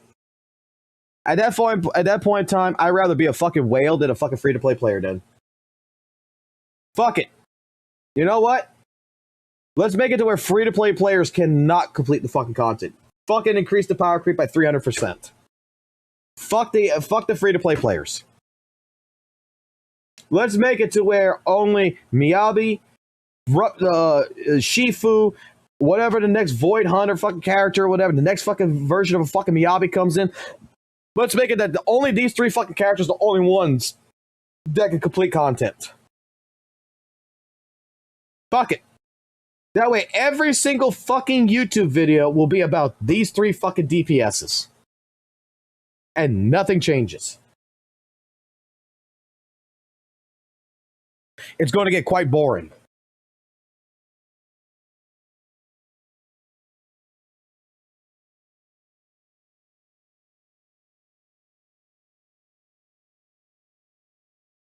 Let's just fucking do it. Let's just fucking do it.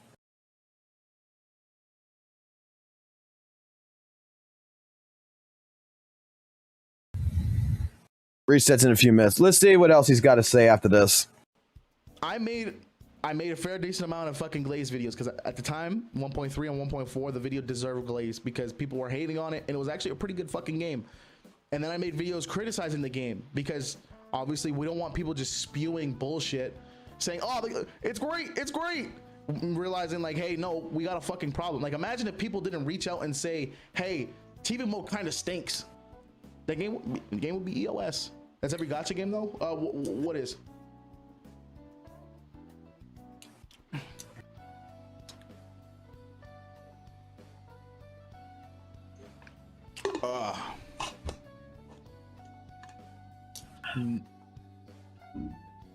What is HP talking about? What the fuck? 1.3 changes made. Let me put it this way. Eradicate all evil. I have this character. I have Miyabi. Okay? How many times do you see me fucking play Miyabi? I got not just a Miyabi with her signature weapon. I got a fucking Miyabi that is a fucking S1. That's a fucking Mindscape fucking 1.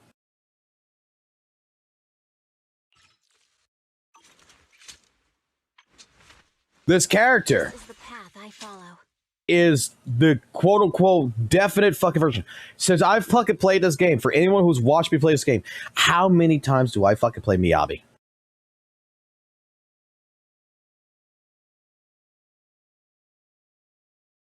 I would rather play fucking Hugo and Ellen over this character any fucking other day. Because for me personally, I see this character in almost every single fucking goddamn video. Every fucking clear. I mean, I will see it. I want to see more Evelyns, man. I want to see more triggers. I want to see different things. Miyabi is just fucking so goddamn strong that it's easy mode button.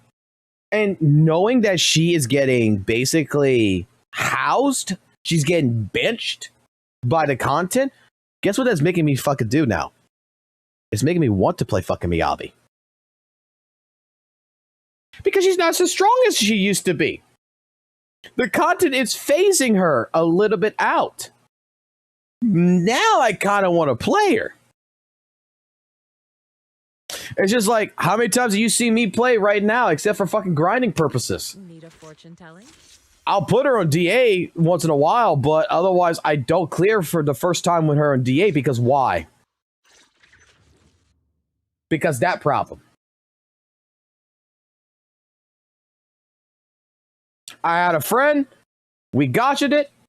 He put fucking over like fucking $800 in the game, and we popped an M6.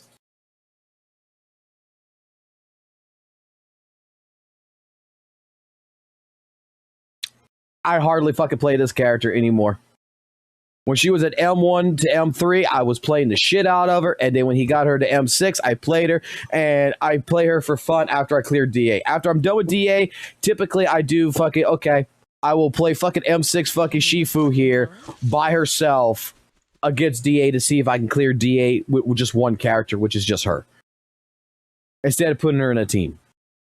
That's how I find her. That's the only way I can have fun with her right now, is to legitimately just make it to where she is by herself. That way I can't just parry, I have to dodge everything, and I have to attack. And you know what's funny? You know what's fucking funny? This last DA here, she can't do it by herself. And she even struggled with me putting Pan and Fufu, who is also M6 on the fucking team. Another M6 that she couldn't get fucking goddamn 50 fucking K. Actually, I think I know the reason why though. Yeah, I never fixed that. I never fixed that. I need to fix that one day.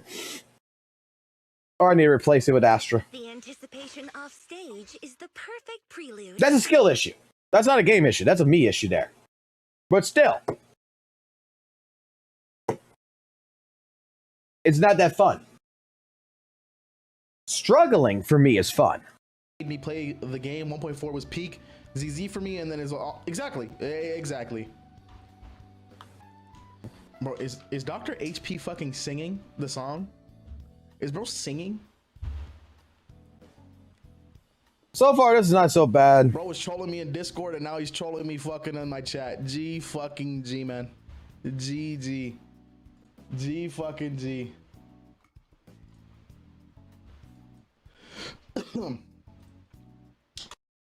Which is cool and all. Because I'm in this transitional phase. And like out of 10 videos, you'll probably see like 6 or 7 of them being WUWA. So I do kind of want to hone in on a certain niche and kind of just go at it. WUWA consistently, which is what you should be doing. Patch. I agree. Like I'm not even gonna finish this. He's not really like I thought that from when people say he called out or something. I thought it was like something fucking massive or whatever. He didn't do shit. Look, I'm gonna say for Smacksan. Okay, I'm gonna say for the man. He's doing good. If he likes where WUWA's at, and WUWA's doing him a great amount of justice, and it's enjoyable, it's great for him.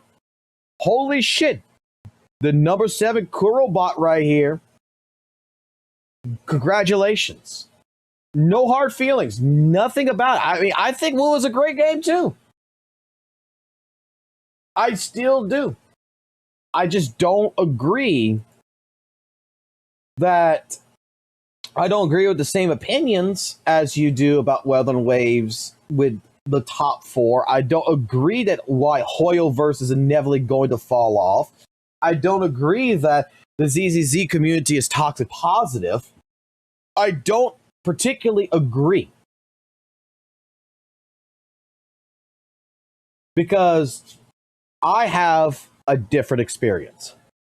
I don't know where his experience comes at. That for someone who dropped ZZZ at 1.5. Wait a second. This dude said he dropped it, that he didn't play after 1.5. I'm gonna be real with y'all. I've been seeing there's some folks before in the community 1.5 that are planning He on. said he dropped it on 1.5, right?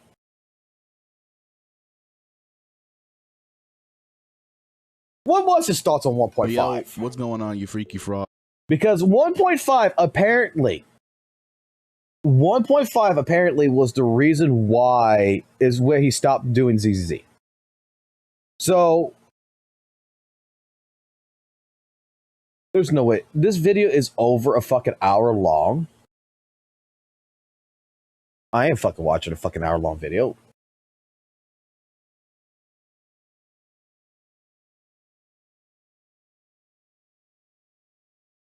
So I guess I'm gonna have to watch at least part of it to get a grasp, because this must be what it is, right? Let's see. Hey, yo, what's going on? You upset?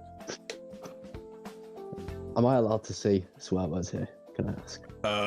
Yeah, I think we're 30 seconds and just don't spam them. This is from a live stream. Bastards. That tiny midget robot. It's the bane of my existence.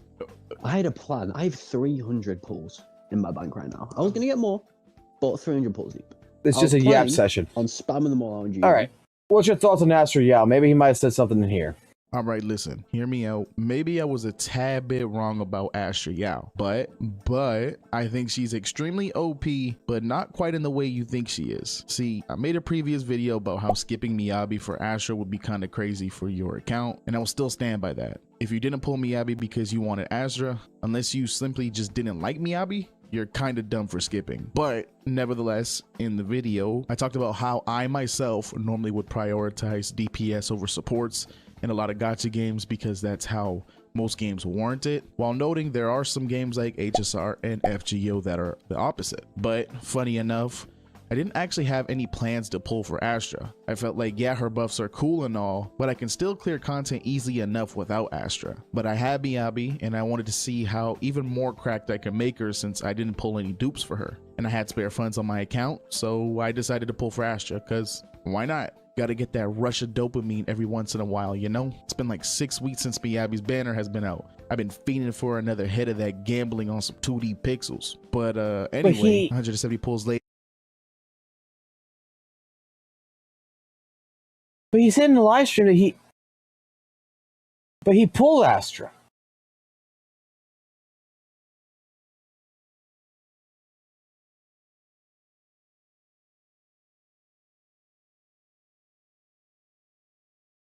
I am confused by this guy.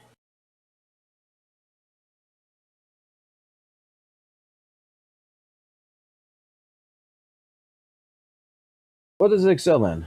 I'm gonna keep it a stack with y'all. In the summer, I really thought I was done playing gacha games. I really thought the 6-year-long disease was really over with. I thought I was finally free, but lo and behold, Zenless Zone Zero came to my doorstep and broke it down like the damn Section 6 bang boo. But at the end of the day, we here now, and ZZZ has been my favorite gacha game ever since. And I think the reason is because ZZZ has a handful of qualities that are above its current competition, which drives me to keep playing this game day after day. So in this video, I'll be yapping your ear off on what I think ZZZ excels in above its current competitors. As always, folks, let me know in the comment section down below what you think Zenless Zone Zero excels in and why. But before we get into the vid, just wanted to say thank you all for your continuous support. We are growing really quickly, and it's all thanks to you folks, so thank you. If you're new here and enjoy ZZZ discussion based videos, make sure to hit that sub button and turn the notification bell on to make sure you don't miss out on any future videos. If we can set up a 5 sub goal for this vid, it would be greatly appreciated. Also, if you want to join my Discord, it's pinned in the comment section down below. With all that free promo out of the way, let's get into this. Despite all the hate that ZZZ gets, I truly think it's one of the best gacha games in the space. There are so many different facets that I believe ZZZ goes above and beyond in,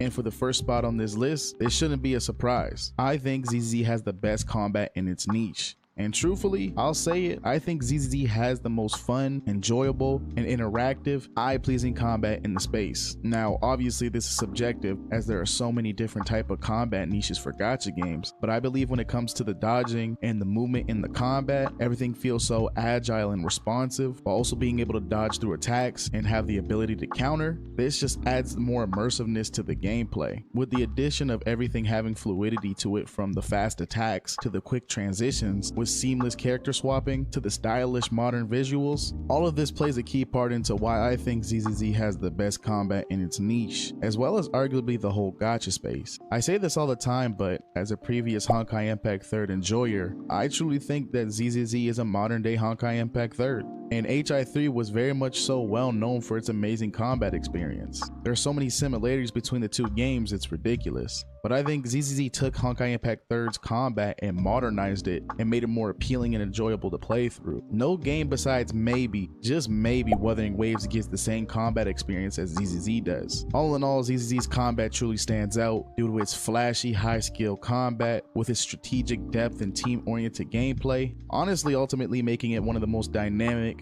satisfying, and visually pleasing experience to play through. But that's enough with the combat, as I'm pretty sure a lot of you already know ZZZ's combat is top tier in its class. But among all of the other Hoyo siblings, I think ZZZ has one of the best storytelling experiences ever. I'ma keep it a buck, call it a stretch and whatnot, but I will always respect a game more that can convey the story with the same depth as an overly saturated dialogue game. In both Genshin Impact and recently within Honkai Star Rail, it has really turned into a damn yap fest, turning a story that could have been told in half the time but chose to dilute it to retain more people. ZZZ is totally opposite, and that's something I greatly admire with ZZZ. Another notable credit I gotta give ZZZ is that they have the most cinematic cutscenes in the gacha space. Cutscenes that are used correctly that doesn't ruin the story's flow is a great storytelling tool. I will 100% always prefer a game that's able to convey its story by using more cutscenes than opposed to mannequins standing in one spot telling a story. That shit's not appealing whatsoever, so a game that's able to limit the amount of time doing that, I will always prefer. As well as cutscenes, at least for me, help me get a better understanding of the characters, making them appeal more and making them more relatable. I don't know, there were several cutscenes in the game that really had me change my opinion on some of the characters in the game. There was also some cutscenes in the game that made me more excited to pull for certain characters. Overall, I think cutscenes in general are a net positive for gacha games. I wish more games does what ZZZ does and implement more of them into their story. All in all, even though ZZZ's story isn't cooked up yet due to it only being out for 7-ish months, its storytelling experience, with the way they're able to convey the story in such a significantly less time than other gacha games, paired with the amount of cutscenes that we are given through the story, this ultimately in turn is another aspect that ZZZ excels in. Now, this last point I think ZZZ excels in is their world map. Now, I think I previously mentioned this in a video a couple weeks back, but there's something about ZZZ's world map that makes it so comforting and enjoyable to be around and explore. I can't tell if it's the early 2000s feel to it, or if it's the teenage living in Japan feel, but it ultimately makes me feel like I'm at home. The amount of detail that's put into the map is very, very impressive. Everything has a reason to why it's there. I can't recall a gacha game that has put this much level of detail into their map. The music also plays a key part into New Erdu's feel. The music somewhat gives a nostalgic vibe, as well as the social aspect that New Erdu gives out. It gives you a reason to stop by and talk to some of the characters while exploring the city. It's weird. I found myself while initially strolling through New Erdu, constantly stopping by certain characters in the city and seeing what they're up to. You begin to learn a little bit more about these characters' social life that you meet in the story. And this also plays a part into building social connections with these characters. Let me tell y'all, whoever was the psychologist working over in the dev team, they was cooking for real. With all of this being taken into consideration, I think how New Erdu takes a page out of Persona's playbook is great. Persona arguably being one of the greatest franchises in anime history, ZZZ taking some aspects from it is honestly a smart move. Being a huge Persona fan, having some of their aspect in my gacha game, I'll always get behind. Maybe you should play fucking the Persona gacha game.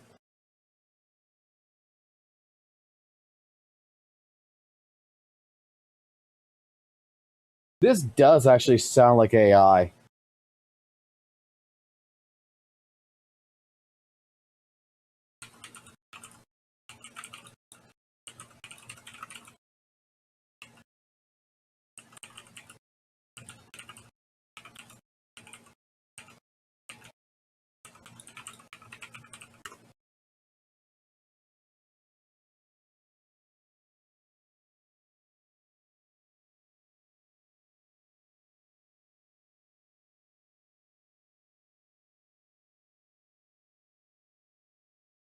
All in all, the world of New Erdu is something I enjoy exploring a lot. I find myself actually running around doing my dailies instead of teleporting because I enjoy the world that much. The whole map is a vibe, and I hope down the line the game kind of expands on these social areas, giving us more of an incentive to roam around. I think the devs gave their explorable world way more care and love than some of the other gacha games in the space, which is one of the reasons why I think ZZZ excels in this area. Now, please don't think that every other aspect in the game doesn't do well. I think ZZZ does a lot of things well, but these are the three main things I think ZZZ excels in within the gacha space. And I think down the line, when this game is able to cook a bit more, this list will grow longer and longer. This game is still fairly new, and I think with the amount of time it has been out, it's competing quite well within the current gacha market. With the caring devs that we have, I see within no time this game will be on top. Just gotta keep letting the devs cook and never be afraid to speak out when you see something wrong with the game that needs changing. Always be critical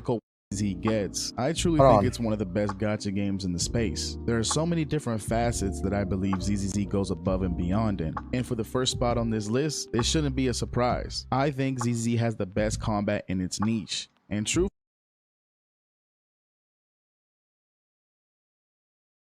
So I told AI to write a script. Create a script about the areas where ZZZ excels at. So the first one, it says, is do combat system and fluidity. Where the first up, the combat ZZZ delivers one of the cleanest, most responsive action systems in the game. With every dodge, counter, and combo feels weighty yet smooth. Tag-in mechanics, perfect dodges, absolute chef kiss. Nothing more than satisfying slowing time and unleashing counters. Truthfully, I'll say it, I think ZZZ has the most fun, enjoyable, and interactive, eye-pleasing combat in the space. Now, obviously this is subjective, as there are so many different type of combat niches for gacha games, but I believe when it comes to the dodging and the movement in the combat, everything feels so agile and responsive, while also being able to dodge through attacks and have the ability to counter. This just adds more immersiveness to the gameplay. With the addition of everything having fluidity to it, from the fast attacks to the quick transitions, with seamless character swapping to the stylish modern. I don't know. Like the script sounds like AI, but it, like the way it's being portrayed, it sounds like how it is. But I don't know. That might be just the way he speaks. What the fuck is this? Okay, bro disrespecting. Why is this not all 12'd out? Nah, cause bro disrespecting the GOAT here, all right? Bro disrespecting. What is this? What is this? Why do I see a 11 out of 12? Why do I see a 9 out of 12? Nah. Bro disrespecting the DPS GOAT right now. Bro doesn't even have the SIG? What's going on, guys and gals? It's your boy Smack, and today we're doing something a little bit different than the usual kickback yap sessions. I'm pretty sure you've all read the title before clicking the video. We're doing account reviews, but with a little bit of a twist on it. While we're reviewing the account, all pretty much what she needs to have leveled up. Okay, let's take a look at the equipment. Okay, 4-piece chaos. Okay. Let's see, anomaly proficient. Nice. These are decent rolls. Damn. Okay. All right. No, this is nice. Okay, this is a nice Bernice. Okay, hold on. What? Oh, okay. He ain't got the SIG. But nah, we're not gonna do it to him like that. That's a nice. Hold on. What's the base? Nah, that's nice. That's real nice. Okay, solid Bernice. I couldn't find anything there. We gonna find something. Hold on here. Zenless Zone Zero has kind of been that gacha game that I only play now. And the more and more I keep playing, the more and more I realize and start to wish other gacha games shared some of the same features that ZZZ has. ZZZ has honestly been a gift and an awful curse for me. I was blessed with, in my personal opinion, the best gacha game out right now, and it ain't even close. But the more in the past that I kept playing ZZZ alongside other gacha games, the less interested I got with the side games. It's like a dog eating their crappy regular dry food, but when it gets his lips on that juicy, fatty, voluptuous human food, you know damn well lil bro ain't never want to go back. So what was the last ZZZ video he did? Zenless Zone Zero is an alright game, but I want great. This is something I always talk to myself about when I'm up playing.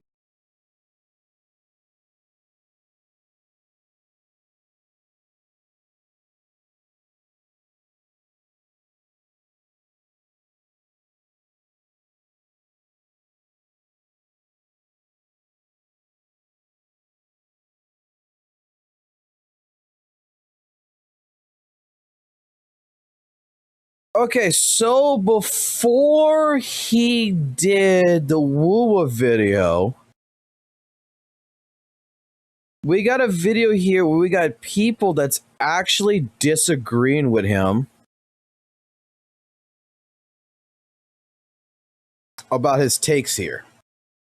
All right, so let's see what happened. Apparently, this is the video before WUWA 3 weeks ago that he made that people disagree with his points. Let's listen to this. This actually might be interesting. Hold on. All right game. Let's see what happened. This is something I always talk to myself about when I'm up playing the game late at night. Zenless Zone Zero has the foundation and the framework to become something more than it is now, something that could easily solidify itself as the top dog in the gacha space, but we're continuing to see a game that doesn't want to step out and try something new or innovate, and I don't necessarily blame them. The game in their eyes, and probably for the majority of you watching this video, the game is fine and doesn't really need any change. They just need to keep releasing cool looking characters every patch, releasing very mid-tier story and a few events, and that'll keep players retained and keep their revenue going up. But for someone who's tired of the same old gacha formula, who wants to see some change within the gacha space, ZZZ could be the ones to stir up the pot. This game needs some work done. It'll always be looked at as the number 2 or 3rd option out of the Hoyo games, but with a few tweaks and changes, I think we could get ZZZ back on the right track and in the forefront of the gacha space like it was in 1.4 with Miyabi's release. So let's go over some things that I think could immediately make a positive impact on ZZZ.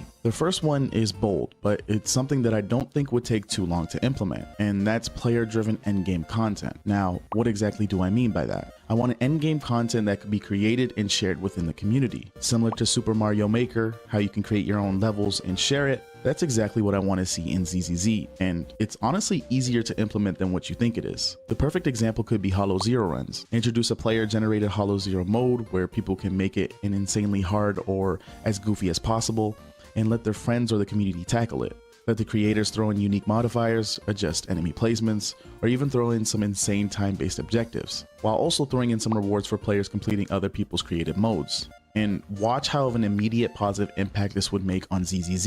It'd be the first gacha game that I know to ever be implementing something like this. This would not only help player retention, but this would also create a ton of new content that people would create on social media about, which in turn creates more advertisement for the game. This next thing that they absolutely need to change, and there's no ifs, ands, or buts about this, is their story. I'm gonna keep it a buck. Their story is the worst story out of all the Hoyo games. I'm not saying it's a bad story, but it's certainly not a good one. Out of Genshin, HSR, and Honkai Impact 3rd, I have ZZZ all the way down at the bottom. Hoyoverse games has a tendency to drag on the main plot of the story for years and years before you actually make any real progress within the main plot. They drown you with side plot over and over again until you actually forget the real reason why you're on the journey in the first place. And this same thing happens in ZZZ. Now, maybe this is what ZZZ actually wants. Who knows? All that I know is that me nor the homies are really getting down with it. Now, to be quite honest, I'm not 100% sure how you fix this. All I know is I think we need less bloat and more meat when it comes to the story. Okay, this next thing is a bit biased, so I'll keep it short, but within my inner circle, we all tend to agree on this. And once again, I'll make another reference to the other Hoyo games. Out of Genshin Impact, Honkai Star Rail, and Honkai Impact 3rd, Zenless Zone Zero's character designs are the worst. Now, I'll give them some grace. It's only year 2 of the game, so things could change, as the games listed above have been out way longer than ZZZ, but as of right now, in my brutally honest opinion, they're not the best. I think they need to go to the lab, cook up some better designs, because we all know they're capable of doing so. Just to name a few agents, Yi Zhuan's design was really good, Vivian's design was great, Yuzuha's was great. We see the potential, but I want better designs across the board. But like I mentioned above, this is heavily biased, so you guys let me know down in the comments. This is the guy's villain arc. This is the guy's fucking where he's. This is when he knew he was going to switch over to WUWA. This is when he knew it. Section below if you agree or disagree. Now, this next thing wouldn't make an immediate positive impact on the game, but would be an overall positive for the game, and that's keeping events as permanent game modes. The one thing that irks me about certain gacha games is when they release banger events, and let's be honest, it's not quite often that they do so, but when it comes up, they get rid of it and motherfuckers never see that shit again. Gacha Players has been saying it since the beginning of time, please keep good events for players to replay. That Fall Guys mode was too damn good to be booted to the curb to never see again. Now, this next one is something we've known has been in the works since the beta, and as of now have no idea about the status or if it's even coming to the game, and that's co-op. See, co-op in gacha games is hard to pull off, but if pulled off right, it could be a major win for said game. Co-op has been on the minds of ZZZ players for some time now, and I'm not talking about event co-ops or arcade co-ops either. I'm talking about the real in-game combat co-op. We're not sure if it's still going to be a thing, but one thing is for sure, if it ever drops, this will be a massive W for ZZZ if it's pulled off right. The one thing that gacha games lack is playability with friends, and if ZZZ gets their hands on that and it actually turns out to be good, this could potentially open up a lot of players. They don't need co-op, they need PvP.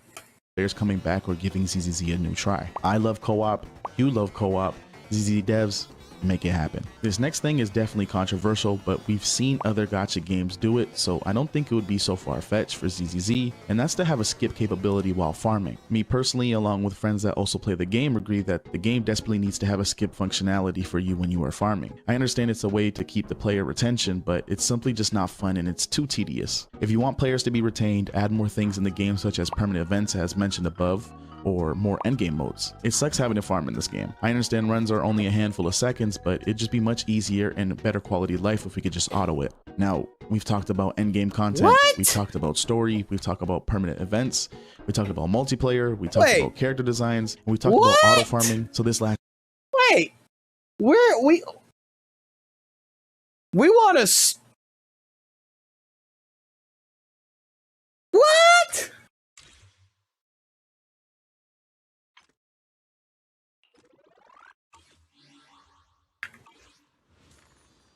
Oh, I need to do this real quick.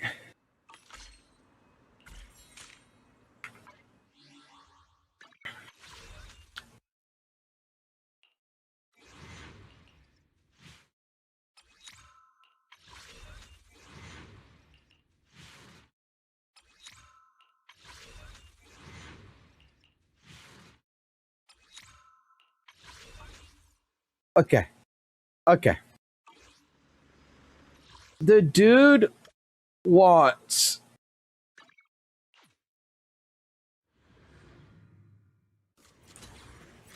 to make basically this skippable.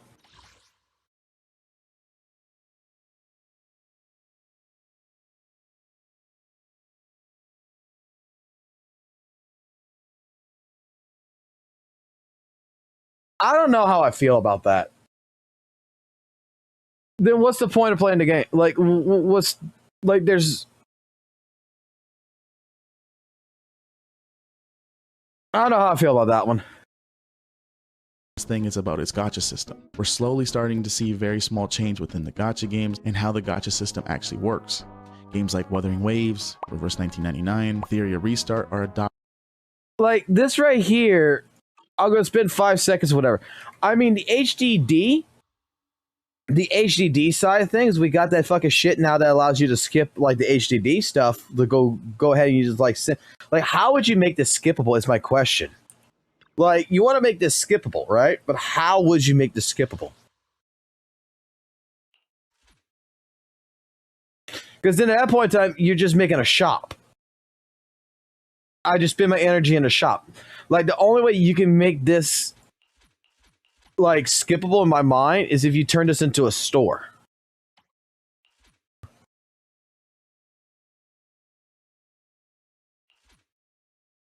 What I would recommend, and I know people probably wouldn't like this, is since they introduced basically this new kind of like exploration sections, these exploration levels in a sense, is make it to where these types of enemies drop certain things. Make it where you still keep this or whatever, but you give more of an incentive to go ahead, not just for training, not just for the training logs and shit, making it more of an incentive to come here and do all this. And when you're killing enemies here, you get drops. You can do farming here. I don't know. Like, we already got the skips on the disc with the Victorian shit, which if you go do Hollow Zero, you get the fucking 3 cards from it every week that allows you to skip through. But how would you make this skippable? Because I mean, at that point in time, it's a whatever fucking phase, but still, like, I think it's a nothing burger. I don't think it even fucking matters. Like, this is going to be like a situation where I'm going to say this is like Wuthering Waves with the shooting droid. I would rather them be implementing co-op, PvP, other things well before they turn this right here into an auto farmer. Like, this is not a big deal. I would rather see them, before they do anything here, do something else. Adopting the guaranteed weapon banners method. I think it's time for ZZZ to jump ship and adopt this system. This will be an overall massive W for ZZZ and the community. I think ZZZ definitely needs to be the forefront when it comes to evolving, especially when it comes to their gacha system. With ZZZ showing that they're more free-to-play friendly, this could definitely show a positive light on the game and maybe even entice some players to spend more when they know that their money is going towards something that is guaranteed and not a chance of getting it. But who knows? Maybe I'm just suggesting this for my own biased reasons. Nonetheless, ZZZ is still a solid gacha game. At the end of the day, I just want to see it thrive. And if we continue to see it just do the bare minimum, unfortunately, this game. Farming in short and WUWA, there's material boxes and echo boxes, yeah? What is being said here?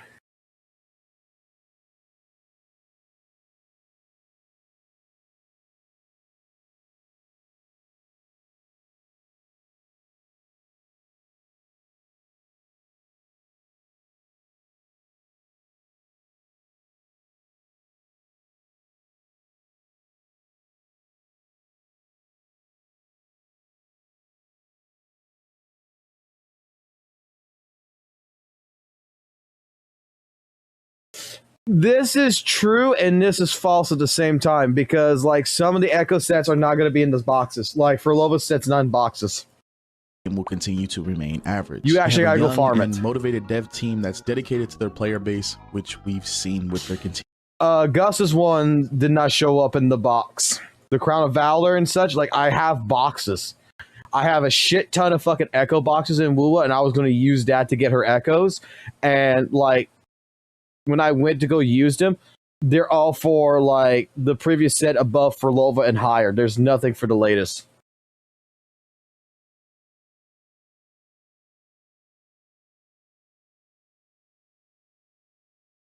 Continuous open ear to feedback, so we know for sure they're capable of innovating and reshaping the game. For Lova's one wasn't in it. They just haven't taken that leap yet, and it's maybe I got the wrong understandable. box. I'm sure they want ZZZ as a revenue source for the years to come, so possibly messing up their game again like they did with launch could be something very risky. But also, the game's in year 2, so no need to sound the alarms just yet. If you take a look at some of Hoyo's previous games that were at year 2, they're not that far ahead from ZZZ. All it takes is one patch or one those major boxes change, don't guarantee jack shit either. Like it's still RNG to good what stats you want, so you still might as well just go farm them to be able to get it from an all-right game to being might as well a great still do game. tasks As and always, fields and folks, shit I like love that. discussion Might as well still go ahead and so try to feel free fucking share kill your shit. thoughts and opinions down below. Let me know if I'm right and you agree, or if I'm wrong and tell me why. For those of you that might have taken this video as shooting shots at ZZZ, well, you're wrong. In some cases, people that tend to criticize the game most are people who genuinely enjoy the game and want to see it blossom into something special. But nonetheless, my name is Smack, I make ZZZ videos and have recently started branching out more into the gacha space. So if that sounds interesting to you and you enjoyed the video, feel free to hit the sub button and turn the notification bell on so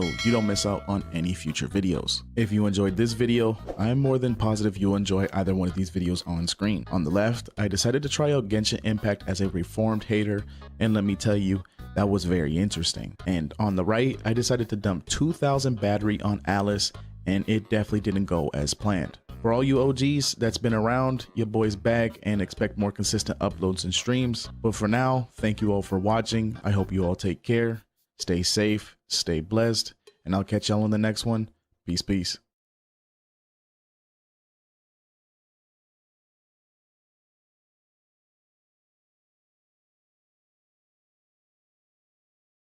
Like, let me take a look at WUWA.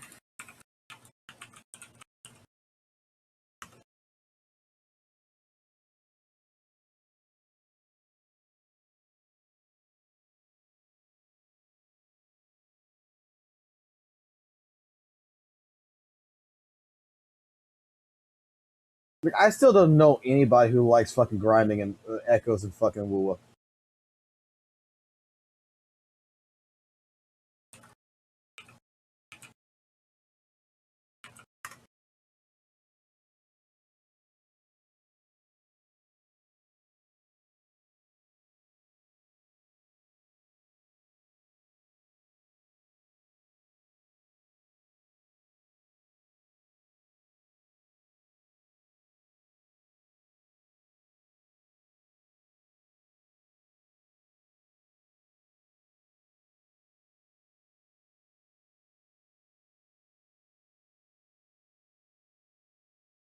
Let me take a look at something else here.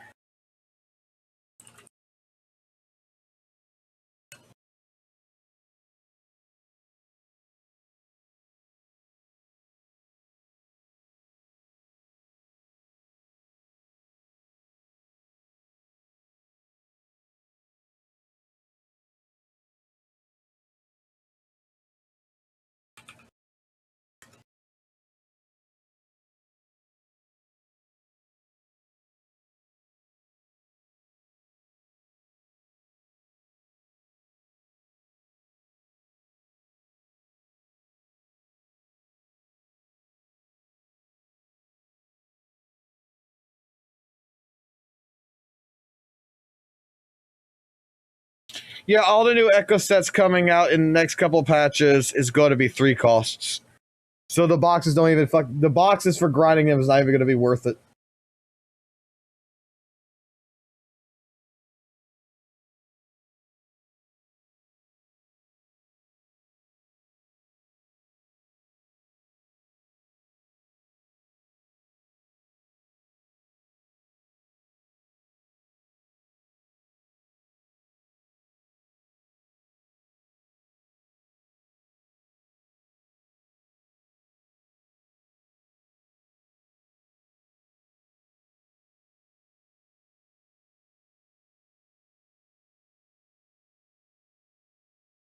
So you're not even going to be able to pre-farm the Echoes for Gabriana or the other one. Because they're 3 costs. They're just like what they were doing with Furlova and everything else. They have their own Echo sets. I mean, 3 set, yeah. 3 set piece. 3-piece Echo set, excuse me, not 3 costs.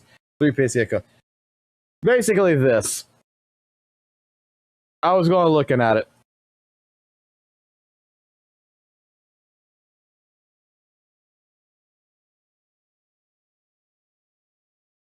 So hopefully they start making those fucking unborn chests actually include that.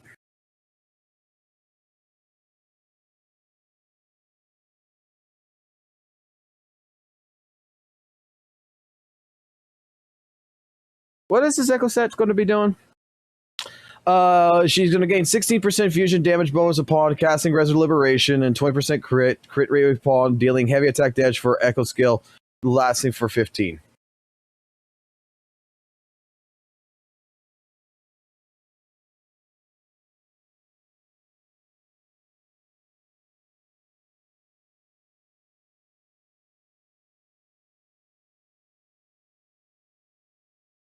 And I'm not gonna lie, I saw the kit for the other one. And everything I read there just said this is a better GN. Like I straight up, I'm reading this right for this character right here, and everything I'm reading in here, like dealing aerial damage within range, every crit rate over crit like.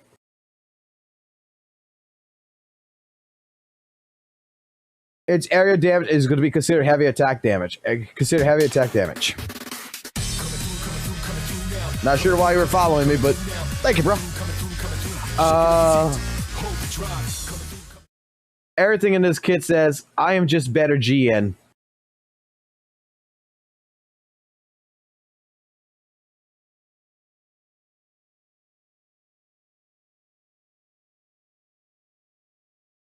Not interested in the character. Definitely not interested.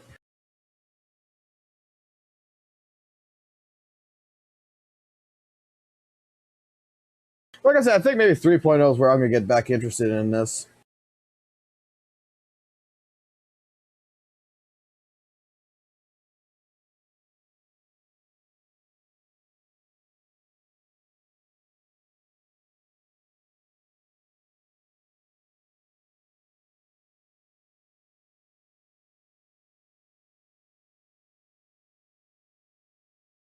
Is an aerial heavy attack damage dealer. So, I mean, I'm just saying, sounds like fucking GN. It just sounds like a better fucking GN. Let's see. I was supposed to do this. Get my dailies done now. Grab this. Grab this. Grab that. Go here.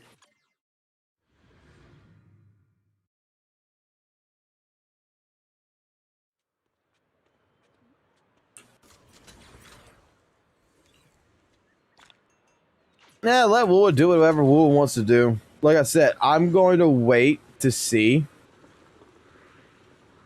I'm going to keep my nose in it, in the information of WUWA. Because there might be a chance that I will go back to it in a sense.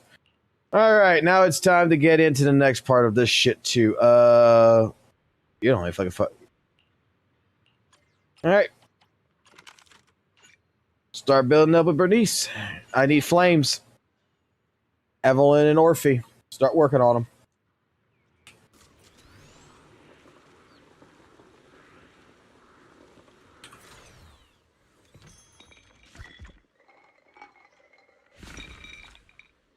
It worked with fucking Grace. Grace was able to get fucking Trigger done.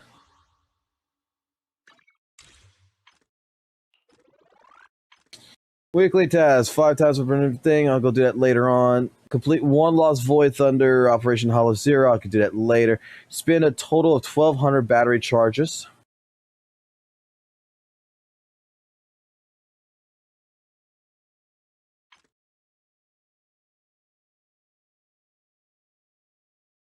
I need to do this for sure. That is going to be part of her story, though, but I'm not really worried about doing it right now. Because I got to get ready for work and shit. Bingo that.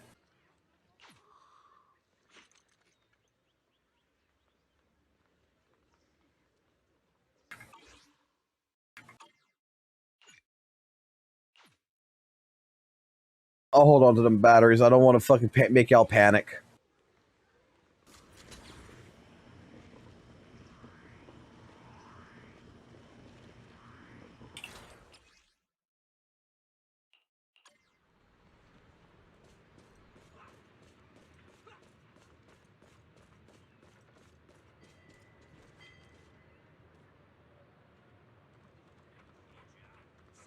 Wait, who?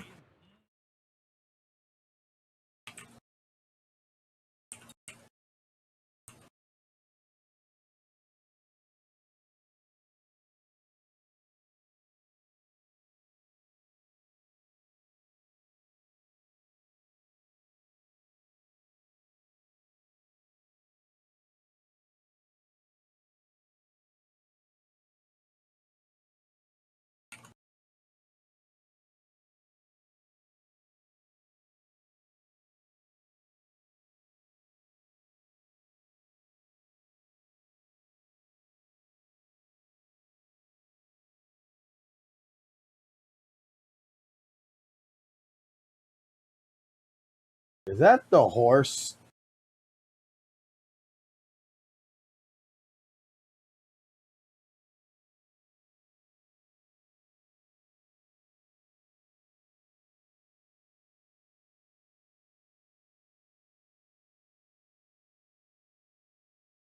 Is it the actual fucking horse, or is it the girl that fucking died?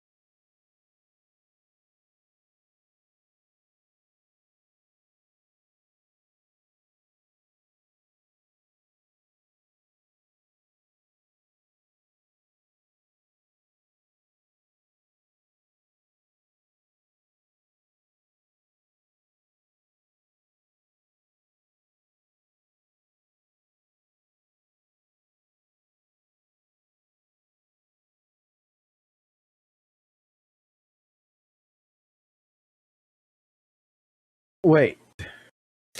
Remember a horse that wants to hold Japan that had the loser star, the 4th year thing? A national idol because of weakness by setting a record? He spent the rest of his life on a ranch in Jiva thing. On September 9th, he was found that he had traveled to heaven while being watched over staff. Quote, I didn't do shit on the morning of the 8th, so I thought this was a little bad, so I called a veterinarian to treat it, and I was dealing with it closely during the night. At dawn, his condition changed. He died as it was. I am truly not sorry. In a heartbreaking voice by Yuka Mihara, 42, representative of the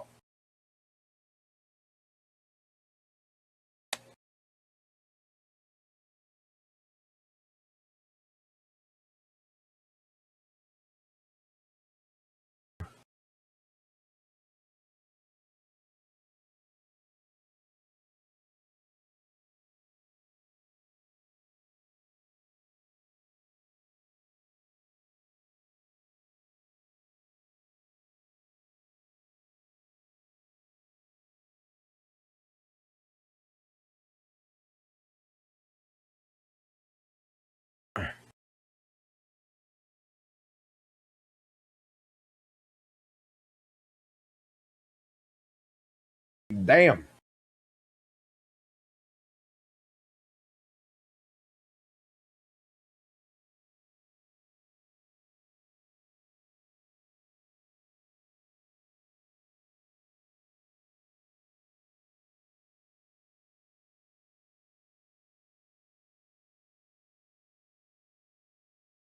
Well, the horse is dead.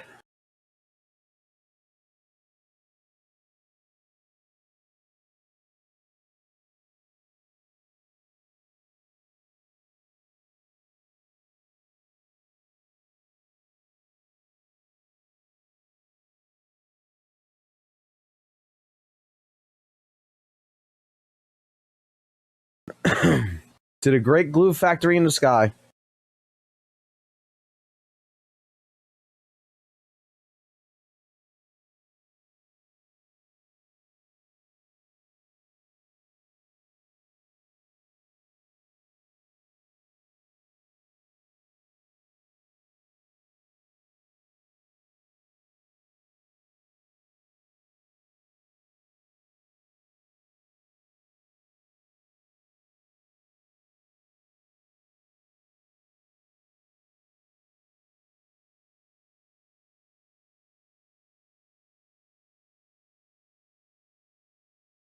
I'm just here for the memes. All right, she dead.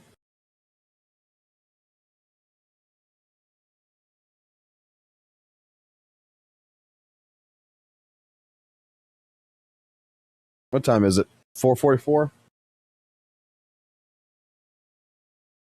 I got a little bit of life left in me before I gotta go to work.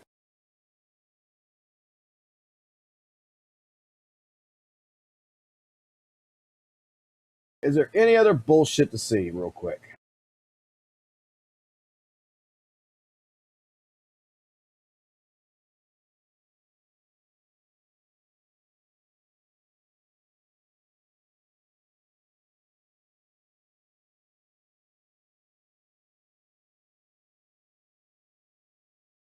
Yep, there is.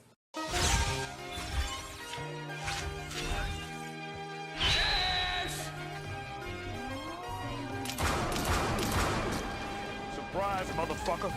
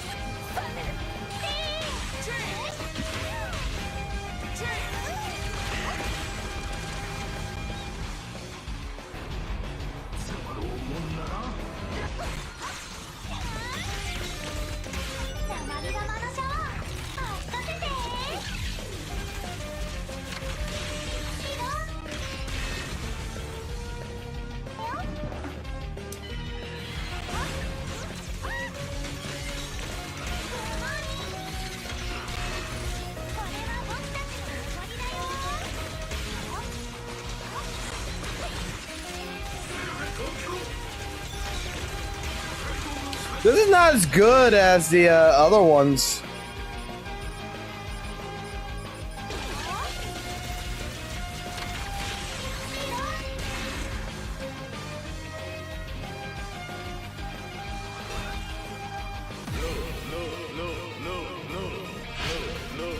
It's not over yet.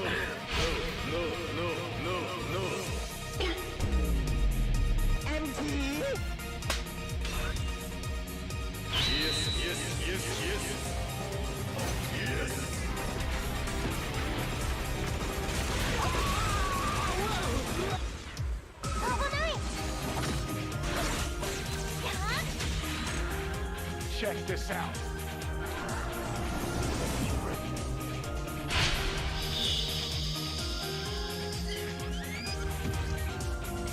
Yeah, baby, yeah! But I'm not done yet.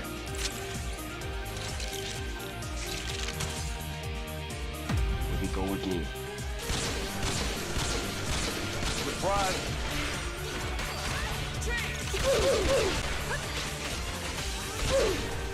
弾丸は風と一つ。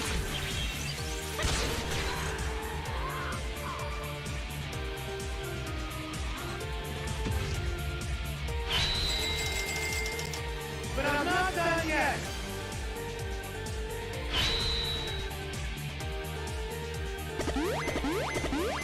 I want more.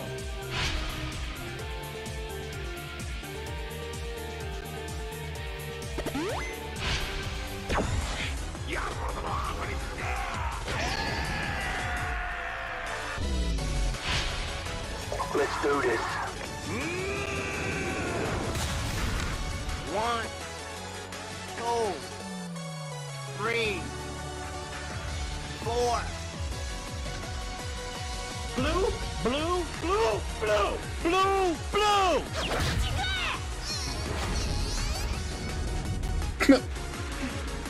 肩を並べて戦いましょう。巨大な太もも。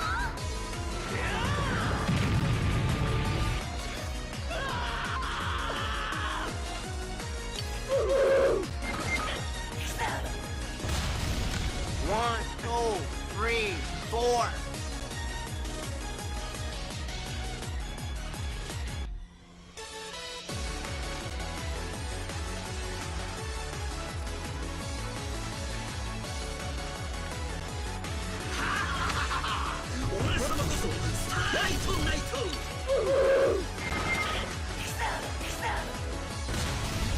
One, two, three, four. Very nice. Yes, I saw the video you DM'd me. Another one. Okay. よろしくねプロ騎士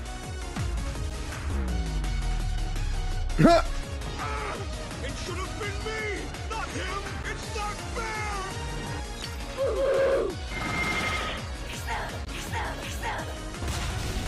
One, two, three, four.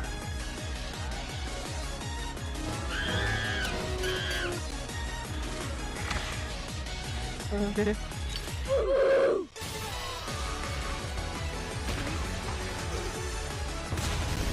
Nope, nope, nope, nope.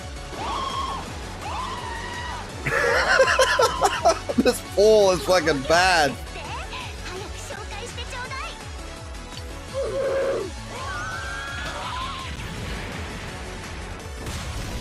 Nope, nope, nope, nope.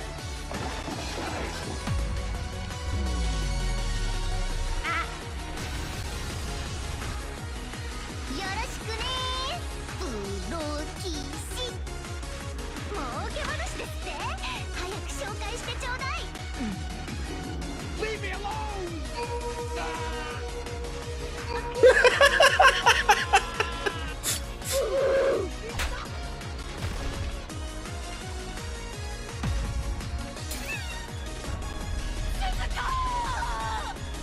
some crazy stuff, yo. 弾丸を風く一つに。弱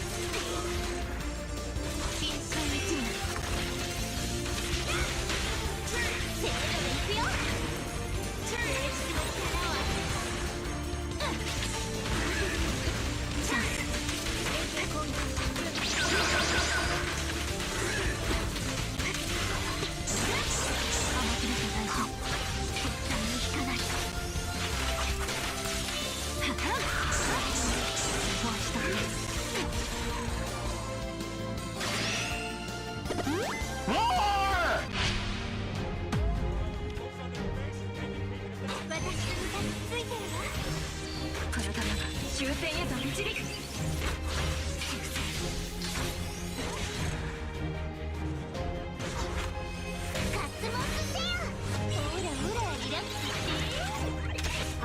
ちょっ両親を共にです。お客様のため踊りましょう。邪推の地に帰れ。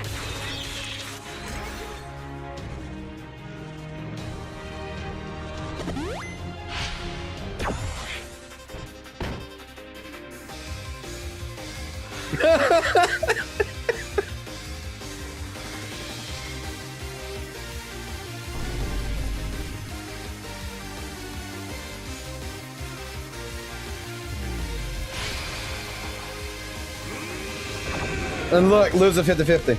Let's go gambling!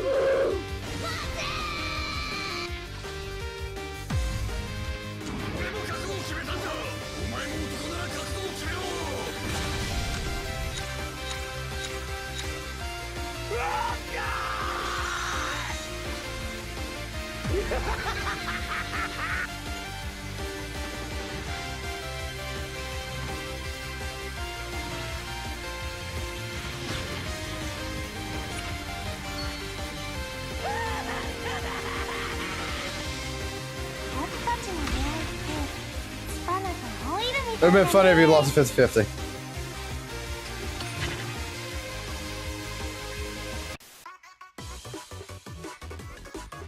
It would have been fucking hilarious. I would have fucking did that on purpose to fucking make it look like it lost a 50-50.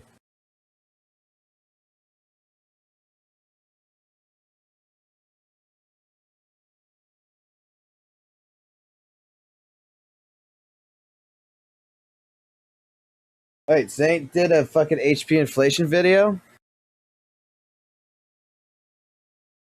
I don't think I fucking covered it. I just thought it was the fucking, he was talking about fucking the firing shit. Best teams firing, pre-farming, gotcha is screwed.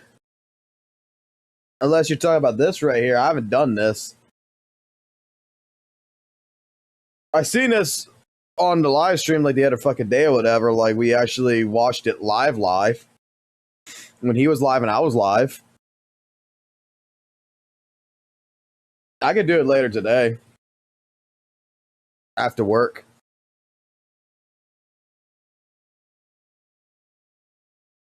But this is a nothing burger. This is a nothing burger. This is a nothing burger.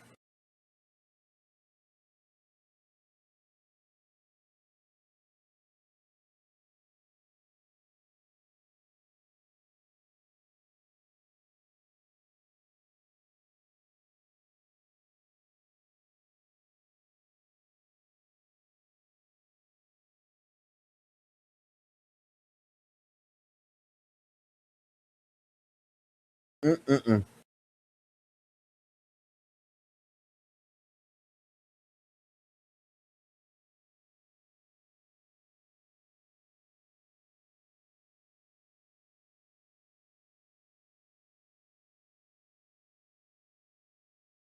God, you type in St. Tones, look what pops up.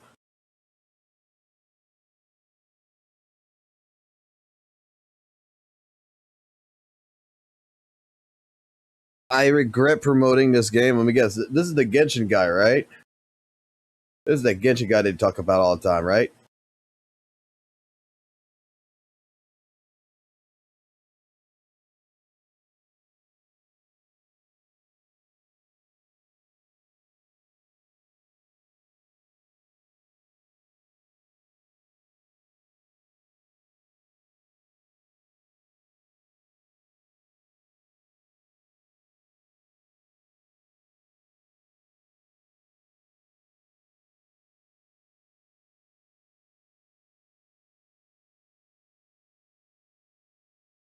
Wait, they use an AI art generator?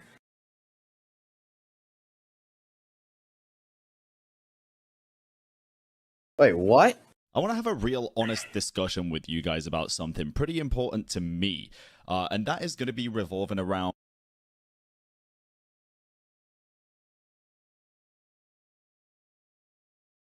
Holy shit.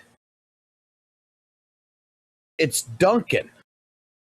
sponsored content. This doesn't just affect me, it affects everybody on the platform, but I've noticed a lot of people mentioning sponsored content recently, and I want to come clean about something because I messed up and subscriber count for some of them, but mainly it's average viewer numbers of videos. Say what I want about the game, and if they deem it not applicable, right? There was a sponsorship opportunity that I took because I thought it fit, honestly, both of those categories. I thought I would enjoy it a lot, and I thought y'all would enjoy it a lot. And let's go see. So these people use. You're saying these people use an AI generator?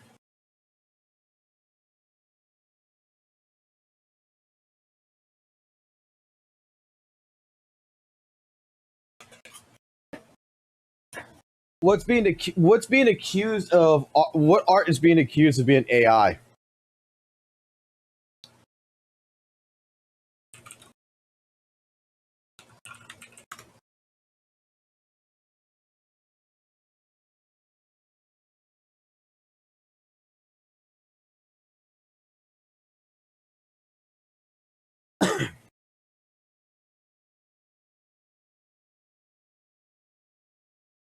Like, what art's being accused?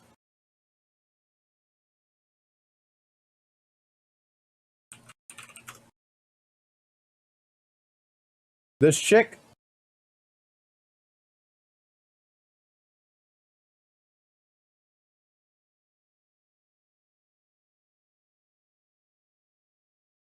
What the fuck's her name? Yo, what up, my beautiful Dowdies? How is everyone doing today? These two art styles are completely different from one another. All right, so I gotta go to Prodwin. Okay. Let's see.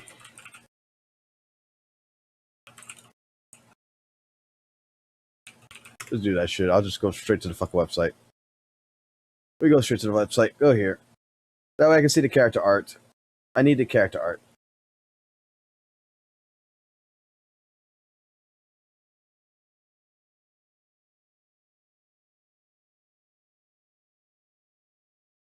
That actually kind of does look like AI. I'm not gonna fucking lie.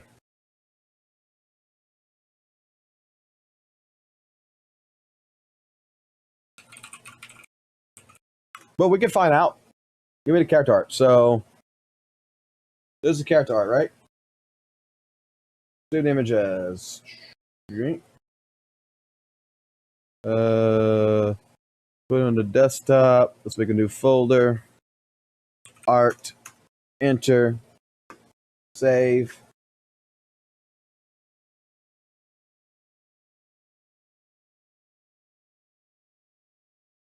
I need good clean images, not fucking small ones. I need good See.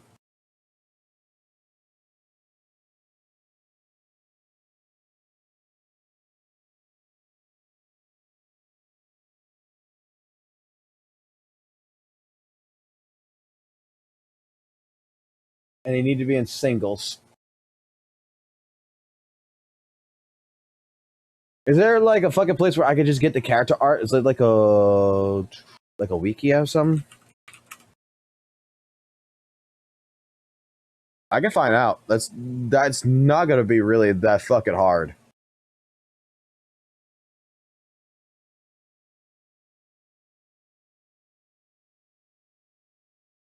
Yeah, like this. This is perfect.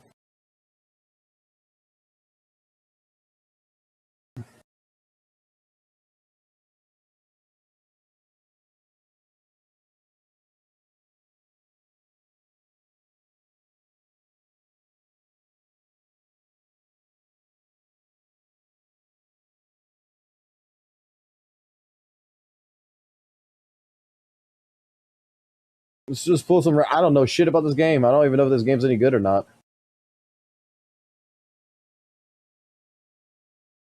All right, perfect.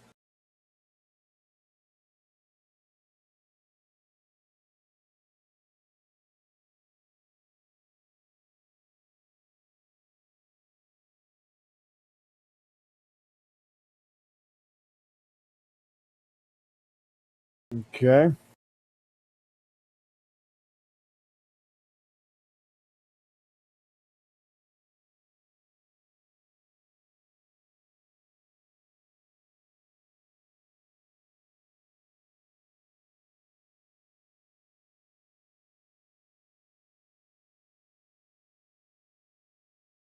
Let's go to undetectable. Let's go here.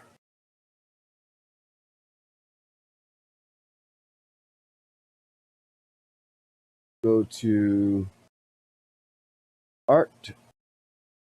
Let's pop this one.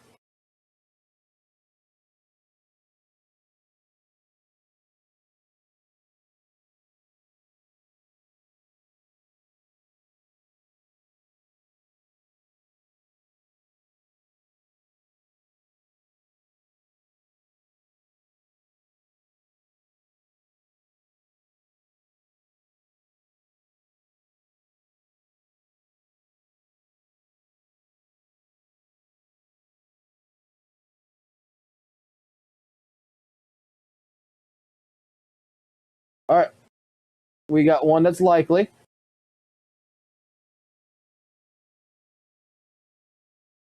We got one that's likely.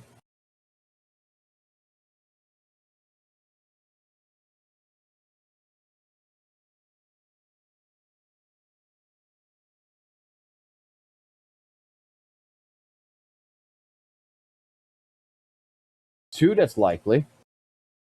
If I just use like I don't know,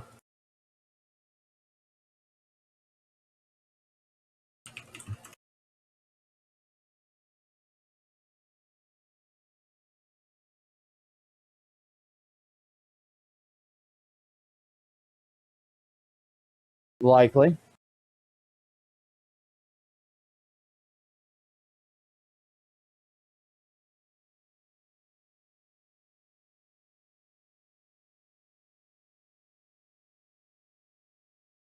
All right, this tool is fucking piece of shit. This tool don't work because that is definitely not an AI art right there.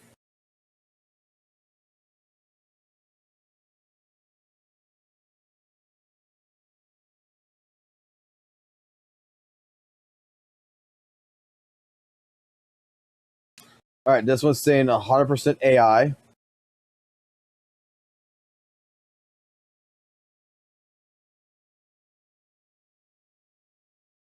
Double check it with the Goku picture because this Goku's not AI.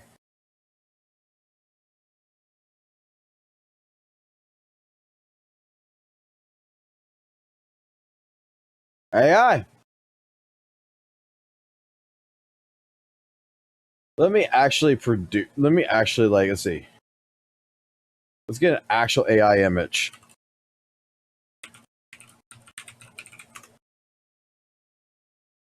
Let me move this to the side. Okay, it says porn.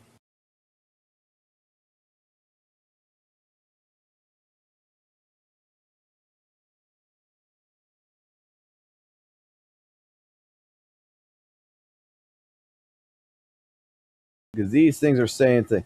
So that's what say is not AI. Ah, it's not accepted. Okay, give me this. Put it over here. Like, give me a guaranteed this is an AI fucking picture, 100%. This is guaranteed to be AI.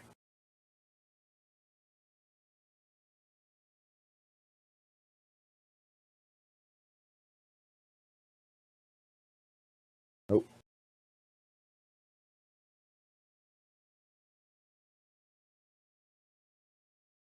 That's that's 100% AI. If it says no to AI, then this fucking tool is fucking busted. Oh, wrong fucking tool.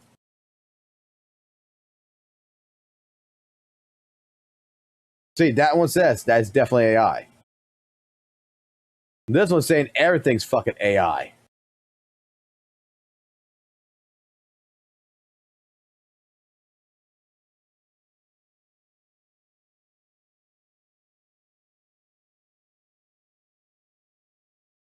We're going to use decopy.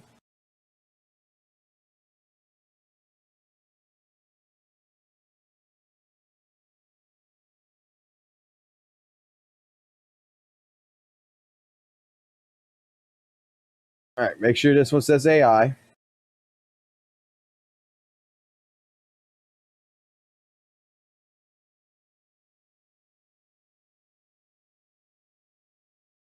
Because this is going to check it against all the fucking AI engines. 100%. Okay, that's good.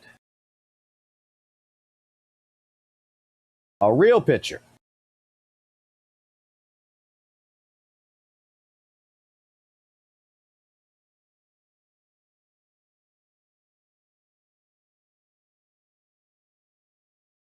You're really saying that this... Alright, let me go find an actual screenshot for Dragon Ball Z. Maybe the art is just a little bit too thin. Let's see. I want official art. Try this again. Let's actually see. It's a new image. Maybe that image does come off as AI. But this right here, this should definitely be fucking... No way this is AI.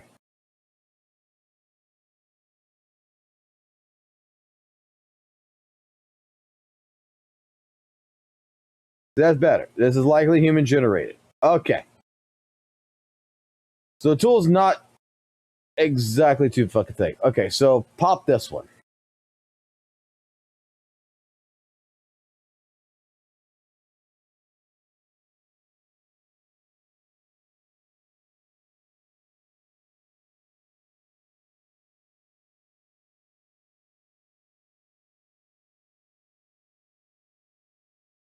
Pop this one.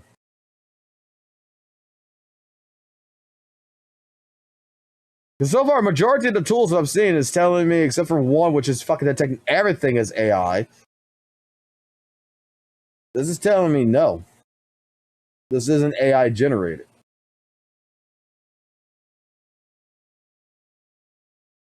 Because it's going to check it against Midjourney, Stable Fusion, Dex, and Flux, which are all the fucking main fucking AI toolings.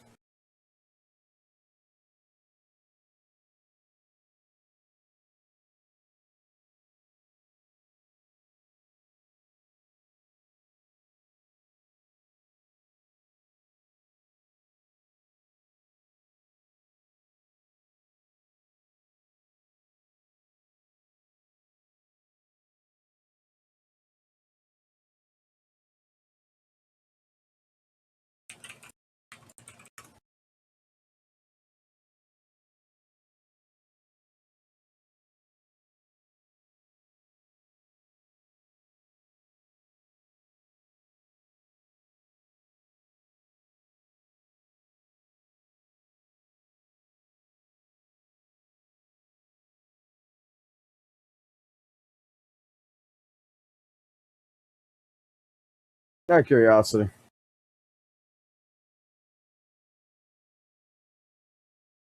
Should be no.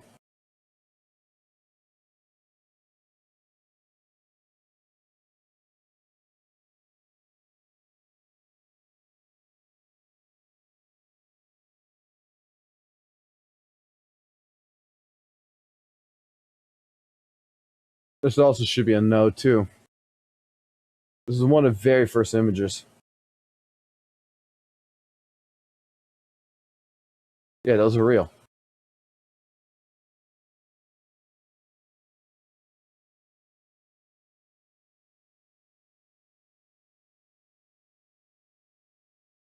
I don't know, running this.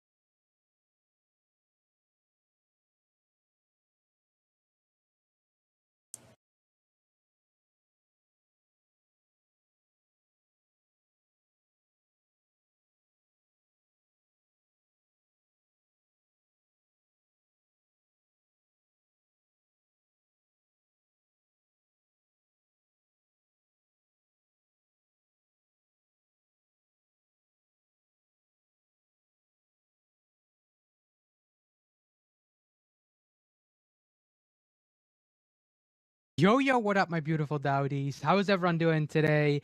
I'm your host, Fao, and let's talk about AI. For the people that don't know, there's this new gacha game called Etheria Restart. This game came out 3 days ago, and I'm having a blast. I'm even playing this game. Day 3, you know, level 20, I'm vibing. I think this is a very good game. This game said we're gonna take a lot of these gacha elements and these predatory systems, you know, and we're gonna do it differently. There's no 50-50 in this game. There's PvP in this game, you know. There's a lot of these little things lurking in every corner where this is just a very good product. And it's just a nice breath of fresh air after all the other gacha games, you know, like the big Hoyo titles and stuff like that, to play this and to really enjoy this genre again. However, I have discovered something that I did not really like. To start off, this video is not going to be a hate video or me trying to tell off Etheria Restart or the developers, right? They have come off as very transparent people, and they have been showing us and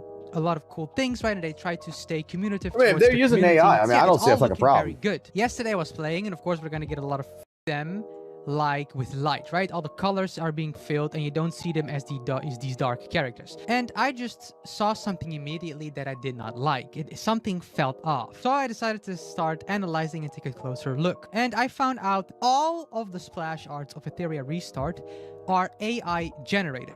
Now, I don't know if they're fully AI generated or if they're like half on half. You know, some of these art pieces could be thrown into a AI system where they get a specific art style or something like that. However, if you even take a look at all of the icons and the splash arts, you can see it instantly here as well. Sonya and Tiamat are both characters of the same game. However, you can tell immediately these two art styles are completely different from one another. These are not from the same artist. Now, even if we take a closer look, you can see a lot of details that are incorrect. This eye is not correct. You see that here, all of a sudden, the black eyelash or the makeup here is being cut off.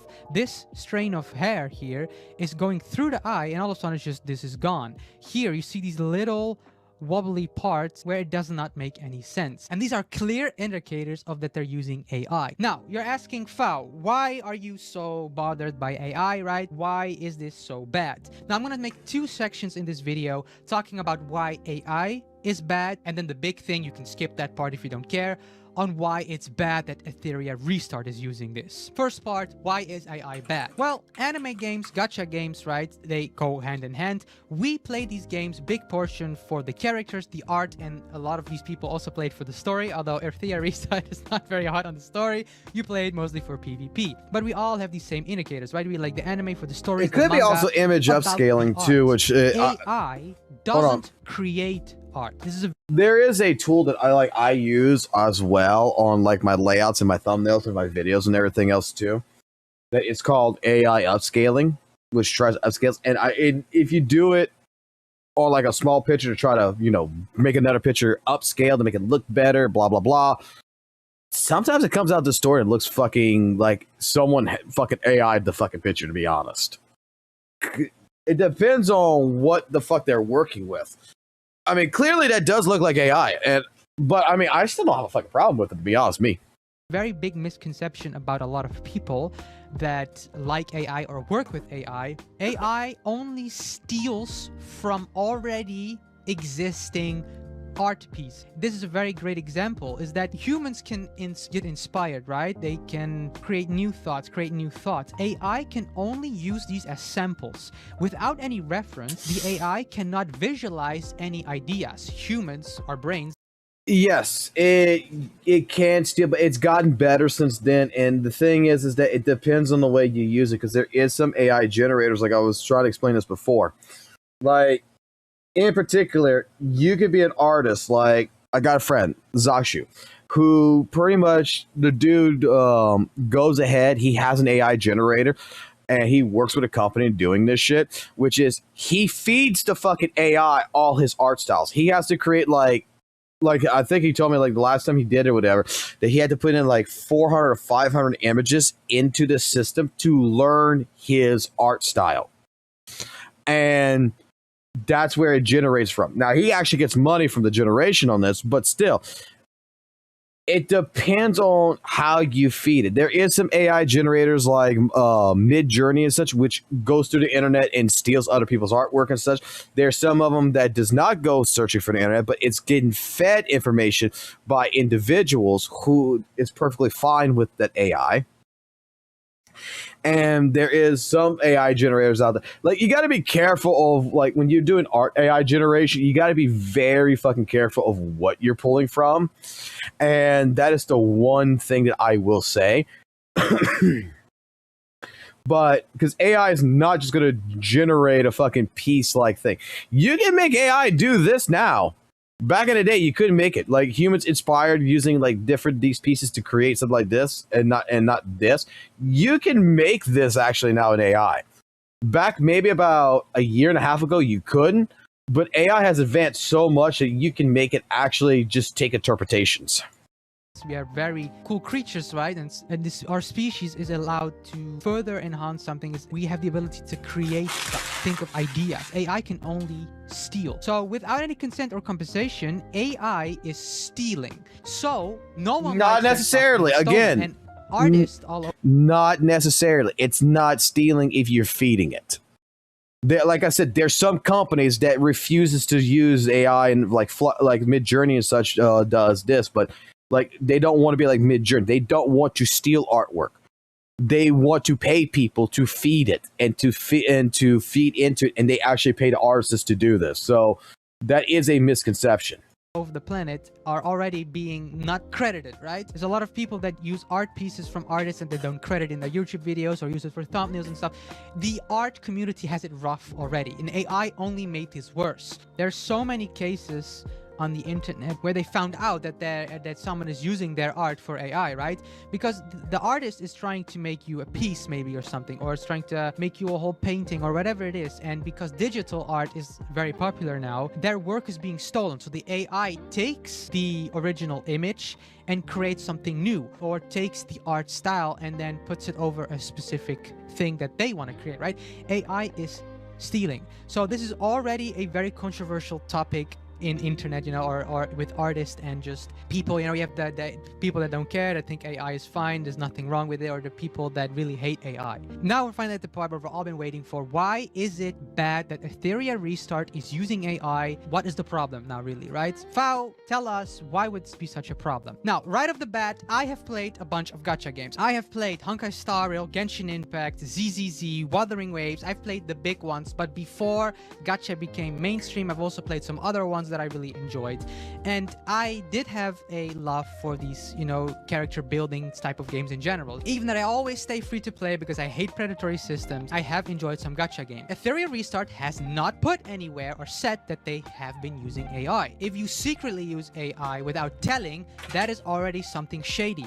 We all know how predatory and shady and disgusting these gacha companies Don't tell him are. nothing about Etheria fucking Restart WUWA. has started a very big movement, right? They have taken out a lot of these normalized, I hate that word still, has taken a lot of these concepts, these elements that are normally in these gacha games, and have removed them, like the 50-50 system, right? There's a lot of things that Etheria Restart has been doing really well, and everyone is loving it. So now I'm scared of doing the same module that the other gacha companies have been doing, like Hoyoverse. First, sugarcoat everything, bump everyone with the honeymoon face, where everything is beautiful and everything's looking okay, and make these promises that come off as, here, have candy, lure, and then luring you to the van because they have different ideas, right? This comes off as lazy. Why would you not have original art, right? Why would you not pay artists? Why would you not create your own realm, your own world of these characters and give them the official splash arts that they deserve? This already comes off as, you know, it's just splash arts. We're gonna make money anyway. Let's let AI do it, and let's not think about it too much. If they're using AI for their splash arts, this means they could use AI for their voiceovers. This could be they can use AI for their music in the background. There's so many corners lurking for AI to adjust it or to take a position in, because AI is not creative. It can only take. Etheria Restart can already do the same thing that Hoyoverse or all these other companies nowadays like Riot and Blizzard have been doing, is the least amount of effort with the max amount of gains. So if they don't pay artists, they just make everything with AI and they don't have to think twice, right? Is that they're just milking it. Marvel Rivals has been doing this as well. NetEase, right? They have just been bombing the first few months, the first I'm going to say it like this, and this is going to come off kind of shitty. I'm not going to lie, it's going to kind of come off shitty.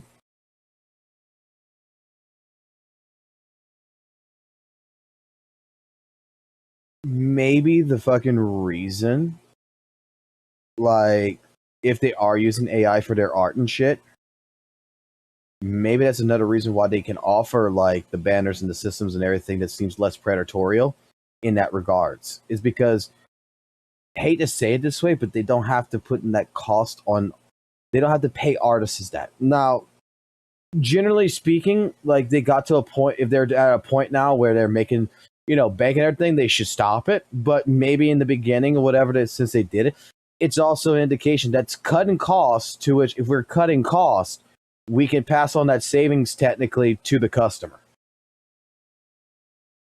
I'm just saying.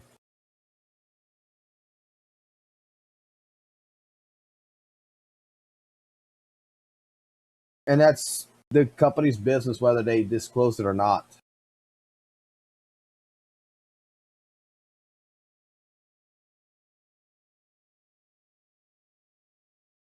I mean, Kuro hasn't come out of it, the woodworks, publicly to say, hey, our stuff is done with AI either. They got testimonials on a site that you have to go find that they use AI tools, but they've never came out and say, hey, we're doing game generation with AI tools. I mean, Hoyoverse has been assumed that they're using AI for a long time as well, and they don't come out with it.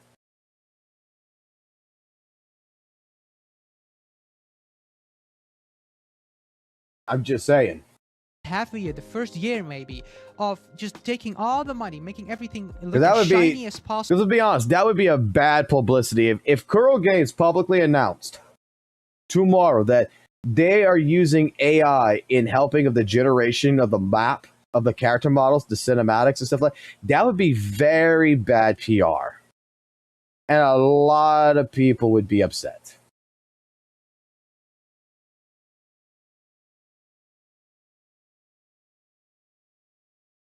Because they do AI in-house.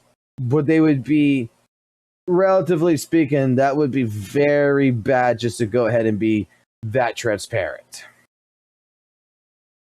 And then they just slowly start to bleed out. And I'm very scared that they're gonna do this with Ethereum Restart now as well, just because of this AI usage. I am really scared and I'm really done with these companies milking the player base and just having false promises. Now, I am very traumatized, right? I've been backstabbed by a lot of companies and I don't want to deal with this anymore. I am enjoying all the companies game, are like and that, a though. lot I'm of you sorry. probably are also enjoying the game right now. This is just a heads up, right? This is just a, hey, be careful. Yet again, this could be a company that has bad intentions and it looks like they're just the most amazing company again. You know, it looks like they're doing the greatest job ever. I'm just here as a messenger. I am just here to open eyes and I'm just here to tell you, hey, this and this and this is happening. Do with this information as you please, right? Because I don't want you guys. I care about you guys. I don't care about the game. I don't care about the company. I care about you guys. I don't want you guys to have to go through another Honkai Star Rail. I don't want you to go through another Hoyoverse, right? We have already been through that. I'm just giving you a eye-opener here of like, hey, this and this and this is happening. Be careful. Don't try to spend thousands and thousands and thousands of dollars and euros and currency, whatever, you know, your real money. And then all of a sudden, year in, this game is also taking a 180 turn all of a sudden, and you're just sad that you spend your money. And be careful. It's still a gacha game, guys. Be careful. This is still a predatory system. This is still money making, right? Yes, they always have these very cool systems or this very good game, this very good product in the beginning, and it looks like that's how they lure you in, and that's how they are going to milk your money. The worst part about this is that Sonya, the character that I got, where I got it from, is kind of the only real splash art between all the other splash arts that is this unpolished. If you look at all the other ones here, if you just scroll, right, from afar, you don't really notice it. It's when you zoom in, it really starts to shine. I'm gonna show you some other examples here. If you look at Hellkit as well, there's a lot of stuff that doesn't make any sense, like this strain of hair here. This strain of hair all of a sudden comes out of nowhere if you look closely. There's a lot of these points here that don't make sense. However, Sonya is so obvious, and this is even weirder to me because this is like, it looks like they forgot to repolish the AI art, which comes off to me is yet again lazy. It's like, oh, the game is almost at release, everything is okay, right? We did our polishing here and there, and oh, Sonya's not that polished, whatever, let's do this later, right? Let's make it polished later. No one's gonna zoom in anyway, whatever. People are gonna play, people are gonna spend money. Let's look at it later, guys. That's how it's coming over to me. And you have this with a lot of other pieces. There is a lot of details here that don't make any sense and that should be addressed, and you should take this into account. This is another great example. The hair from Doki Doki, you see this little hair string right here. It comes out of nowhere, which means the AI messed up, right? It is supposed to be a hair string here, but it is coming from the background. The background is all of a sudden getting a hair because they didn't really polish it. Now, you could tell me, oh, but maybe you're flaming the artist right now. No, this art is very high quality. An artist of this level would not make these mistakes. This is another great example. Her armpit, if you actually take a close look at it, looks disgusting. What is this armpit? It has a second layer of meat here. Like, this is the back, this is the armpit. What is this? What? Yeah, what actually kind of looks disgusting. I'm not gonna lie. Really weird. There's a lot of other pieces here that are little details that don't make sense. You can go over every single art piece, especially if you're an artist. I'm not an artist, but if you're an artist and you have eye for this, you instantly spot these things. My girlfriend is an artist, and she was the one actually discovering this. Like, hey, this is, this is not correct. This is AI. This is not a real artist. Then we took a closer look, and and all of these splash arts, even the official like free to play like poster or however you want to I'm call it. also gonna say though, AI art. in not like a defense or anything, but you got to take this also with a grain of salt to a certain point. Like he's pulling out some good points, which does make this look like AI more and more often. So I have to fucking reluctantly agree on this. But there has been artists that has their art that has been accused of being AI, and they have had to fucking prove that they don't do AI. There was one thing that was like on Twitter or some shit where people were kept going after this art, saying your art's AI, art and AI. The person drew the picture, showed all the backup files, everything to the fucking shit, and it was like, no, this is my art. So I mean, there is mistakes that's made. I mean, those are some fucking big ass fucking mistakes. Still, I'm not gonna fucking lie. What I said before, this has become lazy, or it's like, let's cut costs, right? It's because we have to pay these artists. Let's not do the max amount of effort. Let's let go. Let's just let. Okay.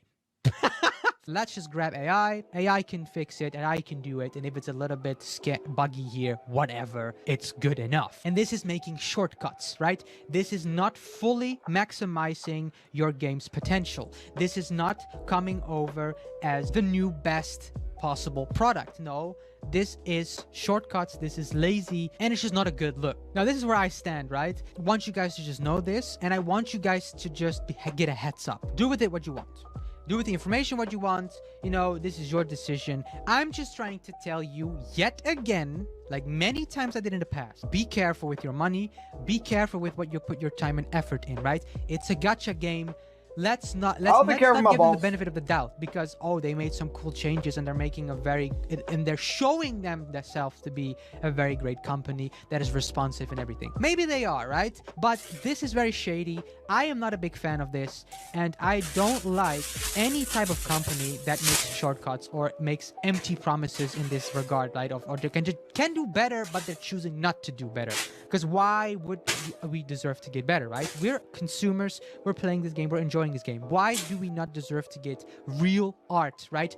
Real fully illustrations from real artists that have put hard work in it? Why are we getting this scrambled work? And that is what I don't like. Let me know in the comments down below what you guys think about this. Let me know what if you discovered something like this or you saw something shady already, and let me know how you see this, right? Let me know your point of view. Or do you see this as like, yeah, well, maybe this company just is an indie company or whatever, right? They have to start off small, so maybe they're gonna build up and maybe they're gonna adjust this later. However, that statement, me personally, I don't want to give companies the stamp of, yeah, they got this, they have a lot of work already on their hands. Let's let them breathe and they can adjust later. I want this to be pixel perfect. I want perfection. If we all of a sudden accept this, then maybe they're gonna do some other stuff that is like very low effort, right?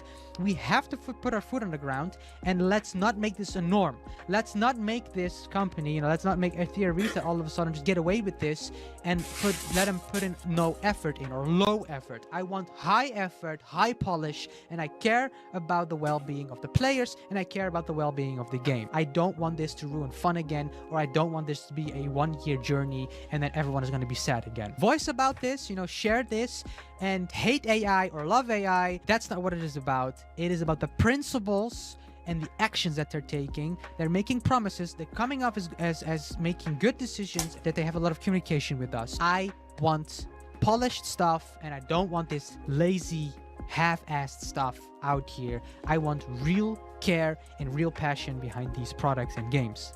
Let me know what you guys think, and I would love to hear your takes and stories about this stuff. Hey, I'm just a messenger. I am happy to share it with you guys, because I really want you guys to have your eyes open. I really want you guys to be safe out there with money spending and just what you do for fun. Gaming as a whole has been taking a drastic turn with all these companies, so be safe out there. I'll catch you everyone in the next video. Make sure to like and subscribe. Really helps out the channel. Means the world to me if you could do that. Stay safe out there. Be careful with your money. And I love you all. Take care. Bye-bye, my beautiful Dowdies. Peace. I get his points. He's not wrong.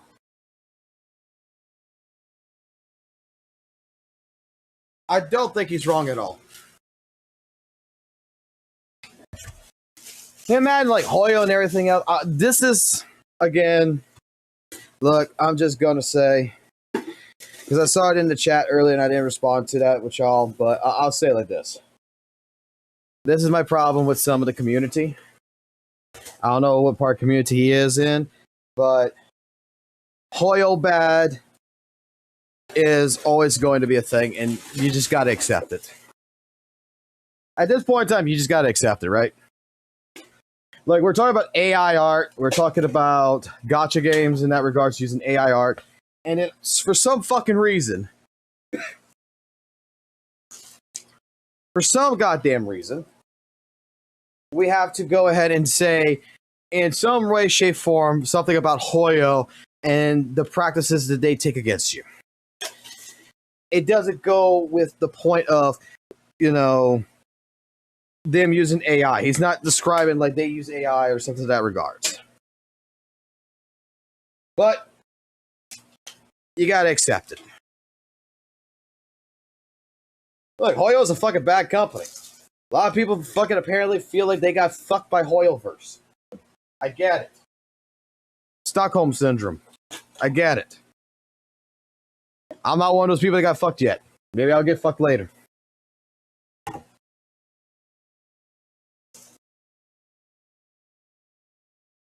But it's always got to have something. It had nothing to do with the topic. I get your point. It has nothing to do with the topic. And that's like one of my arguments about like with the WUWA shit and everything. It has nothing to do with the argument. It really fucking doesn't. Like, if WUWA does something great, something good, somehow fucking Hoyo's bad. In this case scenario, we're talking about AI art. What does AI art have to do with Hoyoverse? Like, I was expecting him for a good portion, okay? If you're going to talk about it, you're talking about the practices of, like, AI art with Hoyo?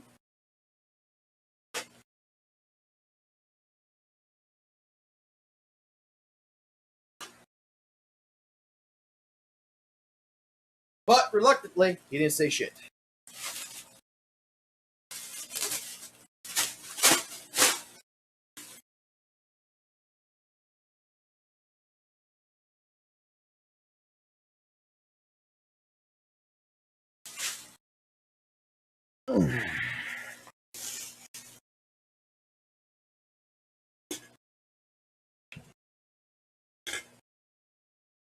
Like, I don't think anyone likes fucking Hoyo. Like, even Hoyo fans, I don't think fucking like Hoyo.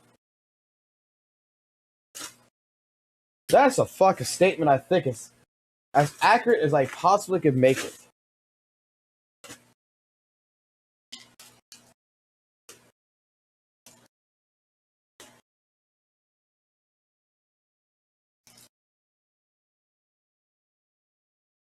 Like, I don't think I've ever met anyone who plays or doesn't play Hoyo games that, you know, they'll say, like, yeah, no, Genshin Impact's a great game, but fucking fuck Hoyo. Like, practically everybody agrees with that statement. Fuck Hoyo.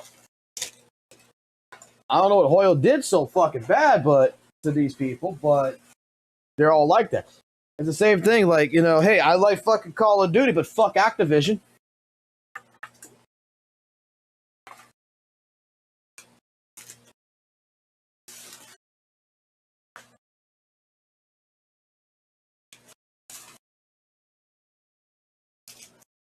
I mean, people hate fucking Genshin. You're right. Give me a sec. I just cleaned up a little bit right here on my desk. I just noticed that I got a little bit too much fucking goddamn toys and shit all over the fucking place because of a 7-year-old child who likes to sit here when I'm gone at work and fuck around on my desk.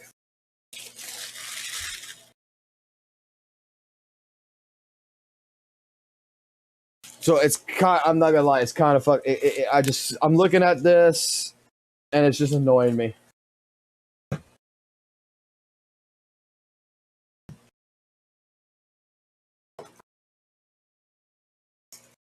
Guys, if you don't have kids, man, let me tell you something. If you don't have kids, you don't have a girlfriend, you're still in your like your early 20s, late 20s, you're getting into age of 30. Trust me when I'm about to tell you. Wait to have kids. Don't rush into it. Don't just dive right into it and be like, I'm gonna go have kids. Don't do none of that shit, bro. I love my son, man. I really fucking do. All right. But God, man, if I would have waited an extra year or two, man, I think my life would be in a hell of a lot different spot right now. But then again, what am I saying? I mean, you really can't prepare for fucking kids. Because I think that's what my biggest problem is that like I never actually prepared for my son. I never thought like when I got the announcement that the wife's pregnant, it was the greatest fucking moment of my life. Greatest fucking moment. But holy shit. Did I not realize all the shit that kid's gonna want and need? I wish I wish at that point I did better in preparation. But now I'm thinking. But the more I think about it right now, I was like, can you honestly prepare for kids? Can you honestly prepare for them? Oh my god, what did my son do here? Like, I pulled up one fucking thing, and now I'm seeing like all these fucking I feel it. Oh my god, I'm gonna have to fucking take a day off of doing anything that I want to do to properly clean this, because I am noticing that he has spills here that he never cleaned up. That I did not see this.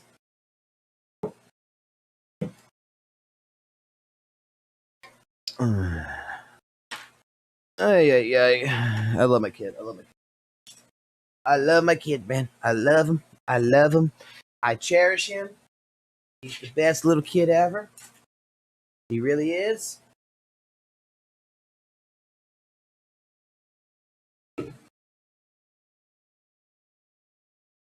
But I swear, some days he annoys me.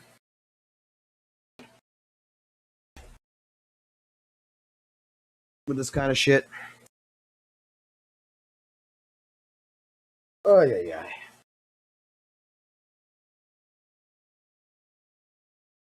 I don't beat my kid.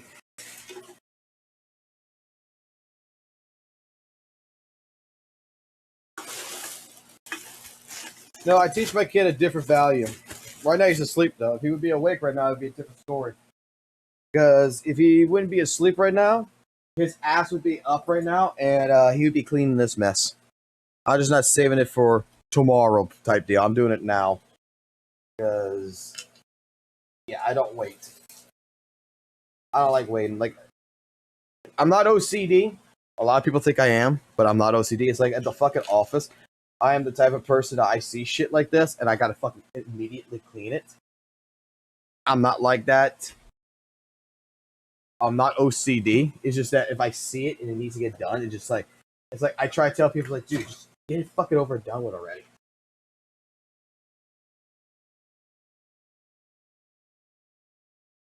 And besides, I want to change out this keyboard later.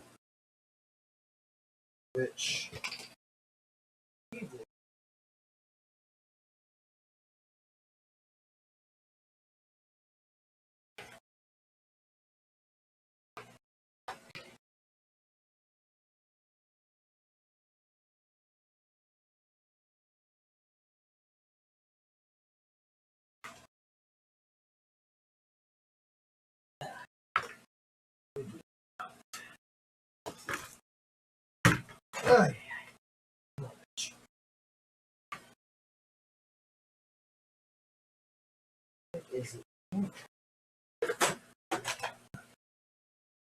there we go.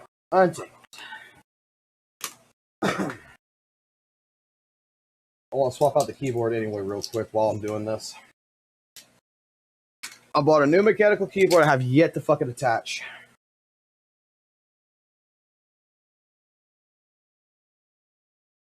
I'll put you there for right now.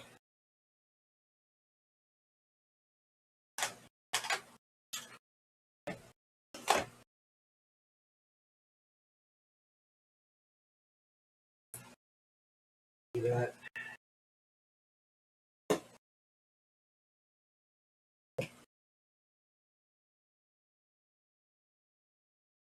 There.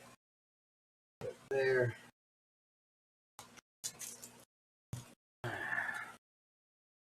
I will wake up my other kid here in a minute. My wife's having some issues to stay. I will wake up my other kid to get him up and ready for school, so that's why I haven't ended stream just yet.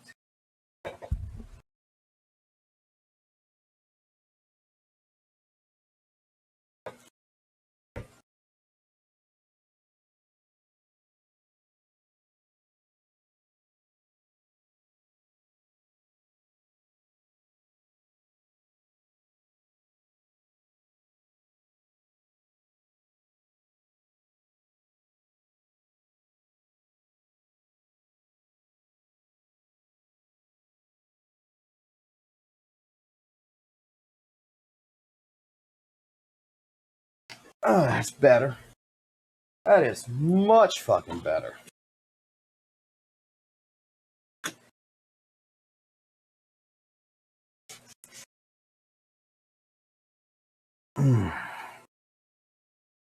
Yeah, I mean, I'm just gonna say the couple of different things that I have seen so far in the fucking gacha space.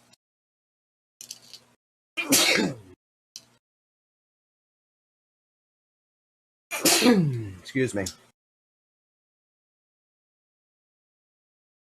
Like, I think it's fucking ridiculous. But I get it now.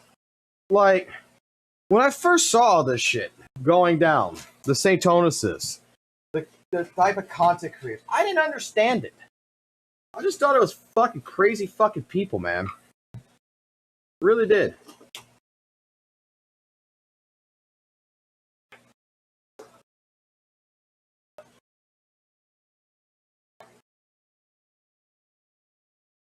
But the mass majority in the gacha space is just a bunch of people, right? That legitimately are just doing what they can to make money. That's all it is.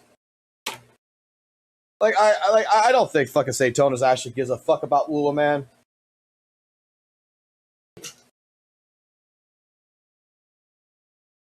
I don't think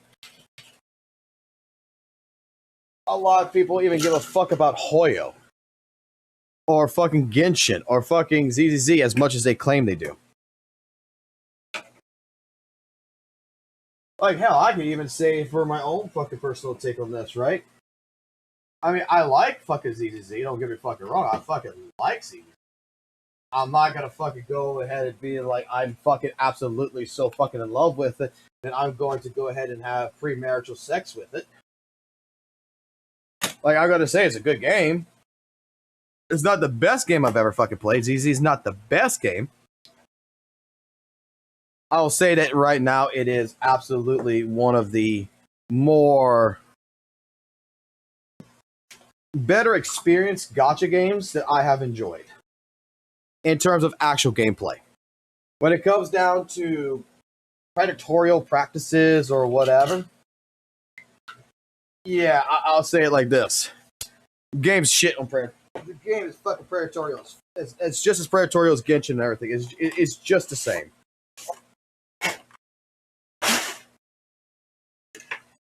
Alright. Let's plug this new keyboard in. Let's test it. Ooh, it looks nice.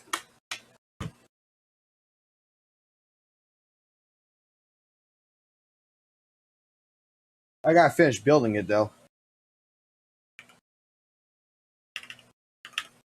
Ooh, those keys sound good.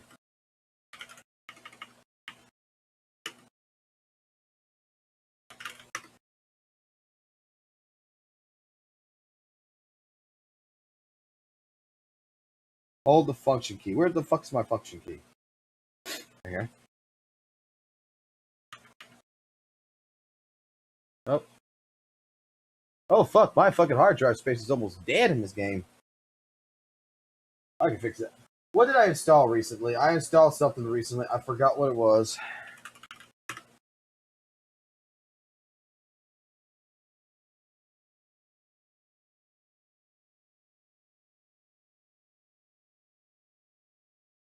Snake Eater and fucking God of War. I mean, Gears of War. Forgot about that.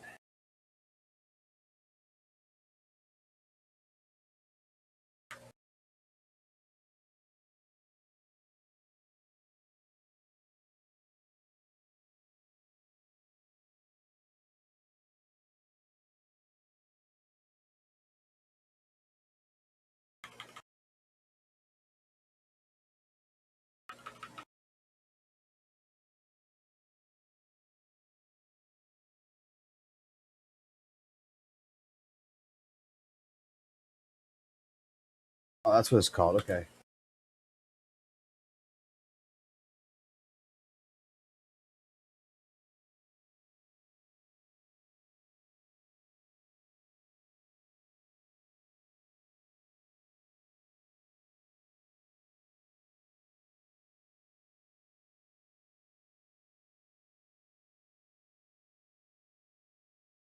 Page down.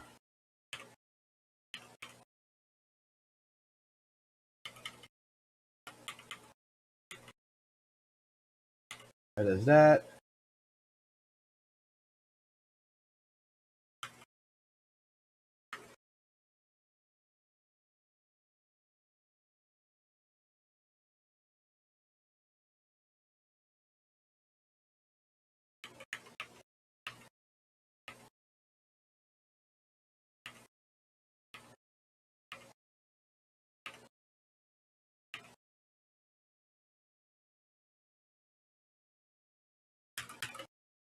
All right, cool.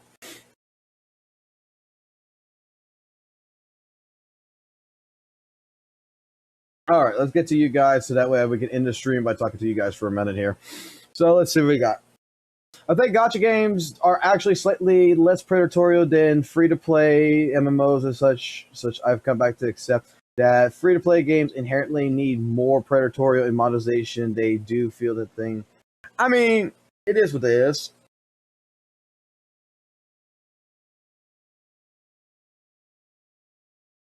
Like, look, I think that no matter what, every fucking game you fucking buy that is a live service game, not just gacha, it's predatorial. Shit, I think fucking World of Warcraft could be just as fucking predatorial as fucking Genshin Impact.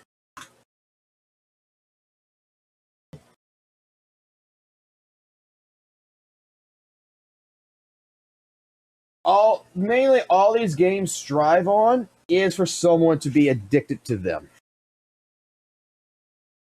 Shit, fucking goddamn fucking fighting games are a fucking an addiction and a half.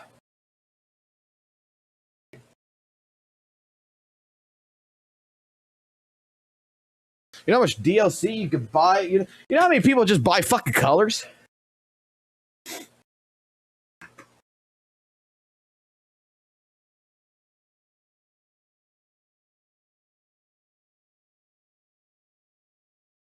Like, we can have more conversation about this later tonight when I come back off of work. But in general, like, all I'm going to say is that when it comes to any companies, right, to all these companies, to everything, and I'm going to put it like this: even fucking Kuro games, man, they're all shit. Their job is to get money from you, one way, shape, or form. That's what their job is. If Kuro is such a good company, right? And for example, that they're 100% better than Hoyoverse, that they're the best company known to man, like a lot of people try to make it out to be, that it's so much greater. Why? Just why are we? Why are they still doing the gacha system the way it is? Why aren't they doing like DNA, taking it out? Why wasn't Weather and Waves a $60 fucking game? They know that it's going to spend money. It's going to get money. Banner characters, it's its own market. It's going to be better. That's how they want to perceive it.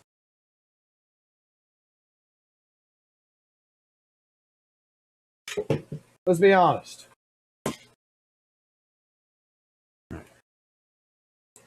I gotta pull all these keys off here. I'm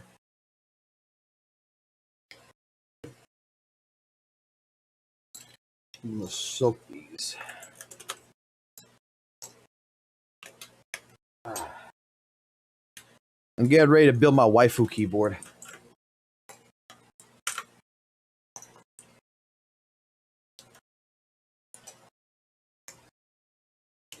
All these companies need is one thing. It's called fucking money, bro.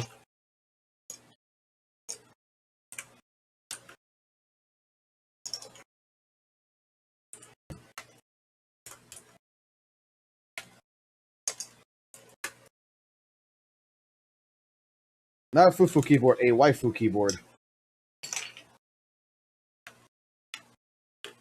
I like building mechanical keyboards. I got this. I don't know what you fucking call it. It's the fucking.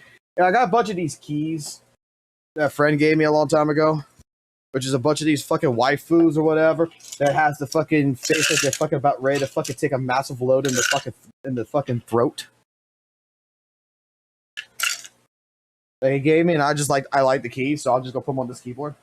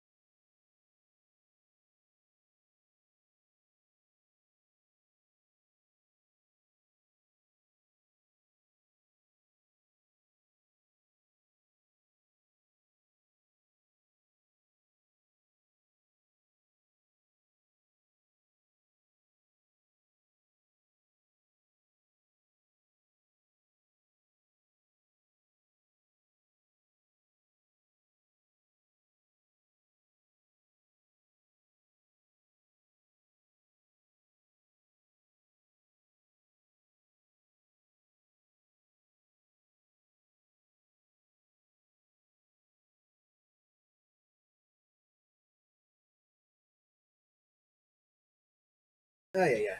There. This.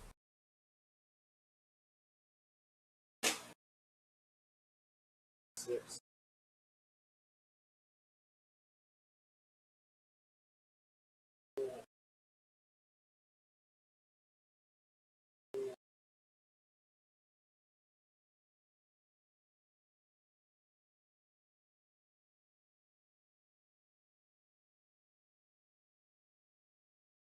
Oh, yeah.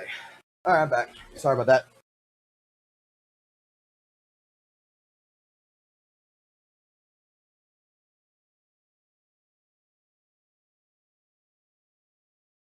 Pixar is not real. What? The keyboard caps they got? Is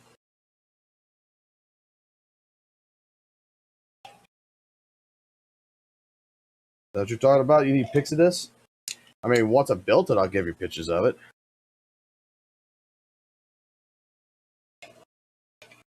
I'm pulling them out right. I'm fucking cleaning the caps because they've been dirty. I haven't used them. So I'll build it now. Yes. Okay, fine. Fuck it. You know what? Fuck it. Hold on. Can I do this?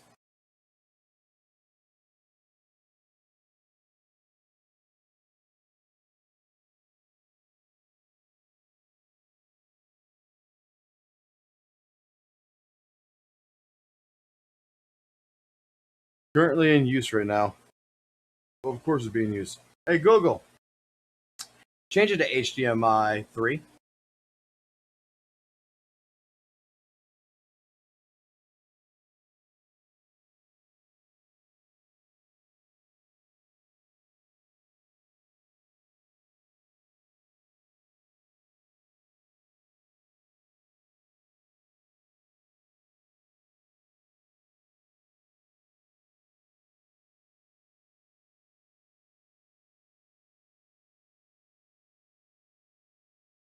Hey, Google, change it to HDMI 4.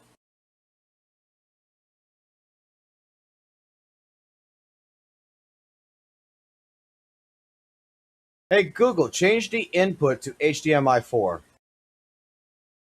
Shit. Not listening to me.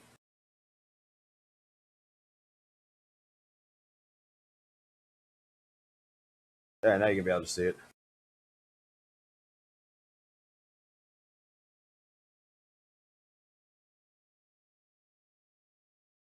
Not the best quality camera. But no, I'm going to be changing all the keys on this to several of the waifu keys.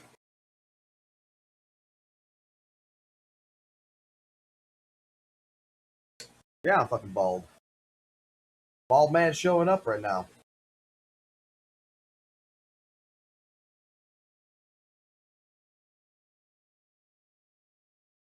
Hey, Google, change it back to HDMI 3. Hey, Google, switch the input to HDMI 3. Put that there. Let me go fix the fucking VTuber model.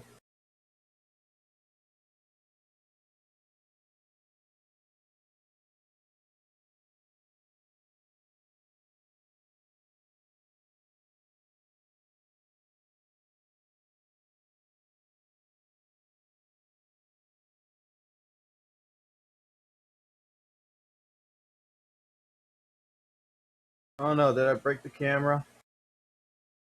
I think we broke the camera.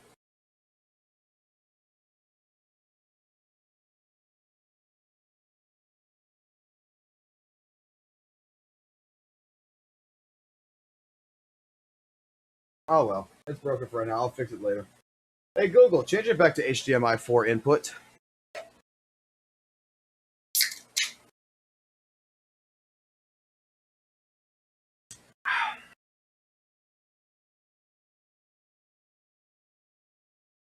Yep, the camera's broken. I gotta go fucking unplug and replug it.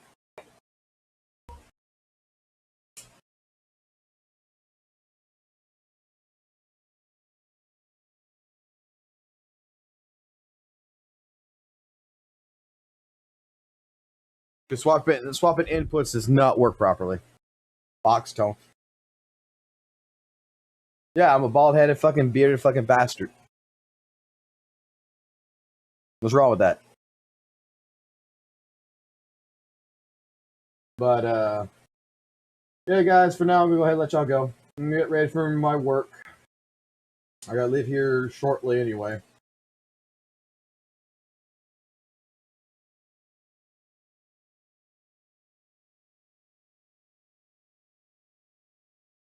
Finish doing a little bit of cleanup and then get the my ass out of here. So I'll check y'all back later. If you're around tonight, I'll see you tonight.